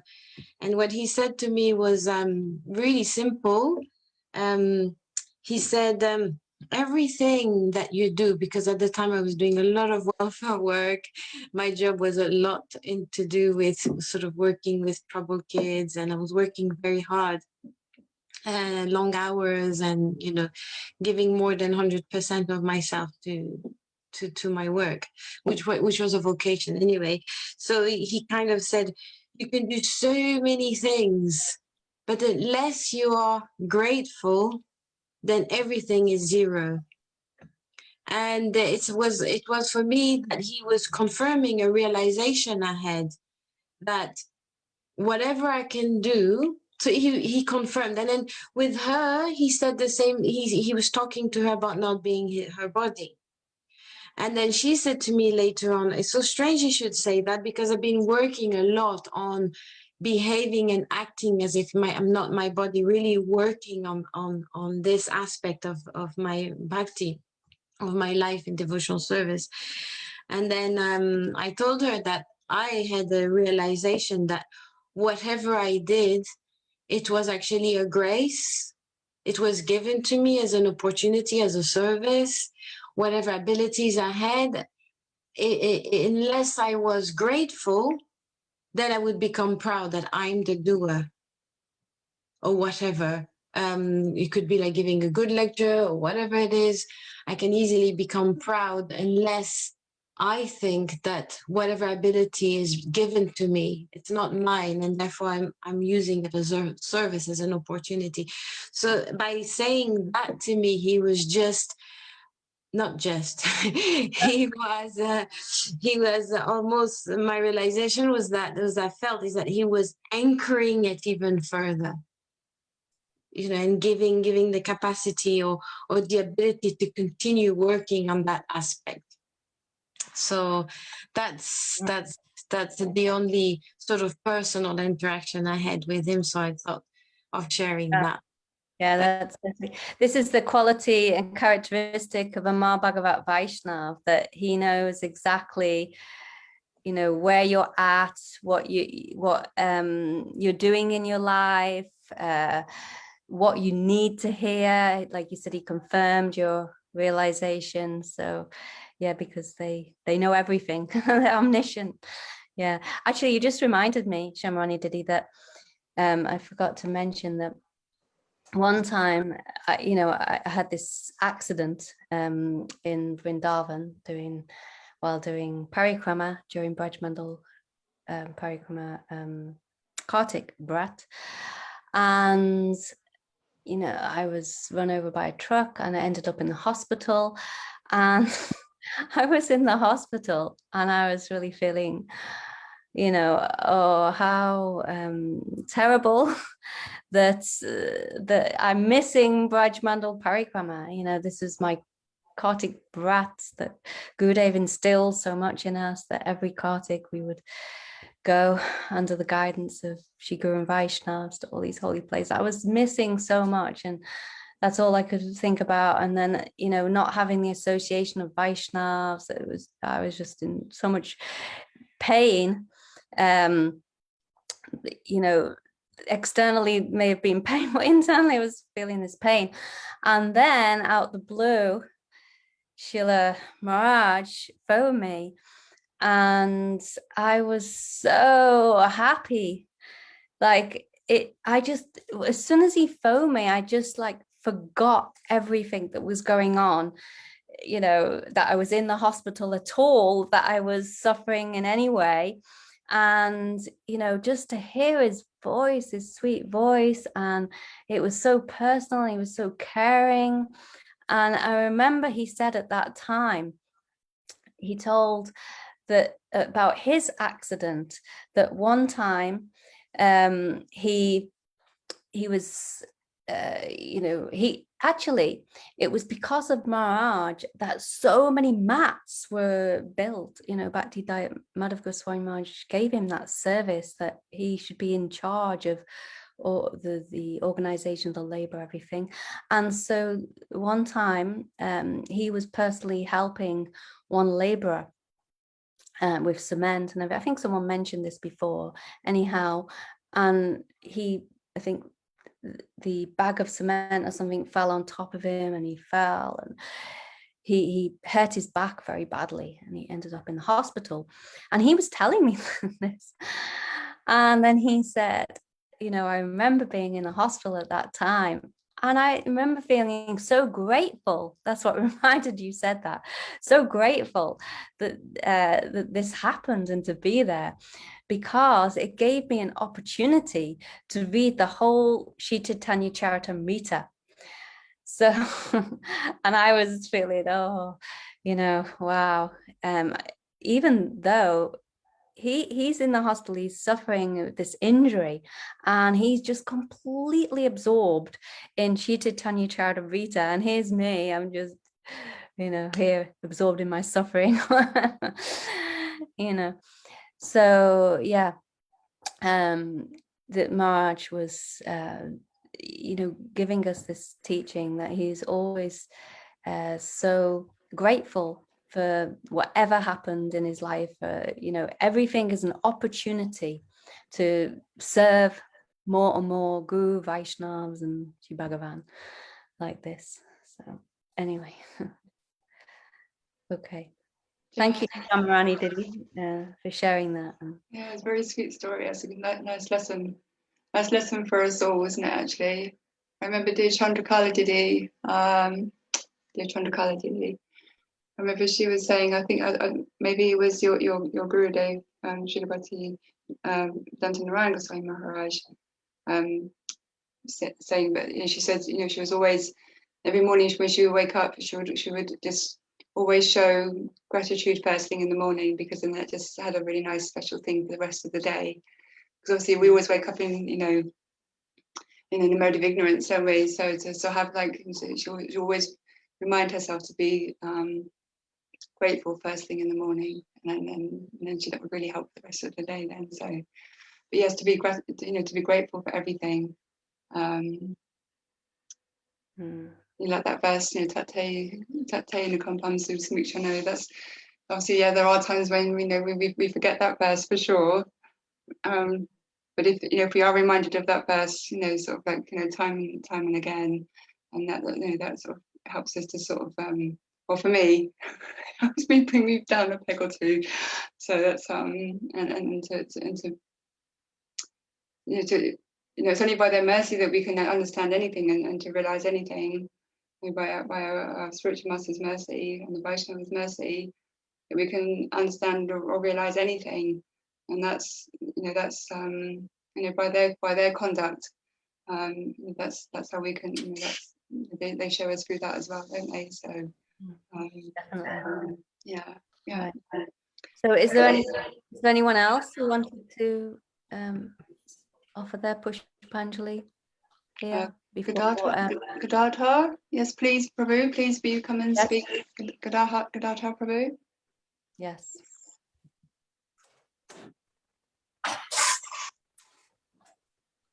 Hare Krishna. Hare Krishna. Hare Krishna Prabhu. Well done, the my name is Gadadhar Pandit. I was initiated by Śrīla Mahārāja in 2016 in near Radhakund. I got the well, first off, Hom Vijñāna Timidandasya Gananjana Shlakaya Chakshurum Militam Jena Tasmai Shri Gurave Namaha. Jai Shri Krishna Chaitanya Kripai Vitaha Yamarja Rakshati Vaishnavanam Kabalam Madhava Preshakami Shri Bhakti-dam Bhāratīm Ashramaha. I'm going to be very quick. I just saw so many people speaking and was inspired just to say one thing, is that as a disciple or an aspiring disciple, it's my duty to say something. And really what I want to just say is that how appreciative I am for all the devotees who are speaking about Śrīla Mahārāja, because without all of you, I would not even be here. I would be on a completely different path. So some time back, I had the fortune by Krishna's grace, by Guru's grace, to come from a place where I wasn't really practicing as much, and despite growing up in ISKCON, I wasn't practicing as much, and I got the grace to come to Śrīla Bhaktivedanta Narayana Mahārāja's Sangha. And through that nourishment, and whatever minor little sincere effort I made, Guru was so merciful that I was propelled forward, not by my own doing, to Guru Mahārāja's feet. And like someone else has mentioned, it's not by our own physical efforts that we find ourselves there. And in my personal experience, it was through devotees like Kishori Mohan and Sudevi and Sajjan Maharaj, people who would have been serving Hari Guru and Vaishnava consistently. And it's through these devotees that someone like myself, who can't actually see the true glories, it's through people like these, like all of you, I find myself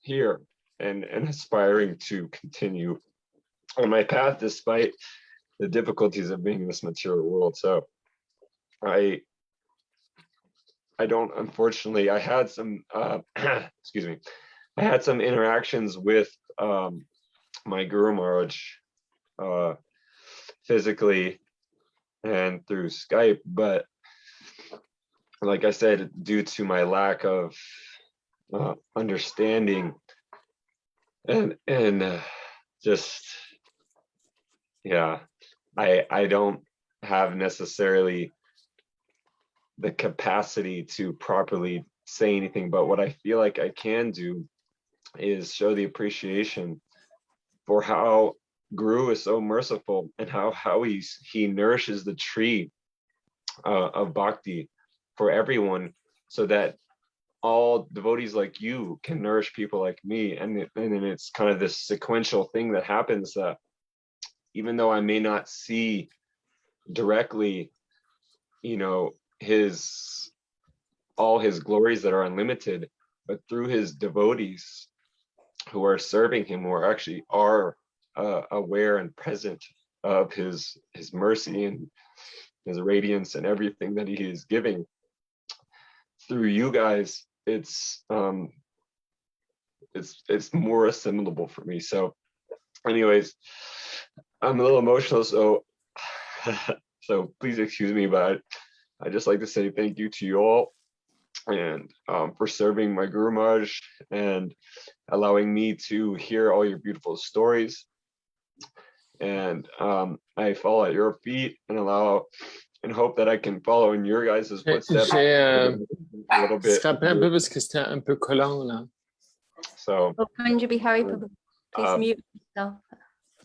Vancha kalpa trubhyasya kripa sindhuve vacha patitanam pavane vaishve namo namaha. Please, I beg on this day for my Guru Maharaj, despite how much he's already given me and how merciful he's been, despite how fallen I am, to give me this opportunity to serve Hari Guru and Vaishnava. I beg at his feet on this day that I can continue to practice and follow his teachings and take the shelter of all the Vaishnavas that have served him correctly, and hope that one day I can also do the same thing. So please excuse me for my offenses, and Hare Krishna. Thank you so much, Gadada Pandit Prabhu. That was so sweet, and yeah, I'm so glad that you were able to offer your Pushpanjali to Maharaj today. And, thank you also for Charu Chandrika Didi for also hosting this program. It was very sweet. Very nice of you to take on the service. So thank you. It's Chandrika Didi's inspiration, and I'm just assisting her. So thank you so much, Gadada Prabhu. That was so, so sweet, and so nice to hear your Pushpanjali. Very, very sincere and heartfelt. So I'm sure Maharaj must be very, very pleased to hear that today, this day, and we're all pleased to hear. Thank you, Prabhu.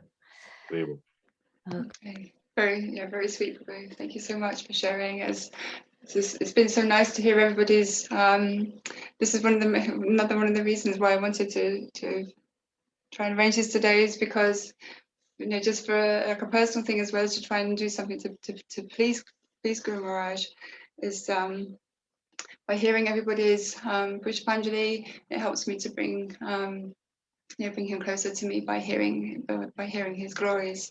So I am very grateful to everybody who's helped with today, and to Charu Chandrika Didi and to Jamuna Didi as well, to for helping me, especially today, help me get myself together and to help facilitate this program today. I am very grateful to everybody who's helped so much, and to everybody who's spoken, and to everybody who has attended also. So we have 10 minutes before Śrīla Bhaktivedanta Siddhanta Maharaj is speaking. Will this be enough time to do Guru Puja? Yeah. Make it within 10 minutes. Yeah. Okay, so I will sing it, but I won't sing it twice. I'll just sing it once through. Yeah, good idea. Okay.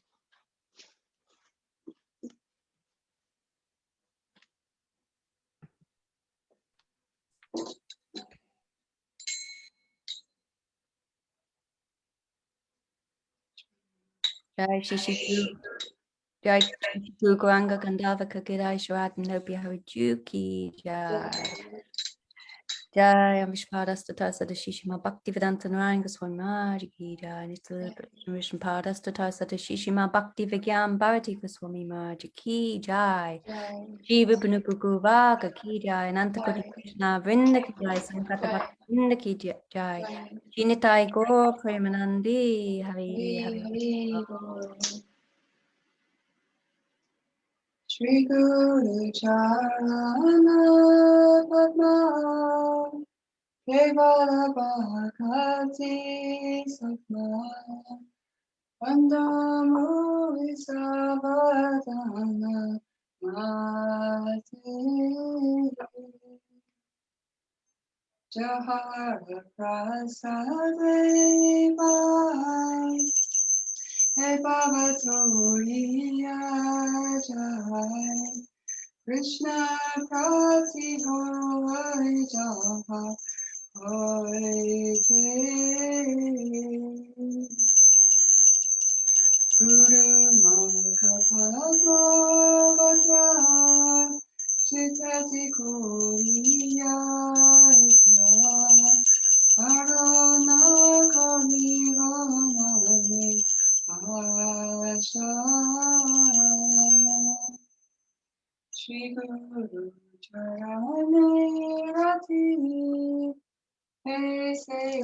Tamapati Chikrasadi Pure Sava Asha Chakshugana Diro Jai Jame Jame Prabhu Se Chakshugana Diro Jai Jame Jame Prabhu Se Divya Gyan Hide Prakashito Divya Gyan Hide Prakashito Prema Bhakti Jaha Hoiti Abhijo Vinashe Jati Prema Bhakti Jaha Hoiti Abhijo Vinashe Jati Devika Jahara Jarita Devika Jahara Jarita Shri Guru Karuna Sindhu Vadamojanara Bandhu Shri Guru Karuna Sindhu Vadamojanara Bandhu Lokanat Lokera Jivana Lokanat Lokera Jivana Haha Prabhu Korodaya Dehamari Padachaya Haha Prabhu Korodaya Dehamari Padachaya Sura Padalayana Sharana Sura Padalayana Sharana Nityajas Kushu Tribhuvana Nityajas Kushu Tribhuvana Jaya Guru Deva Jaya Guru Deva Jaya Guru Deva Jaya Guru Deva Jaya Guru Deva Jaya Guru Deva Jaya Guru Deva Jaya Guru Deva Guru Dev Jaya Jaya Guru Dev Jaya Jaya Guru Dev Guru Dev Jaya Jaya Guru Dev Nitya Guru Hari Bol Hari Bol Hari Bol Nitya Guru Hari Bol Nitya Guru Hari Bol Hari Bol Hari Bol Nitya Guru Hari Bol Jai Shri Mahārāja ki Jai Jai Shri Gurudev ki Jai. Okay. We still have another 5 minutes before Siddhanti Maharaj comes on. So I don't know. Should we sing a song for the Vaishnavas? Yeah, I think that would be nice. Yeah. Okay. Unless there's anyone who wants to speak in 5 minutes. Don't see anyone. No, that's okay. Okay, would anybody else like to sing a Hey Vaishnav Thakur? Okay, I'll sing. Shall I sing it then? Okay. Oh Hey Vaishnava Thakur Dayara Sagara Ejasi Karuna Kori Diya Pada Jaya Shodo Hey Amare Tomara Charana Dori Jaya Begadami Jaya Dosha Shodi Jaya Guna Dehodase Jaya Sat Sangha Deho He Amare Bose Shri Sangera Ashi Ekaki Amara Nahi Paya Bolo Harinama Sankirtane Tumi Kripa Kori Shraddha Bindu Diya Deho Krishna Namodane Krishna se tomara Krishna dite para tomara shakati raji Amita Kangala Krishna Krishna Vale Daitava Pachi Pachi O He Vaishnava Thakura Doyara Sagara Edasi Karuna Kuri O He Vaishnav Thakur, O He Vaishnav Thakur, O He Vaishnav Thakur, O He Vaishnav Thakur, O He Vaishnav Thakur, O He Vaishnav Thakur, Oh Hey Vaishnava Thakur, oh Hey Vaishnava Thakur. It's quite interesting to note that this song was by Śrīla Bhaktivinoda Thakur. And I can't remember who said earlier, I think it was maybe Shamarani, did he? Forgive me for not remembering. Who said about Śrīla, that Śrīla Mahārāja would be living by Śrīla Bhaktivinoda Thakur's words. He was very much he was always extolling the glories of Śrīla Bhaktivinoda Thakur's of his prayers and his words. And so it's very, very beautiful to hear that, because obviously his teachings, as well as his wonderful books, it's always nice to hear Śrīla Mahārāja's teachings that he's given to other devotees in his association when they were with him. So it's really nice to hear that, to bring us closer to Śrīla Bhaktivinoda Thakur's teachings also. Okay.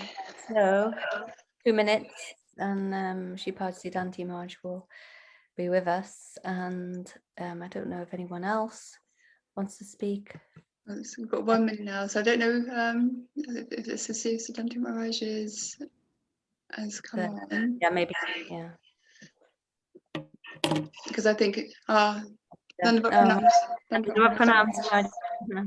So nice to see you. Perfect timing. So if you'd like to begin, that would be very, very nice to hear. Shripad Siddhanti Maharaj spoke earlier. He spoke so nicely. And I was wanting to hear, I'm sure we were all wanting to hear more and more and more. And now he's graced us with his presence again. He had so much association with Nityalila Vishnupada Sthita Bhakti Vijñāna Bhāratī Gosvāmī Maharaj. And he has many memories, and he's heard so much Hari Katha from him over the years. So, Maharaj, thank you.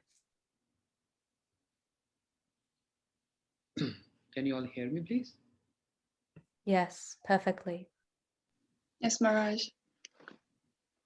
Om Ajnanatimmirandasya Jnananjana Shalakaya Chakshurumlitam Yena Tasmai Shri Gurave Namaha Gurave Gaurichandraya Radhikaya Sadalaye Krishnaya Krishna Bhaktaya Tadbhaktaya Namo Namaha Vanchakalpatarubhyascha Kripa Sindhubhya Evacha Patitanam Pavanebhyo Vaishnebhyo Namo Namah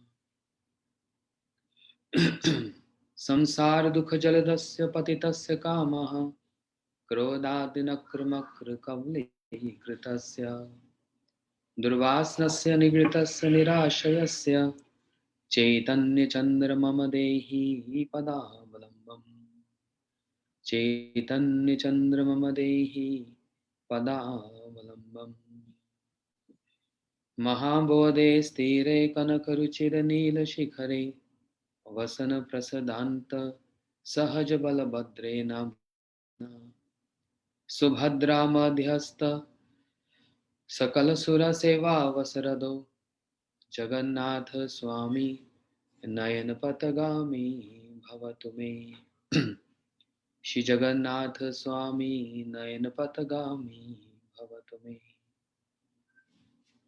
Radha Chinta Niveshinam Yasya Kanti Vilopitaha Shri Krishna Charanam Vande Radha Lingitam Vigraham Bhaktya Vihinaya Parada Lakshay Shiktasya Kamadhitaranga Madhe Kripamayi Tam Sharanam Prapanna Vrinde Namaste Charanarvindam Shri Krishna Chaitanya Prabhu Nityananda Shri Advaita Gadadhar Shiva Sadi Gaur Bhakta Vrinda Hare Krishna Krishna Krishna Hare Hare Hare Ram Ram Ram Hare Hare. My obeisances. The lotus feet of my Guru Maharaj Nitya Lila Pravish Om Vishnu Pada Stotashad Shri Srimad Bhakti Pramod Puri Goswami Maharaj. Similarly to my Shiksha Gurudevs, Nitya Lila Pravish Om Vishnu Pada Stotashad Shri Srimad Bhakti Vedant Narayan Goswami Maharaj, and whose holy appearance day we all celebrating around the globe, Shri Srimad Bhakti Vijñāna Bhāratī Goswami Maharaj,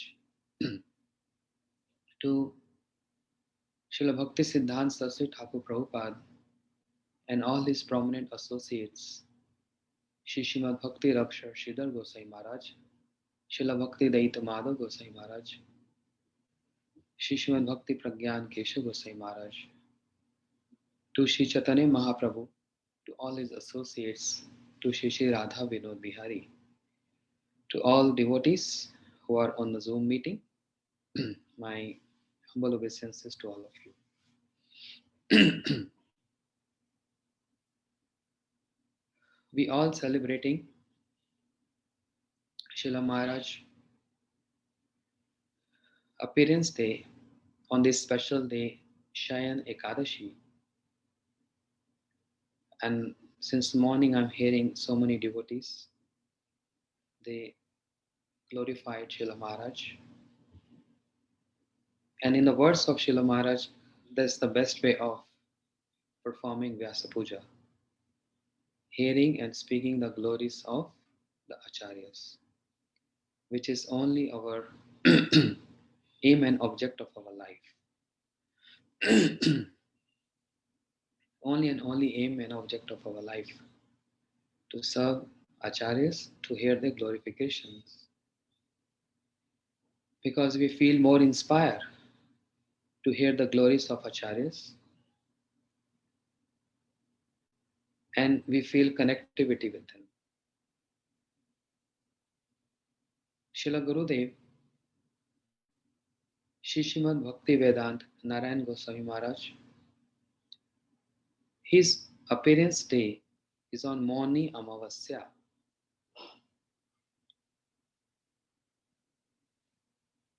Maun means vow of silence. According to Srila Bhakti Siddhanta Saraswati Thakur Prabhupada, the meaning of vow of silence is vachal, one who is constantly speaking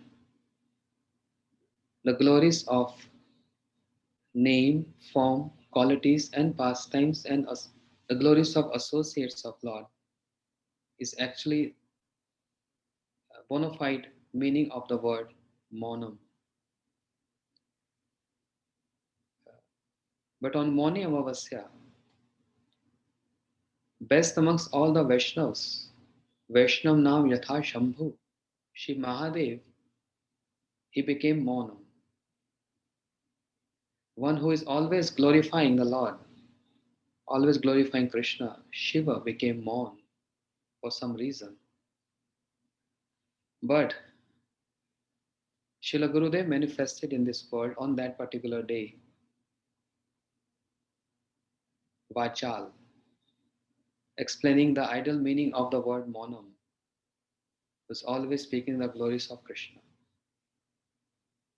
Similarly, Srila Bhakti Vijñāna Bhāratī Goswami Maharaj, his appearance is on Shayan Ekadashi, where Lord Vishnu, he goes to sleep.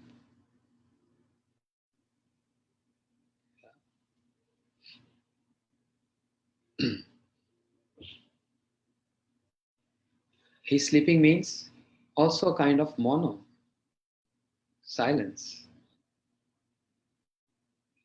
His sleeping also means silence. And on this day, one of the very near and dear associate of Bhagavan, the associate of Sri Chaitanya Mahaprabhu, Shri Srimad Bhakti Vijñāna Bhāratī Goswami Maharaj, a gift to the entire world. And he also shown the example of, ideal example of being monam. Because those who have associated with Srila Maharaj, we all know what kind of personality Srila Maharaj was. One who was always vachal, speaking.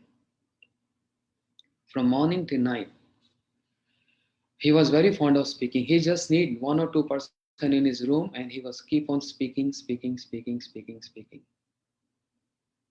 Even connecting the ordinary, some news from this material world.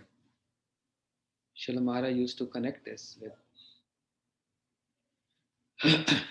with the pastimes of Krishna, pastimes of Mahaprabhu, and some lessons derived from those instructions. Srila Bhakti Vijñāna Bhārati Gosvāmī Mahārāja ji, he used to say, example of his Guru Maharaj, Srila Bhakti Daita Madhav Gosvāmī Maharaj, and also he quote Srila Bhakti Raksha Śrīla Gosvāmī Maharaj, and of course my Guru Maharaj, saying that he has never seen in his life those acharyas ever kept quiet, even in their sickness pastimes. Especially Srila Maharaj gave example of Srila Bhakti Raksha Śrīla Gosvāmī Maharaj. In his final pastimes in this material world, his servants used to stop him. That Gurudev, the doctor told not to speak so much. And Srila Bhakti Raksha Śrīla Gosvāmī Maharaj chastising his sevakas, saying,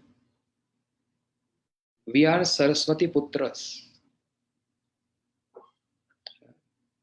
We are Saraswati Putras." Putra means son. That means we are son of Saraswati. Saraswati Thakur. We have never learned in our life to be quiet. We live with Hari Katha and we will leave our body speaking Hari Katha. So we have all seen the video, the final lesson. One of our acharyas, Shri Srimad Bhaktivedanta Swami Prabhupada, also, he's lying on bed and is giving commentaries on Srimad Bhagavatam. And all acharyas, our Gurudev also.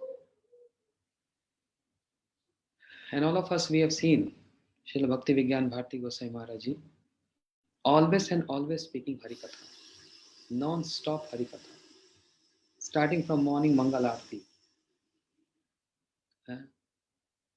He used to take few minutes rest, and if a sevak is bringing some water or something inside, Srila Maharaj start speaking Hari Katha. And so sharp memory that what happened 50 years back. 50 years back, he used to say, I was in one taxi. The driver name was so and so. He had 3 children, and even remember the names of those children. Even the name of the neighbor of that taxi driver. So many details. Yeah. Once upon a time,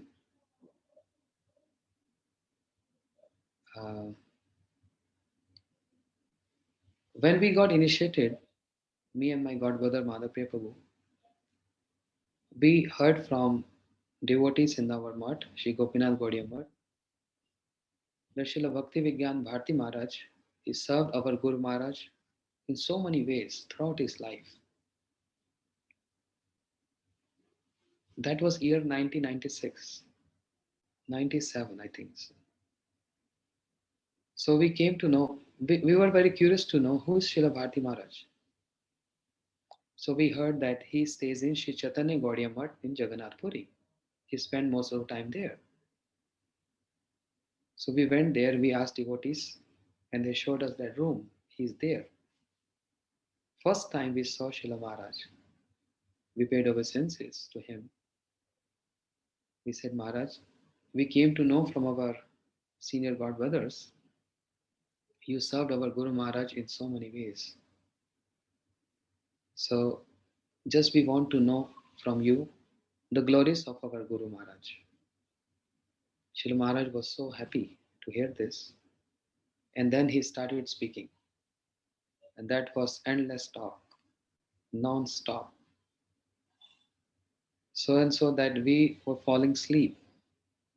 But Srila Maharaj was continuing like he has 100 of mouths, describing and glorifying Guru Maharaj, his contributions to this world, and also glorification of his Guru Maharaj, and sweet relationship, being God brothers together, staying so long, so many years together and serve their Guru Maharaj. From there, the relationship developed. Then once upon a time, Srila Maharaj, he also used to come to Vrindavan, Shri Chaitanya Gaudiya Math, and we both were in Shri Keshavji Gaudiya Math in Mathura. And we used to go and visit Srila Maharaj and hearing his Harikatha.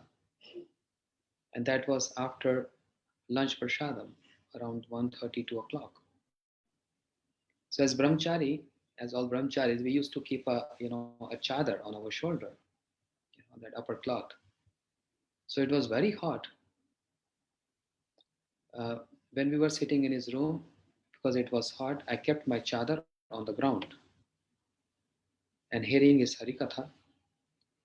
First of all, when we arrived in the room, Maharaj offered a seat to us. Sit on the seat, on the chair. We said, no, Maharaj, we can't sit on the chair. And he said, why not? We are God brothers. And we were looking at each other, what Maharaj is saying. He said, no, Maharaj, we are just like your disciples. We are not God brothers.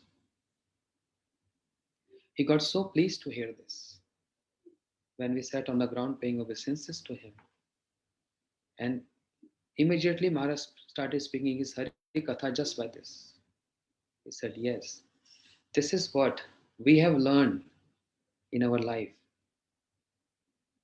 He said, I never dared ever sit on the same level as our Guru Vargas.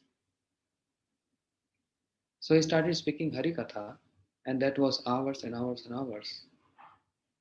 Then Maharaj, he wanted to go to restroom, and he stepped on my the chadar. And then he noticed that, oh, what I did. Srila Maharaj, he paid obeisances to that cloth on which he stepped on. And we were saying, Maharaj, what are you doing? Srila Maharaj used to give a lesson here. He said, the cloths of Vaishnavas, the shoes of Vaishnavas, the utensils of the Vaishnavas have to be equally honored and respected as Vaishnavas. He said, I have learned from my Guru Maharaj, we have two Ishta, two worshipable, Vishnu and Vaishnavas. He said, my Guru Maharaj used to say, our life is meant to serve Vishnu, means Krishna, and Vaishnavas. And if a choice has been given to us, to whom we have to choose, he said, my Guru Maharaj, Srila Bhakti Madhav Gosvāmī Maharaj said, he would rather choose service of Vaishnavas. And I serve my Guru Maharaj, he said, I serve my Guru Maharaj and associate with him very deeply, very closely. So for me also, serving Vaishnavas is more important than serving Krishna. This is our ideal. This is what I have learned, and this I always want to follow throughout my life. Srila Maharaj, words are full of gravity, as I was explaining this morning. Words with full of gravity and very subtle. He said, we have never learned in our life to speak something on gross level. We never ever learned in our life to speak on something grossly, because we never associate with those who are on the immature, gross level. Srila Maharaj said, I have throughout my life, associate with those who are very subtle in their dealings, very mature. So I adopted their and I've imbibed their moods in my life. Therefore, he himself used to claim, I never speak anything which is light. I never. And we also, according to our limited understanding, with full of anarthas. Srila Maharaj's speech was full of gravity and full of siddhanta and tattvas. Even when he is speaking some ras vichar, that ras vichar is also full of siddhanta.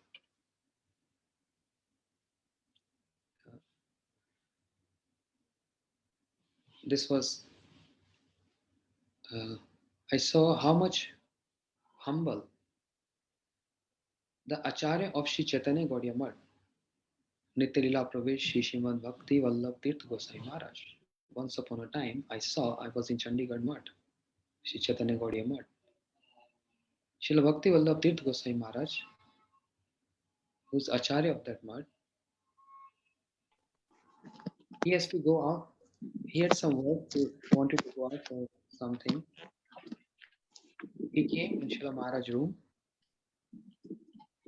and he wanted to leave. He paid full flight obeisance to Srila Maharaj. We were surprised to see this. What?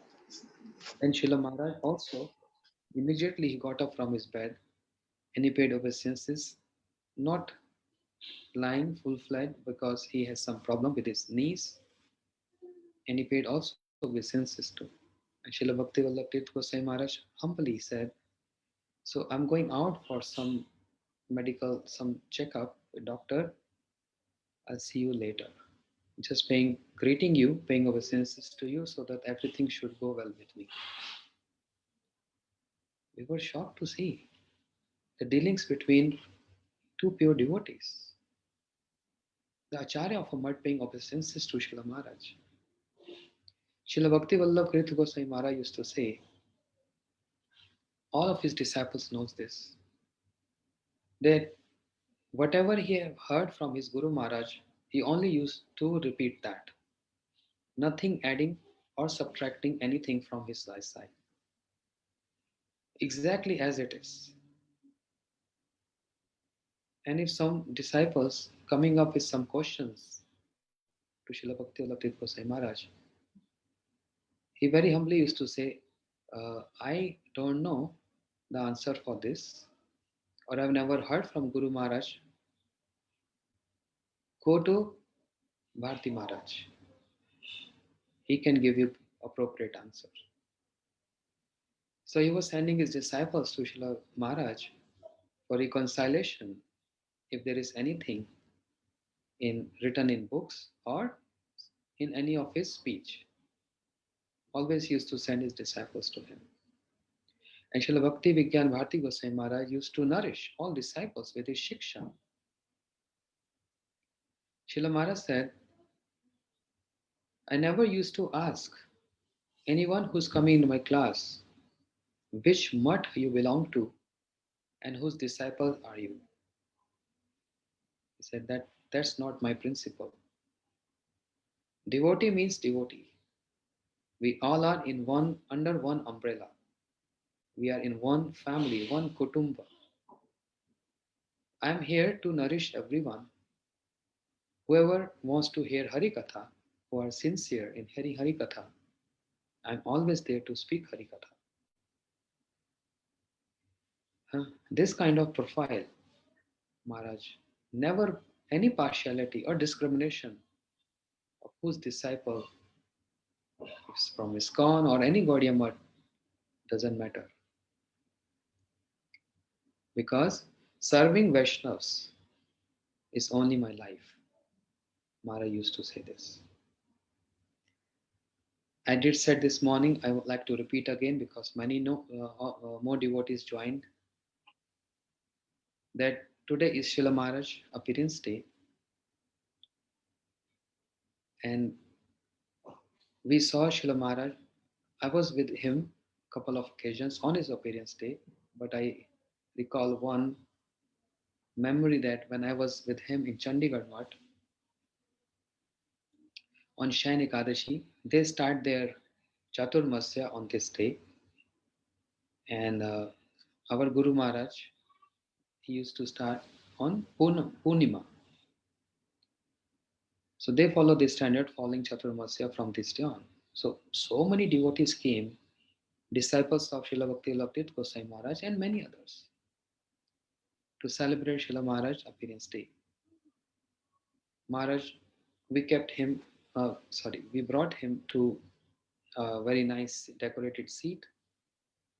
We did Bhāratī, and so many devotees, starting from sannyasis, brahmacharis, grahasthas, vanprasthas, they're offering their pushpanjali, flowers at his lotus feet, garlands, bringing cloths, giving donations to him. And he was happily accepting from all of them. Happily accepting from all of them.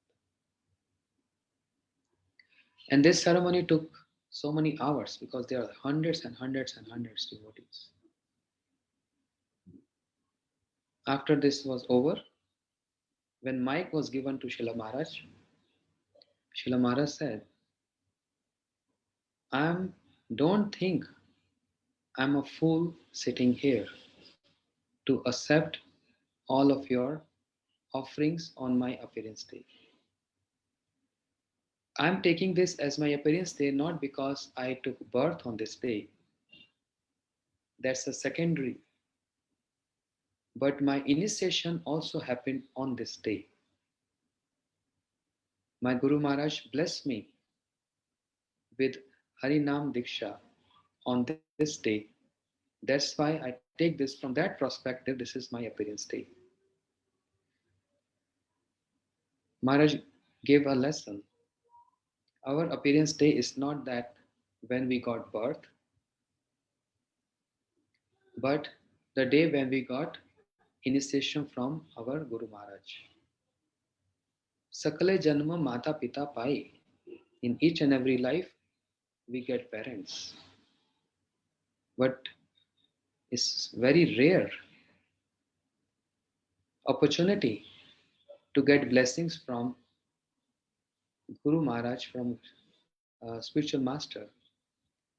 When he gives Diksha, he's giving us life, that's spiritual birth.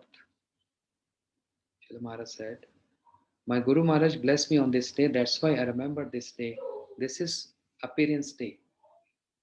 And you all are here. You're worshipping me, you're giving so many gifts to me. I'm not fool that I'm here to accept all your worships and your gifts. I'm not that fool.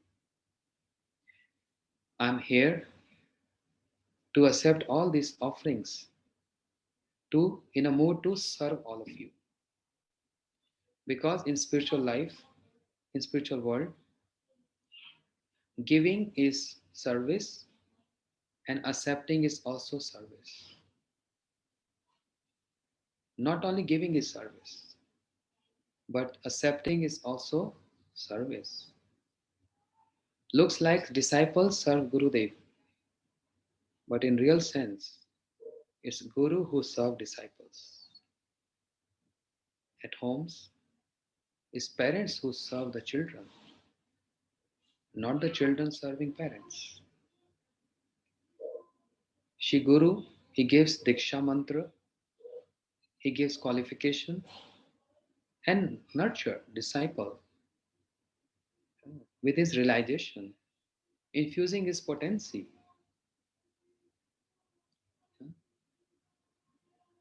That's the service of Guru to disciple. But it appears, it looks like disciple serving Guru.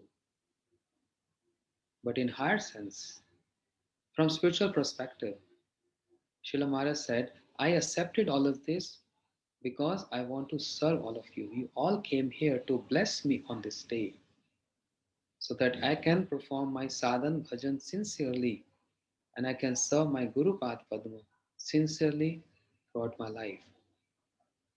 I'm glad to see so many Vaishnava and Vaishnavis here. You all are blessing me. When you're putting garland on me, that means you're giving blessings to me. Everyone was moved to hear these words of Srila Maharaj. What a refined definition of service. Acceptance is service. I'm not following the sequence. Please forgive me for that. But whatever is coming into my memory. Srila Maharaj gave so much to this world and to us. In the form of his Harikatha, his very deep thoughts on those vichar of Gaudiya Siddhanta, which he mentioned and compiled in his books, My Beloved Masters and Volcanic Energy. Those books are so enlightening, giving us so much energy, giving us so much strength to follow the standard. And very high standards is mentioned in those books. Srila Maharaj gave account that once upon a time when he was taking bath in a river, he came out and he was wiping his body with gamcha. And when Mataji came and she wanted to offer some gifts to Srila Maharaj, Srila Maharaj said, I refused that. Because he said, I heard from my Guru Maharaj never to accept anything from any ordinary person that gives reaction. He said, I refused that, Mataji, but my Guru Maharaj was seeing this, means Srila Bhakti Daitamada Goswami Maharaj. He saw this and he indicated to me, accept what she is giving, accept this. Srila Maharaj, receiving order from his Guru Maharaj, immediately accepted those ingredients, those things from Mataji, and she paid obeisances and she left. But then later, Srila Maharaj said, I asked my Guru Maharaj, you're always telling us not to take anything from any ordinary person. This Mataji was not devotee, but you told me to accept. Guru Maharaj, I'm not able to understand your mood. Srila Bhakti Daitamada Goswami Maharaj said, by accepting what she wants to offer to you, we are serving her mood of service. She has a desire to give something to sadhu. This is her serving mood. We are serving her serving mood so that she can learn and she can get nourished with this mood that we always supposed to give something to sadhus. Then Srila Maharaj said, then I realized acceptance is also called service. One other sweet memory with Srila Maharaj. The last day of Kartik, Utthan Ekadashi, is appearance day of his Guru Maharaj, Srila Bhakti Daitamada Goswami Maharaj. On that day, big celebration in Sri Chaitanya Gaudiya Math, Vrindavan, inviting so many devotees. And Srila Maharaj, because he was senior most amongst all his god brothers, he used to personally come to each and every sannyasi and brahmachari and even grastas, offering them cloths, chandan, sandalwood paste on the forehead, and donation. These three things. Sandalwood on forehead, garland, cloths, and donation. 4 things. Because Srila Bhakti Daitamada Goswami Maharaj also used to do this. Srila Maharaj said, we learned this from our Guru Maharaj, how to respect Vaishnavas. No compromise of any kind in serving Vaishnavas. No compromise. Even if we have scarcity of money, we can use that money to build buildings or many other projects to complete, but keep aside all others and give priority to serve Vaishnavas. Because me and my Madhapya and Godbrother Madhapya Prabhu, we were with Srila Gurudev, he was also present in Shri Gopinath Bhavan because this was Kartik time. So we were busy with Srila Gurudev in his room for something, I forgot that. But we were not able to attend the morning session of that festival, the glorification of Srila Bhakti Madhav Goswami Maharaj. So many Vaishnavas speaking his glories, but we were not present in that occasion. So we came late evening to see Srila Bhakti Bhāratī Goswami Maharaj. When we went in his room, when we entered in his room, Maharaj immediately stood up. He said, I was just waiting. And I kept these 2 sets of cloths for both of you. I'm just not showing off. Please don't take it otherwise. But that was the nature of Srila Maharaj. What to speak of brahmachari, sannyasi, grastas, even pandas of Sri Jagannath Puri, the pandas of Sri Vrindavan. Srila Maharaj was so sharp and expert. He knew which panda like what kind of cloths and what kind of gamchas. There are some Vrindavan pandas, and the pandas from Gokul, Mahavan, they used to like gamchas from Assam. And when Maharaj used to travel, he's not straight away traveling from that territory, Assam, coming to, that's like, northeast of India, and he's coming to Vrindavan. He used to have big suitcase. And he knew that if I'm going Vrindavan, these pandas will come, and how I have to serve them. So he's carrying all the way those gamchas for those pandas, because they are Brahmins of Vrindavan. And obeying the order of Sri Raghunath Das Goswami, saying in Manashiksha, what is that first verse? Guru Goshte Goshaleshu Sujunu Bhusuru Gane. Giving respect to the Brahmins of Dham. Maharaj was keeping on his head. Not coming directly. He has to go through so many other cities and coming finally to Vrindavan, but he's keeping in mind those pandas, those priests of Vrindavan, that they like that particular gamcha and I have to bring that for them. So much service mood of serving those pandas. And service mood of serving pandas of Sri Jagannath Puri Dham. Maharaj knew they like rasgullas, they like sweets. So he used to invite pandas and make sure everyone should get whatever they like. He was so particular about this service mood. That was something unique in his life. So when we both arrived in his room, Maharaj stood up and said, I was waiting. And he gave chandan on forehead. He put garland on both of us. And then he gave cloths, dhoti, donation. And Maharaj paid obeisances to me. Imagine.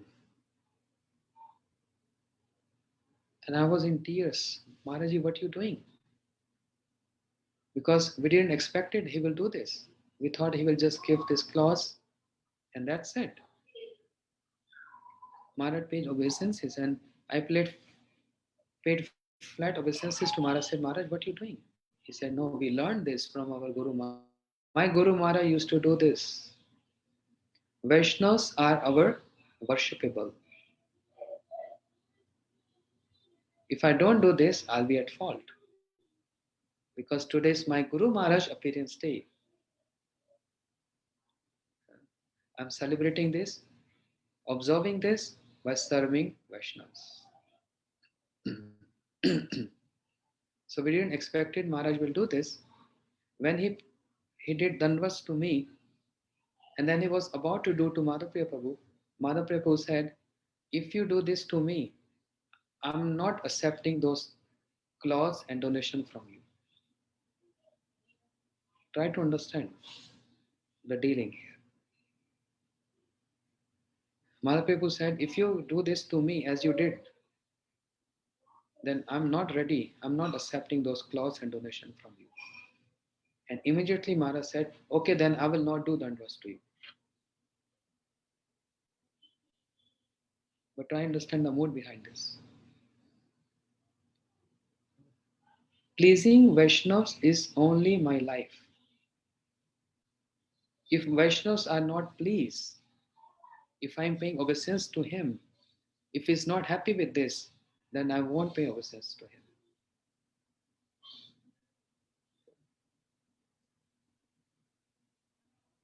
If he's not happy, because my purpose is only to make them happy. But he started, he paid obeisances immediately without even notice. So we didn't expected this. So we got little, shaken. What he's doing? We never seen anywhere else this kind of humbleness and humility. So humble. Stepping on my cloth, paying obeisances to the cloth. He wants to give me a lesson. Acharya is always giving a lesson. This is the mantra they are giving to us. Never step on any shoe of a Vaishnava. Never step on any cloth of the Vaishnava, to speak of step on the body of a Vaishnava, or even touch the body of Vaishnava with one feet. It's very offensive. Maharaj is acting as Acharya Shiksha Guru, teaching with his own example. And how we should observe appearance and disappearance of our Guru Pad Padma. Maharaj is showing this one example. He's not supposed to do this, but he did this, showing us this example. So much humility. Once upon a time, there was a brahmachari in my center, Shri Radha Madhav Gaudiya Math, Faridabad. Maharaj was inside his room, and prior to Hari Katha, we used to sing 1 hour bhajans. When Srila Maharaj came, sat on his seat, brahmachari, he sang this bhajan. Shirupa Manjari Pada, Sei Mora Sampada. Everyone liked this bhajan. Na? Srila Bhakti Siddhanta Saraswati Thakur Prabhupada, when he was performing his final pastimes, he asked devotees to sing this bhajan. I want to hear this. Then Srila Bhakti Rakshashida Gosai Maharaj, he sang for him. So when this brahmachari was singing this, Maharaj was smilingly hearing this bhajan. He was relishing this. But immediately then, after bhajan was over, Maharaj said, do you understand the meaning of this bhajan? What is the translation? I'm not asking about the translation. What is the gravity of this bhajan? And we were just looking at his face, what he's about to say. Srila Maharaj gave his realization on this. Narottam Thakur singing this bhajan, expressing the gravity of the Asya Vigraha over Vishwa Vigraha. Srila Maharaj said, this is our Gaudiya Vaishnava philosophy. Predominance of Asya Vigraha, subject of worship, over object of worship. We are Gaudiyas. Our aim and object is to attain Palyadasi mood, the Kinkari mood, to become the maid servant of Radharani. The predominance of Radharani over Krishna, that's Gaudiya philosophy. In this bhajan, Shri Rupa Manjari Pada, Shri Narottam Thakur is glorifying Ashray Tattva, Shri Rupa Manjari. Ashray Tattva. Because he's singing Shri Rupa Manjari Pada, Sei Mora Sampada, Sei More Bhajana Pujan. The lotus feet of Shri Rupa Manjari is only my bhajan and only my object of worship, whereas it's supposed to be Krishna.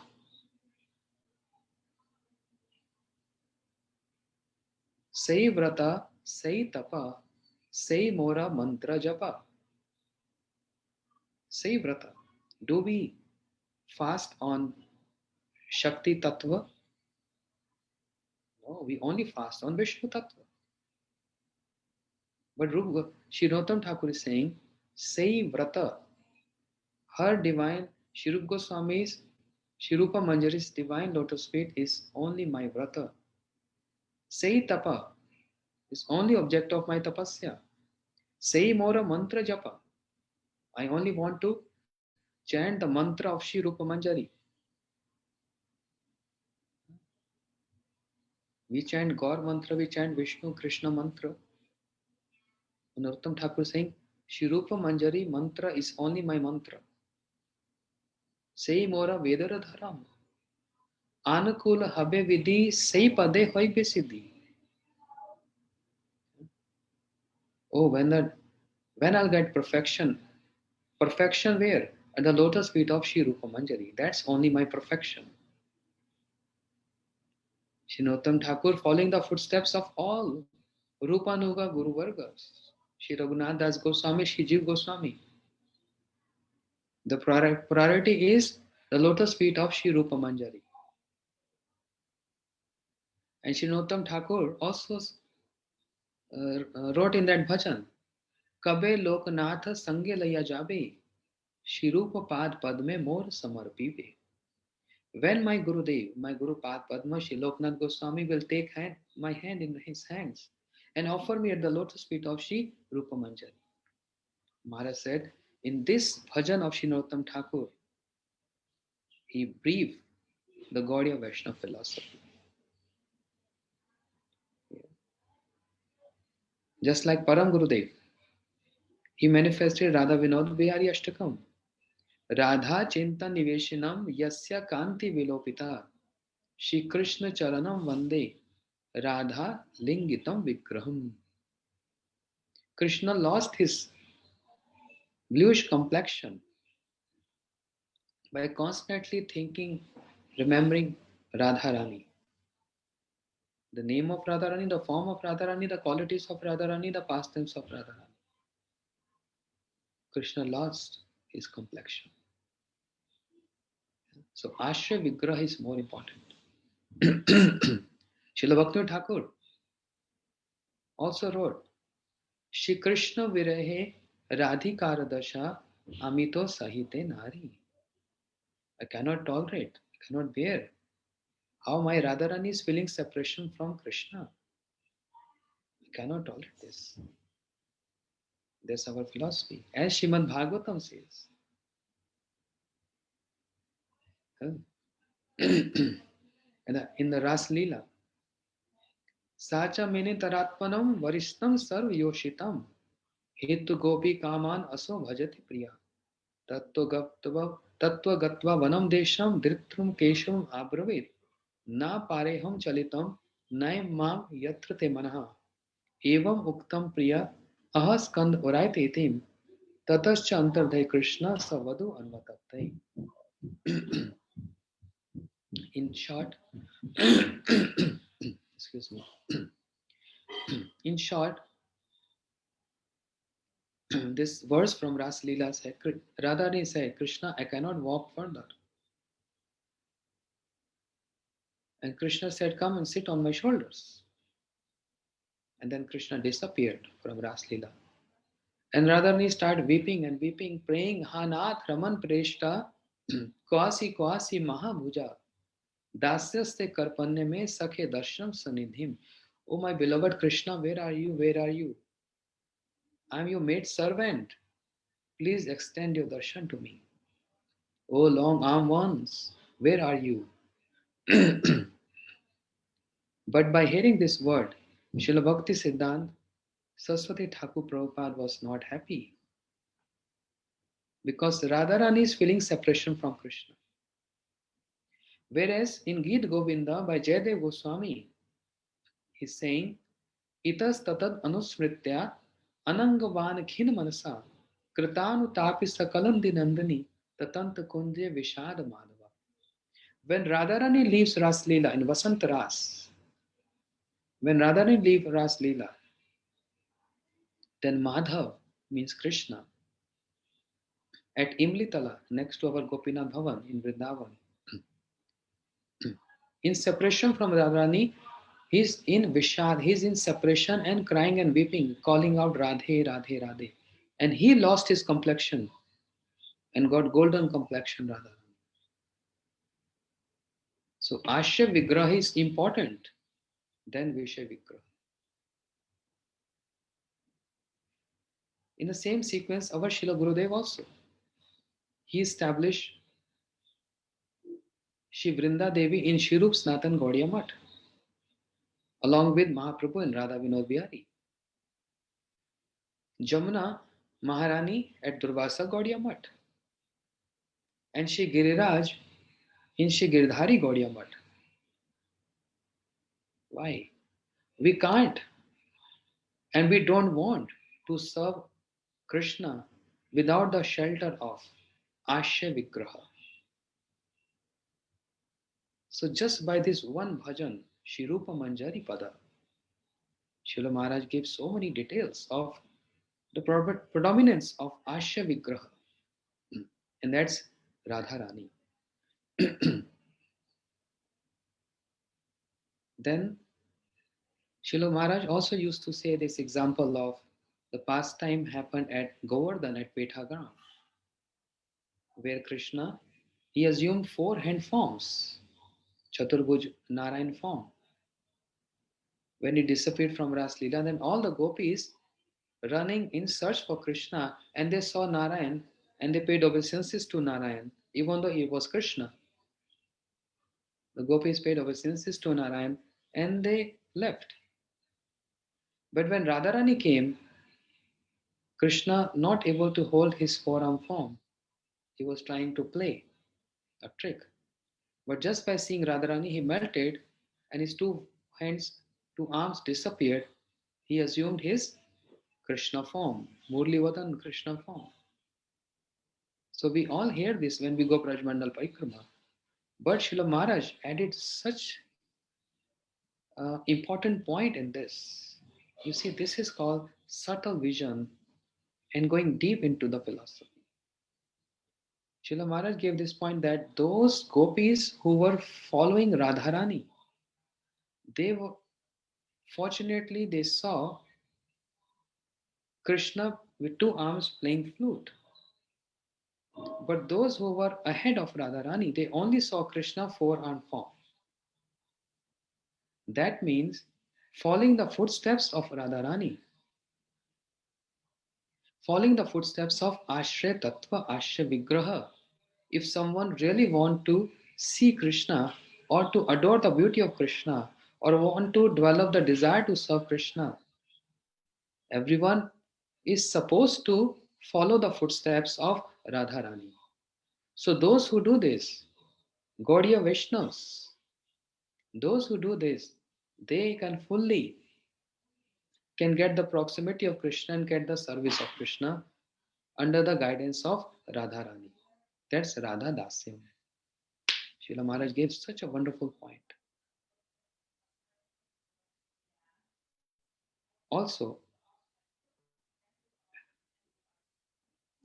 from Sri Chaitanya Charitamrita, Srila Maharaj said, at the time of Rath Yatra, today is return Rath.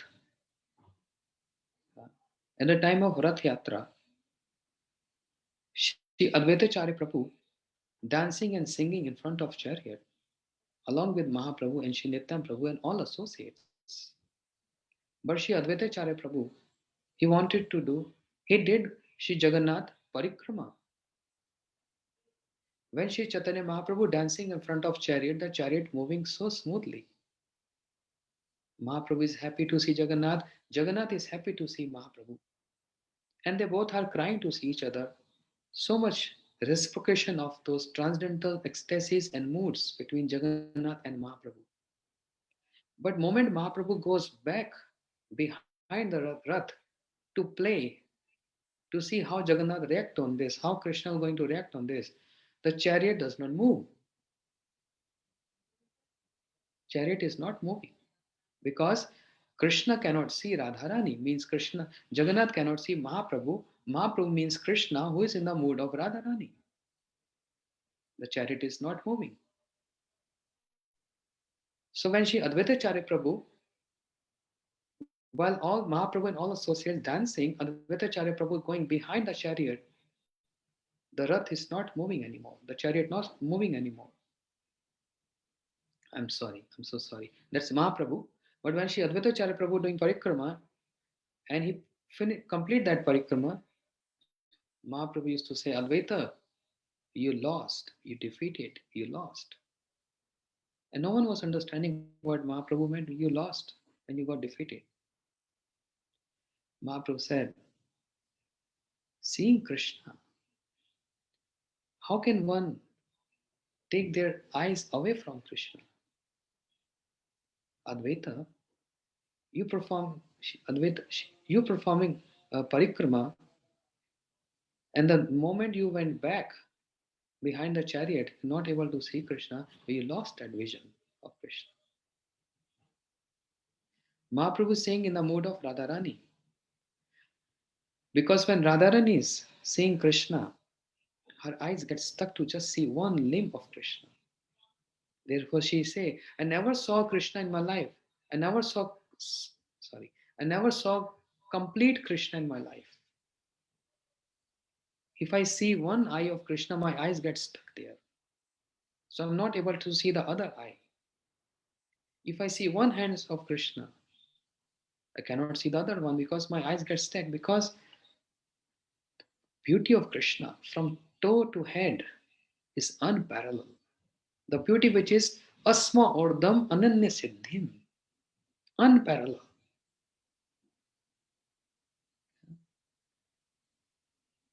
So Advaita, how you can go back when Krishna is giving darshan?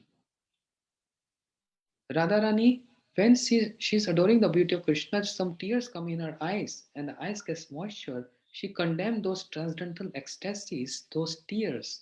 Why you came on my way when I'm adoring the beauty of my beloved Krishna? Condemning those ecstasies, that bliss for which every devotee yearns for. We are singing this. Hari Hari Bolite Naine Babe Nira. When the day will come in my life, when the tears come in my life, I uttering the name of Hari. We yearn for this. But Radharani is condemning those tears. So Mahaprabhu said, you lost. In other point, Srila Maharaj said, when Mahaprabhu is totally absorbed, seeing the scene of Kusum Sarovar, Mahaprabhu is in Jagannath Puri. Sometimes he get locked in Gambhira by Sarup Damodar, Shri Ramanand Rai and all associates, because Mahaprabhu used to run away and it's so difficult to find him. Kabu Singhu Dwara Pade, Kabu Sindhu Tire. Sometimes devotees find him outside the lion gate of Jagannath Puri temple, and sometimes he's in ocean. His all joints open and he assumes a big, huge body. And all devotees in the morning, they're in search of Mahaprabhu. They're moving in all directions.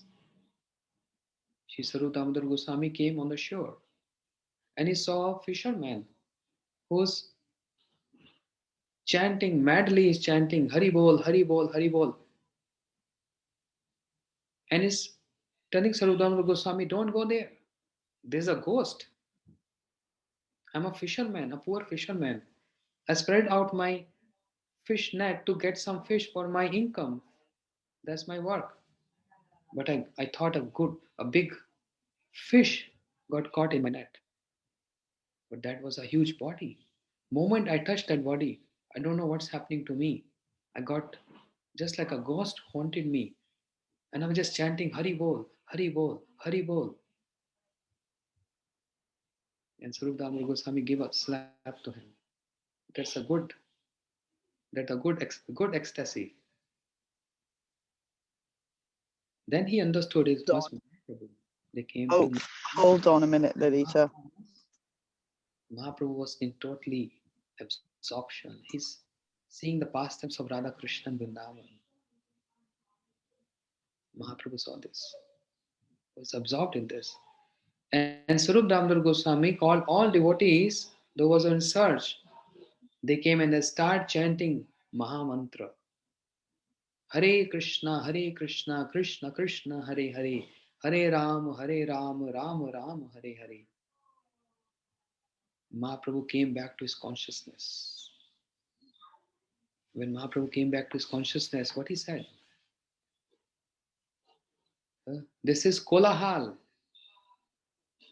means disturbance. You disturbed. Mahaprabhu addressed Mahamantra as a disturbance. So on this point, Srila Bhakti Vijñāna Bhāratī Gosvāmī Mahārāja said, why Mahaprabhu came to this planet? What is his purpose? To establish this Yuga Dharma, means a secondary reason of Mahaprabhu coming. There are many other primary reasons also. Shri Radha Pranay Mahima Ki Drisho Vanima. That's a different subject. But he came to give this Sankirtan. Mahaprabhu said, Enechi Aushadhi Maya Nashivara Lagi Hari Nama Mahamantra Laho Tumi Magi. I brought this Mahamantra. Golokera Premadhan Harinama Sankirtan. Mahaprabhu brought this Harinam Sankirtan, which is the wealth of Golok Vrindavan. Mahaprabhu distributed this, Mahaprabhu inaugurated this. Mahaprabhu is founder of this. But on the level of absorption in that Ras Vichar, this Mahaprabhu made this Sankirtan diminished in its value in comparison of absorption in that Ras Vichar, where Mahaprabhu was absorbed in the pastimes of Radha and Krishna. He addressed Sankirtan as disturbance. This is kolahal. This is verse from Chaitanya Charitamrita. It's a kolahal. Maharaj smilingly he used to say, Mahaprabhu, he gave this Harinam Sankirtan to everyone, even to animals, to everyone, and he changed everyone. But when he is absorbed in his ras, in the pastimes of Radha and Krishna, in that absorption, on that level, then Mahamantra become a disturbance to him. You see, so much subtle point. That was the speciality of Srila Maharaj. How we can understand the mood of Acharya? Not only restricted to what he used to eat, how he used to smile, what he used to wear. Although these are also glories, no doubt. But actual glories is their vichar, their absorptions, their contributions to this world, the contributions to us.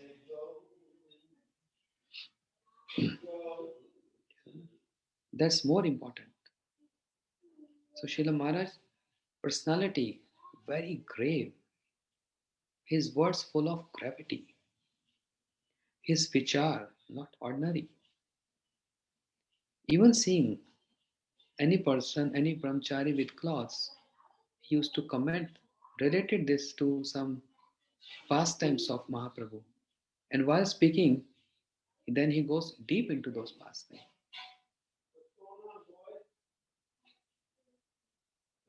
So not that when he started giving initiation, we say he's Acharya. Even prior to giving initiation, he's Acharya. What is the measurement of Guru or Acharya? One who has so many centers, one who has so many disciples, is this the consideration? Then there are so many motivational speakers around the world. And millions of people follow them. Are they acharyas? No. Then how many disciples Shri Gaur Kishore Babaji Maharaj?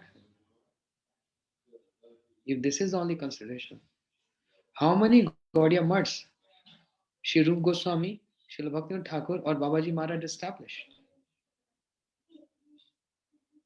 That's not consideration.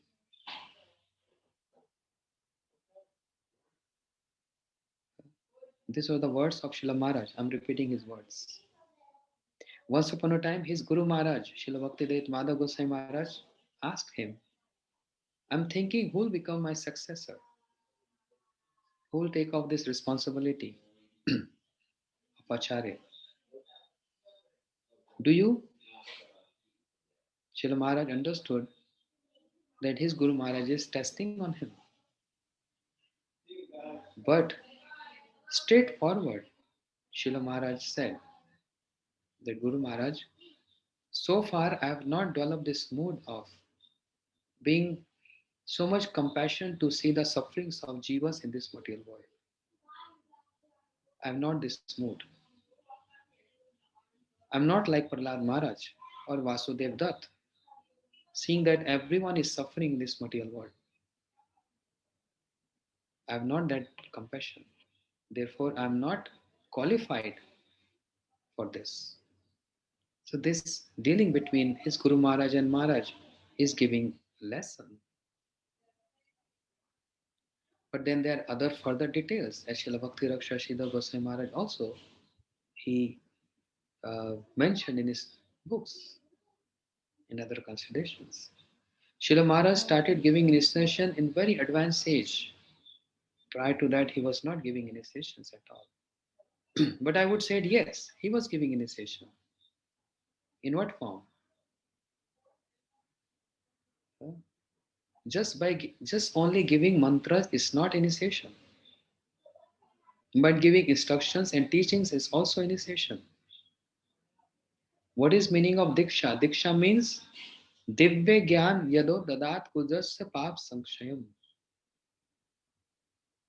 Divya Gyan, imparting transcendental knowledge in the heart of disciple.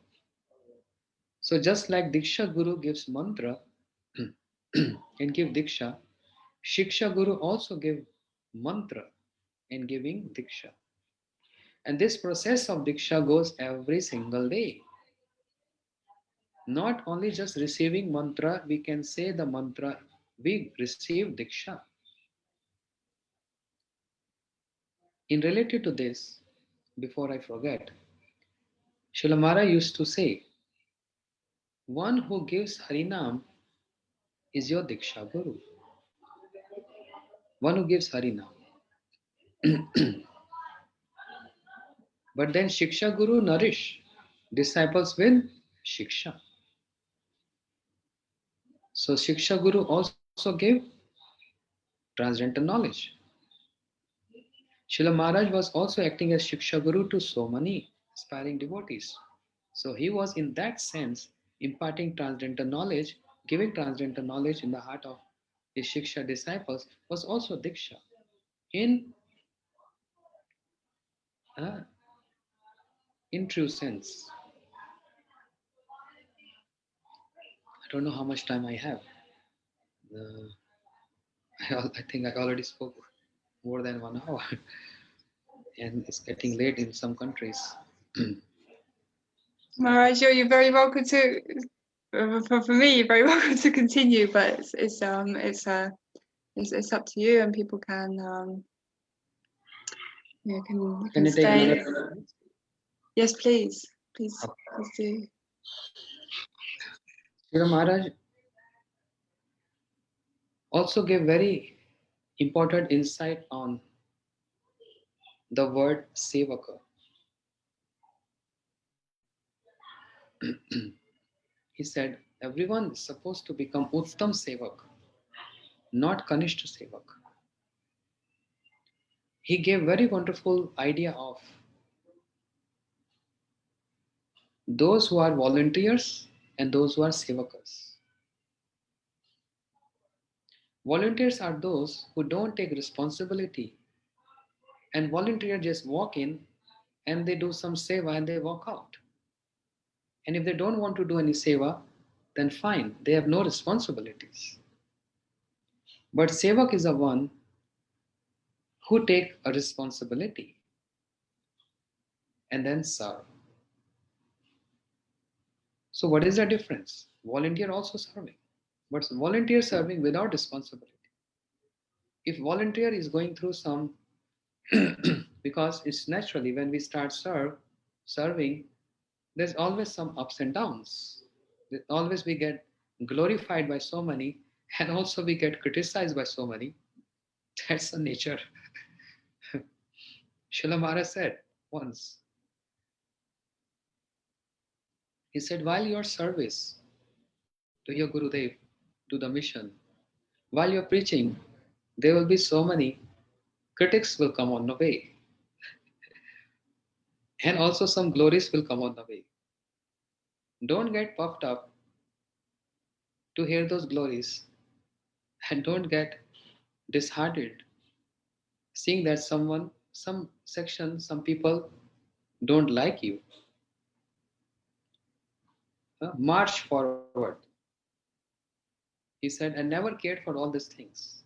I always cared for what my seva is. To serve my Guru Maharaj and to serve the mission. I never step back, no matter what happens. And he gave account of so many of his Guru Maharaj pastimes, how his Guru Maharaj was also been, that's not a subject to speak on, but that's a history. But his Guru Maharaj also never stopped his preaching, even though he got being blamed or criticized by some of his god brothers. He never stepped back. So Sevak is one who always take a responsibility and serve. Without responsibilities cannot be called service, because then you are responsible for that service, Maharaj said.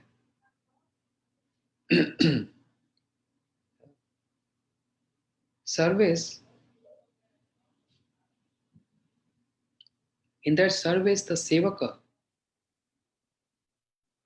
he get rewarded from his authorities, and volunteers get rewarded according to what they are performing service.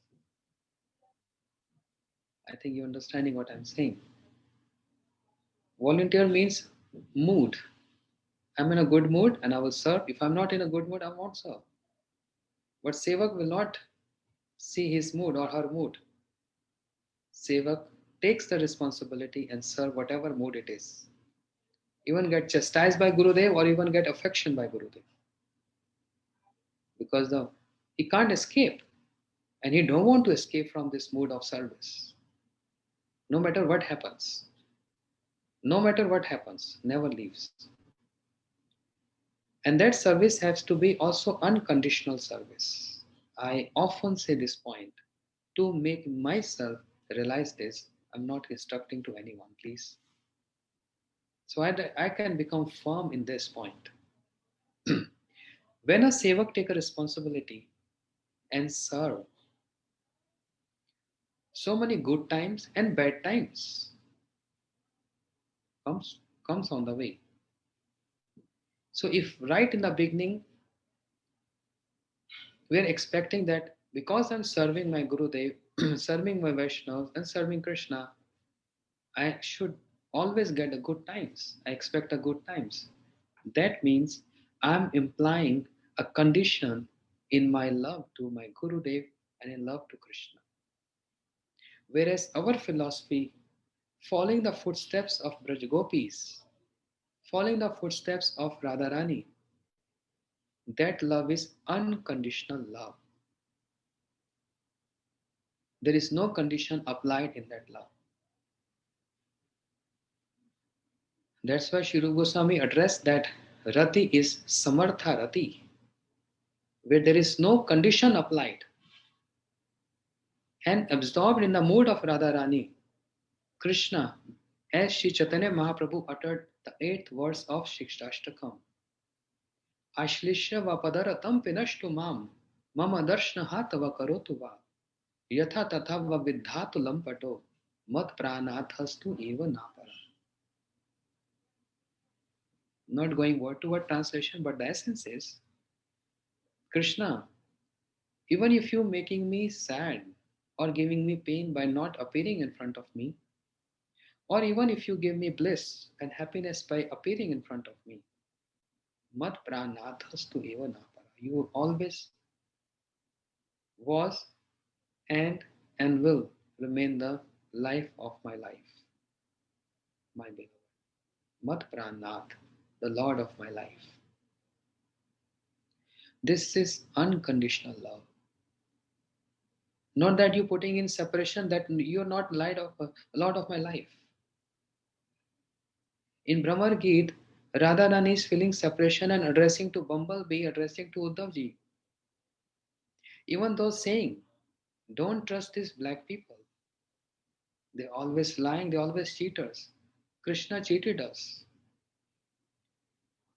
But then Uddhavji said, even though you're saying, don't trust those black people, don't trust, and you many other things you're saying for Krishna. But since I'm here, you're only speaking about Krishna. Why don't you just stop speaking about Krishna then? And the gopi said, this is the problem. Tad alam asis sakhi dustajyam tad kathartham. We cannot give up his katha. We cannot give up his katha. And that's why gopis and Radharani control Krishna than anyone else. Śrīla Bhakti Vijñāna Bhāratī Gosvāmī Mahārāja used to say, Krishna se tomar, Krishna dite paro, tomar shakati ache. Ami to kangal, Krishna Krishna boli, dhai tava pache pache. Who can give us Krishna? One who has Krishna can give us Krishna. And in one proportion one has Krishna can only give Krishna.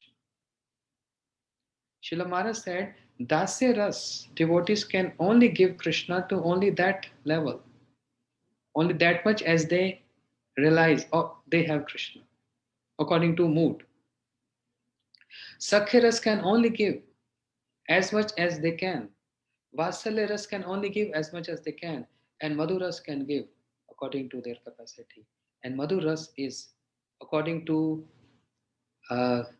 measurement, calculation, all rasas are same in their dealings, in their service to Krishna.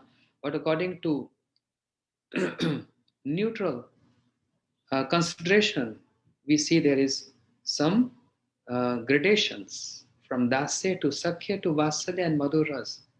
And who can give Krishna the most? In Madhur Ras, not Sadharni Rati, Kubja, not Samanjasya Rati, the queens of Dwarika, but Samartha Ratis, means the Braj Gopis. And in those Braj Gopis, Tyorapi Ubhe Madhe, Radhika Sarva Radhika, Mahabhav Sarupani, Guner Atir Varyasi. Among those Braj Gopis, but she can give Krishna, no one else can give Krishna. Therefore, Radha Dasyam. What she can give, no one else can give. And in our Gaudiya Vaishnava philosophy, we have no direct relationship with Krishna, only through Radharani. Gopi Bharutu Padakamaleyo Das Das Anudas. The relationship with Krishna is because he is beloved of my Radharani. That's the relation. So, begging this seva of Hari Guru Vaishnavas, getting this seva to Krishna as a sevaka, not as volunteer, and also with that unconditional love, not with condition that I will only, Krishna, I should always get bliss. I should not get any troubles. In addition to this, Srila Gurudev, Shri Bhaktivedanta Narayan Goswami Maharaj used to say, did ever Prahlad requested that I should not get any troubles? Did he ever said this? He happily accepted those troubles. Did ever Meera, she requested I should not get any trouble? She got poisoned by her husband. She never said this. Did Srila Haridas Thakur said to those people, those soldiers, and to Mahaprabhu, please don't beat me in 22 marketplace? He happily accepted this. Did Braj Gopis going through so hard time meeting with Krishna? They happily accepted all circumstances. I'm saying this is very high. That doesn't mean I'm following this. I'm trying to understand this at this stage. Following this is very high. We immediately get any unfavorable circumstances come, we immediately get disturbed and we stop serving, whereas we should not. I'm trying to imbibe this. Just trying. It's very hard. It's easy to say and express. But Srila Maharaj, this is glorious. He used to say, become sevaka without any condition. And ending up by saying, as this happened in his life history, that some brahmacharis complained the temple in charge is not supplying us good diet, as Guru Maharaj even ordered the temple president to supply us good diet. So we won't stay in this temple if we don't get good diet. And they came to Srila Bhakti Vijñāna Bhāratī Goswami Maharaj. Do you please complain to Guru Maharaj? And Srila Maharaj said, replied to brahmacharis, I can't. When I joined my Guru Maharaj, there was not a contract that I will stay in the temple and serve only if I get a good diet or good meal. There was not a contract between me and my Guru Maharaj. There was no contract like this. There was no condition there. That's unconditional. You see, in the life history of Srila Maharaj,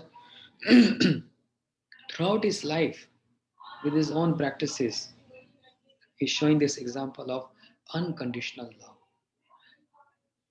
It starts with serving his Guru Maharaj unconditionally. Even though my Guru Maharaj, Shri Bhakti Pramod Puri Goswami Maharaj told his Guru Maharaj, Srila Bhakti Daita Madhav Goswami Maharaj, that this boy is serving Narottam Prabhu, serving day and night in Braj Mandal Parikrama, in Navdeep Mandal Parikrama. Whole day he's serving all visitors, all those guests and devotees. And in the night he's not sleeping. He's just guarding everyone. Srila Maharaj used to say, I used to guard everyone and used to do parikrama whole night.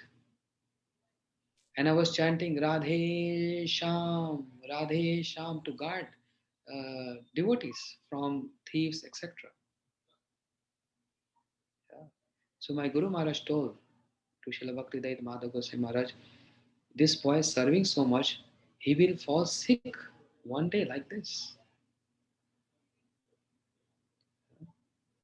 And Srila Madhav Goswami Maharaj told to our Srila Maharaj, take care of your health. And Srila Maharaj thought, health can be taken care of later.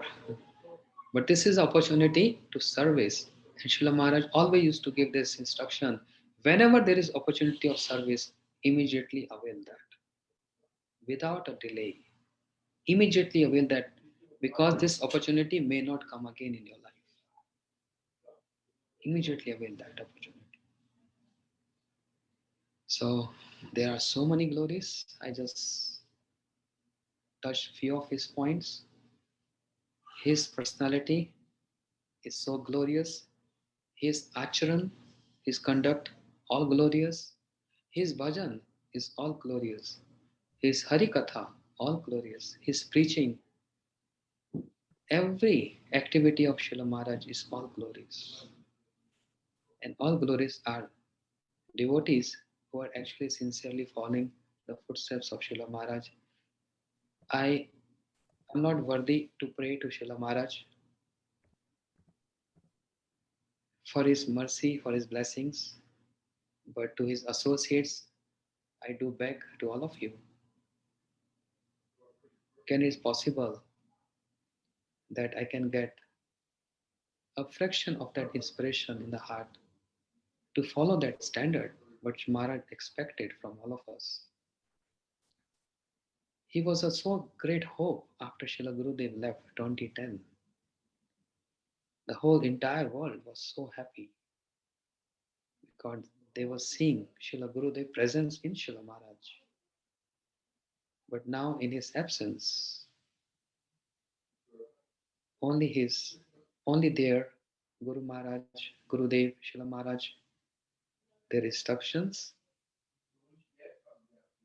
their books, their teachings, their memories.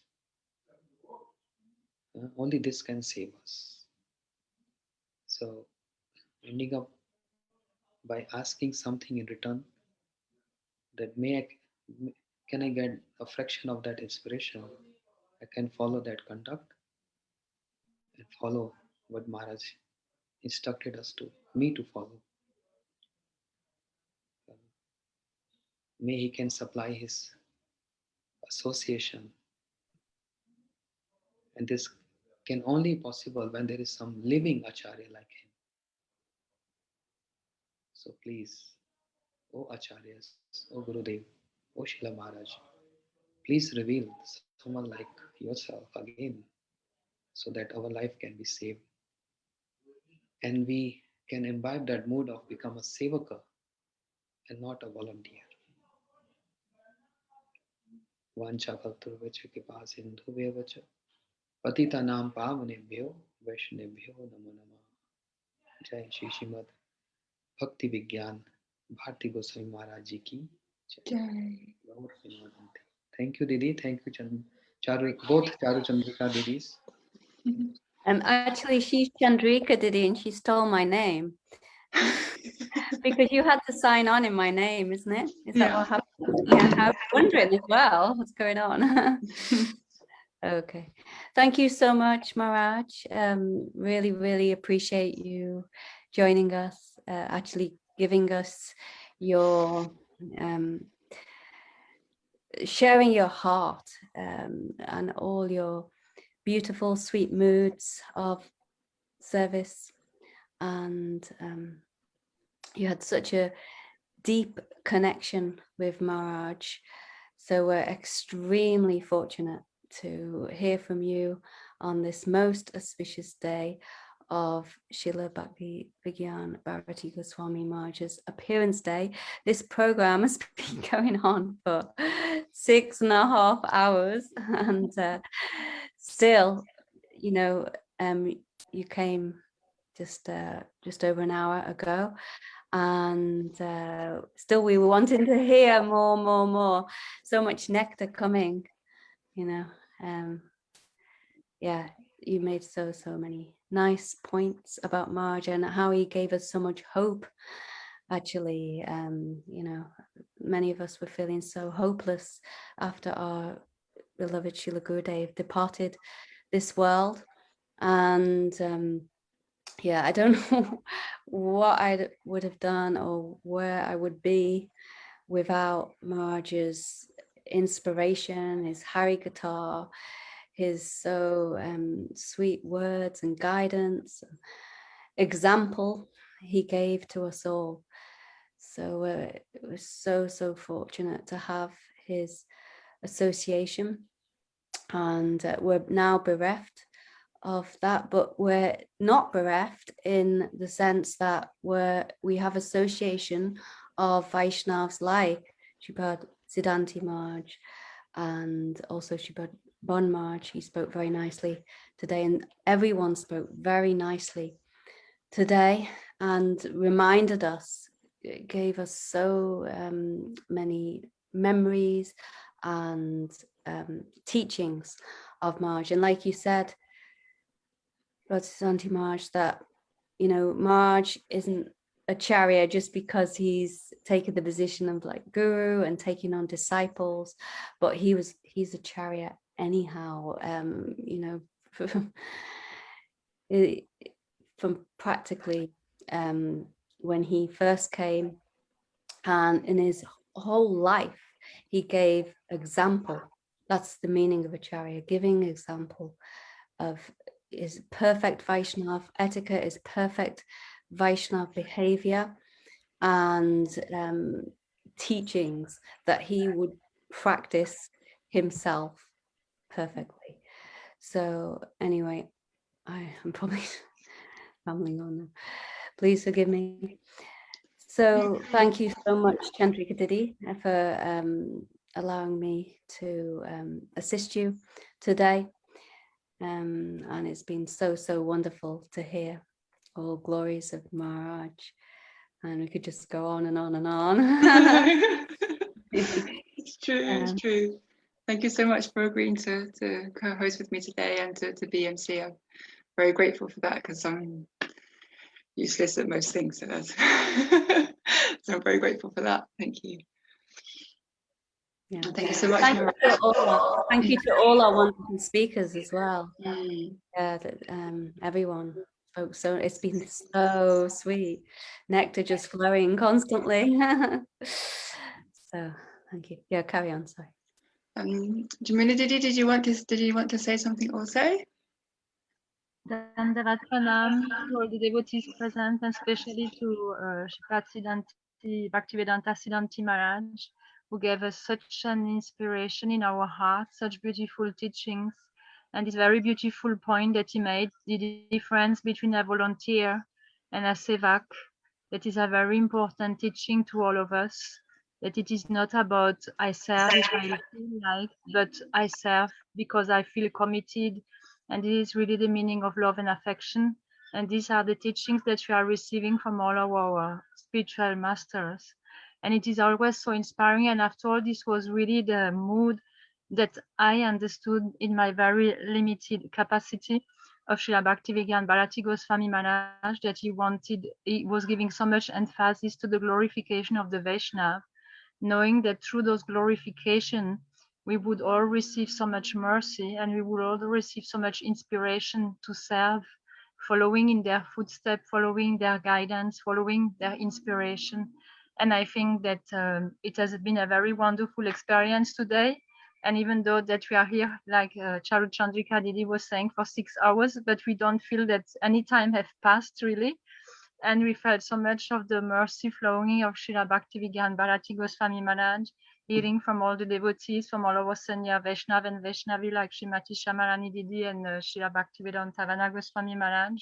And it's really in a mood of gratitude, deep gratitude, begging for any offense or shortcomings on this day, knowing that Srila Bhaktivedanta Bhāratī Gosvāmī Maharaj was the perfect example of Vaishnava etiquette, and he was very attached for us to learn this Vaishnava etiquette and to be very careful in this regard.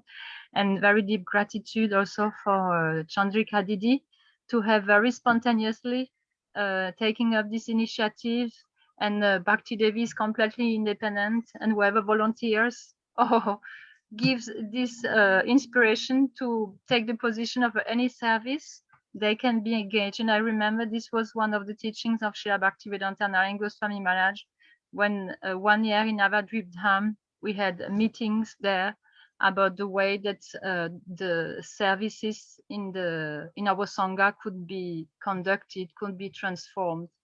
And Srila Gurudev was saying, when he came after 2.5 days of those meetings, he said, don't ever think that they are directing and you can only offer a service under their inspiration. If any of you feels they have an inspiration to serve, please come forward and try to serve. And of course, we always remember also this important teaching that Anugatya is the most important on our spiritual journey, that we should always try to serve on the guidance. But when the inspiration is there and it comes from a sincere place of love and affection and devotion, the Vaishnava are always very happy to engage us, and they see us as little children. We may do so many mistakes and whatever, but they see the sincerity in the heart to try to serve. And this is what I have really touched my heart today. And thank you so much for engaging us in this way under the guidance of Srila Bhaktivedanta Bhāratī Gosvāmī Maharaj and all our Rupanuga Guru Varga.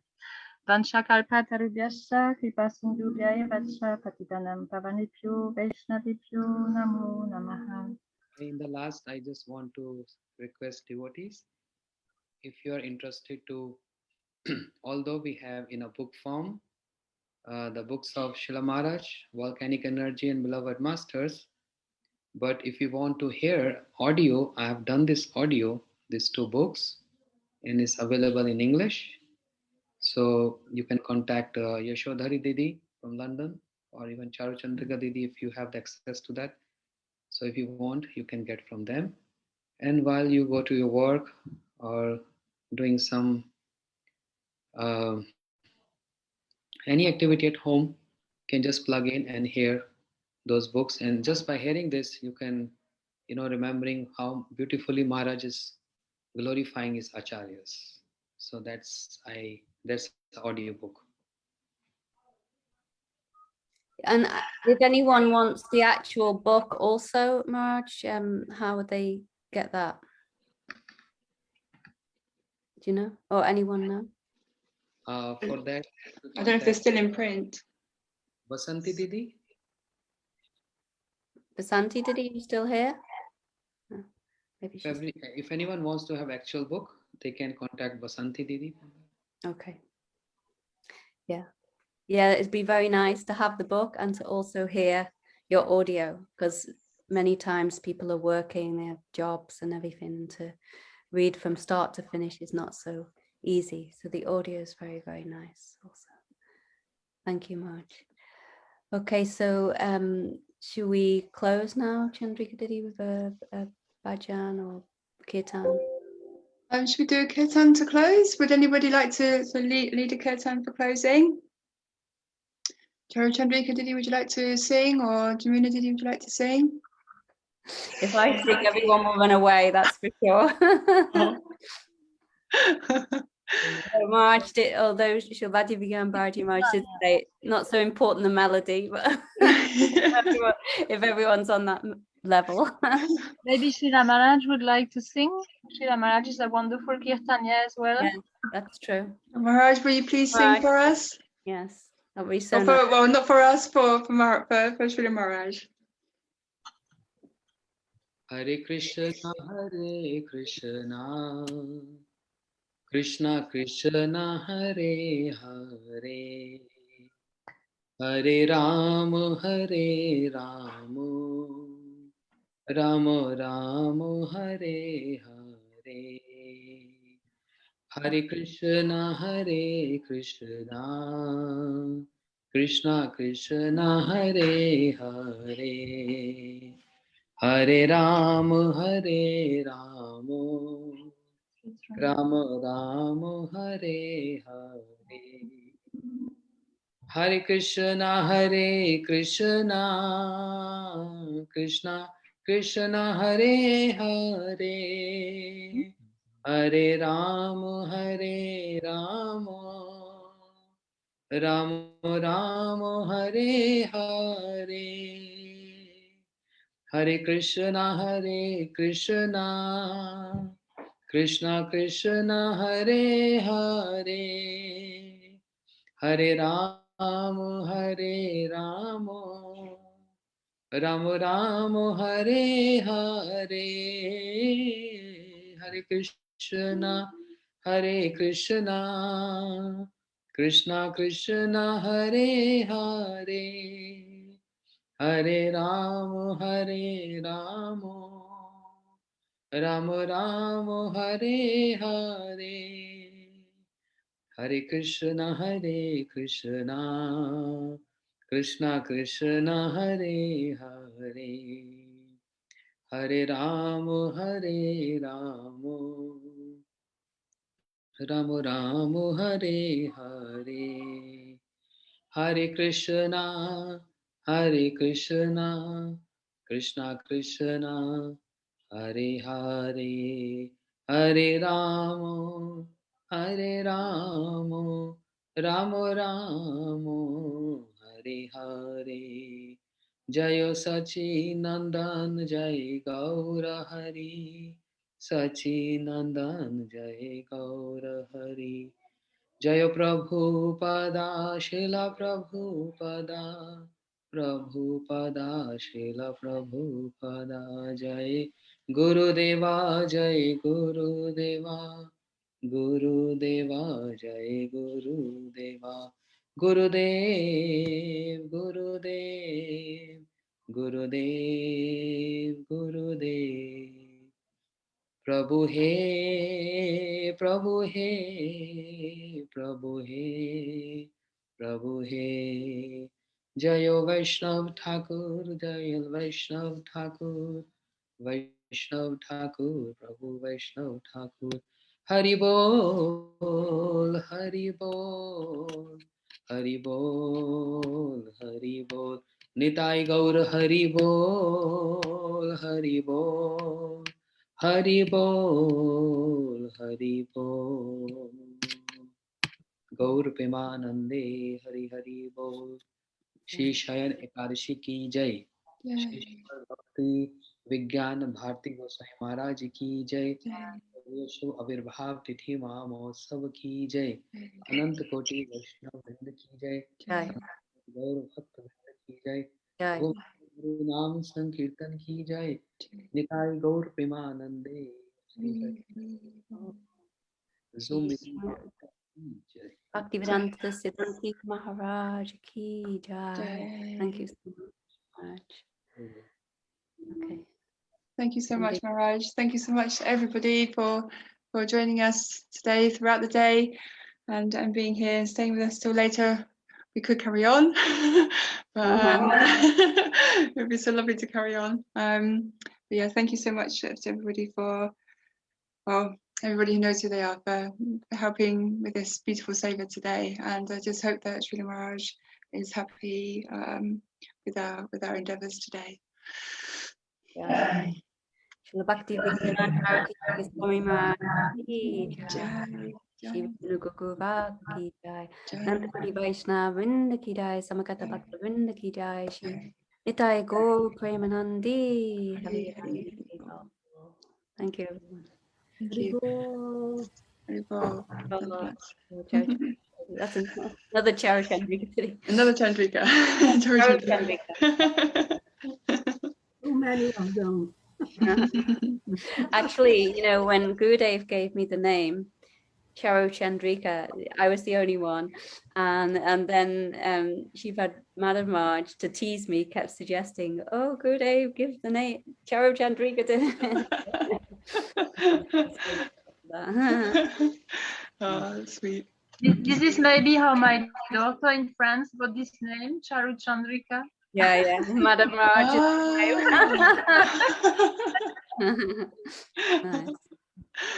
Nice. Chandrika didn't finish your offering.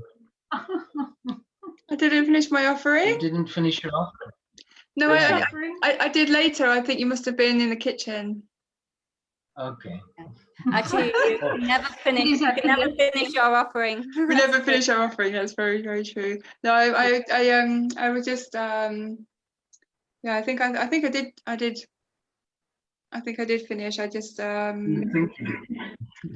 my memory is just like just going. I think I did finish. I think I was just saying about you know, meeting Mahārāja and you know, having his darshan twice. Yeah, I did finish. Thank you very much.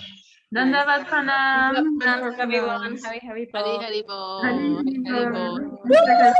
Yasha Kripa Sindhu Vyayavacha Patitanam Pavanebhyo Vaishnavi.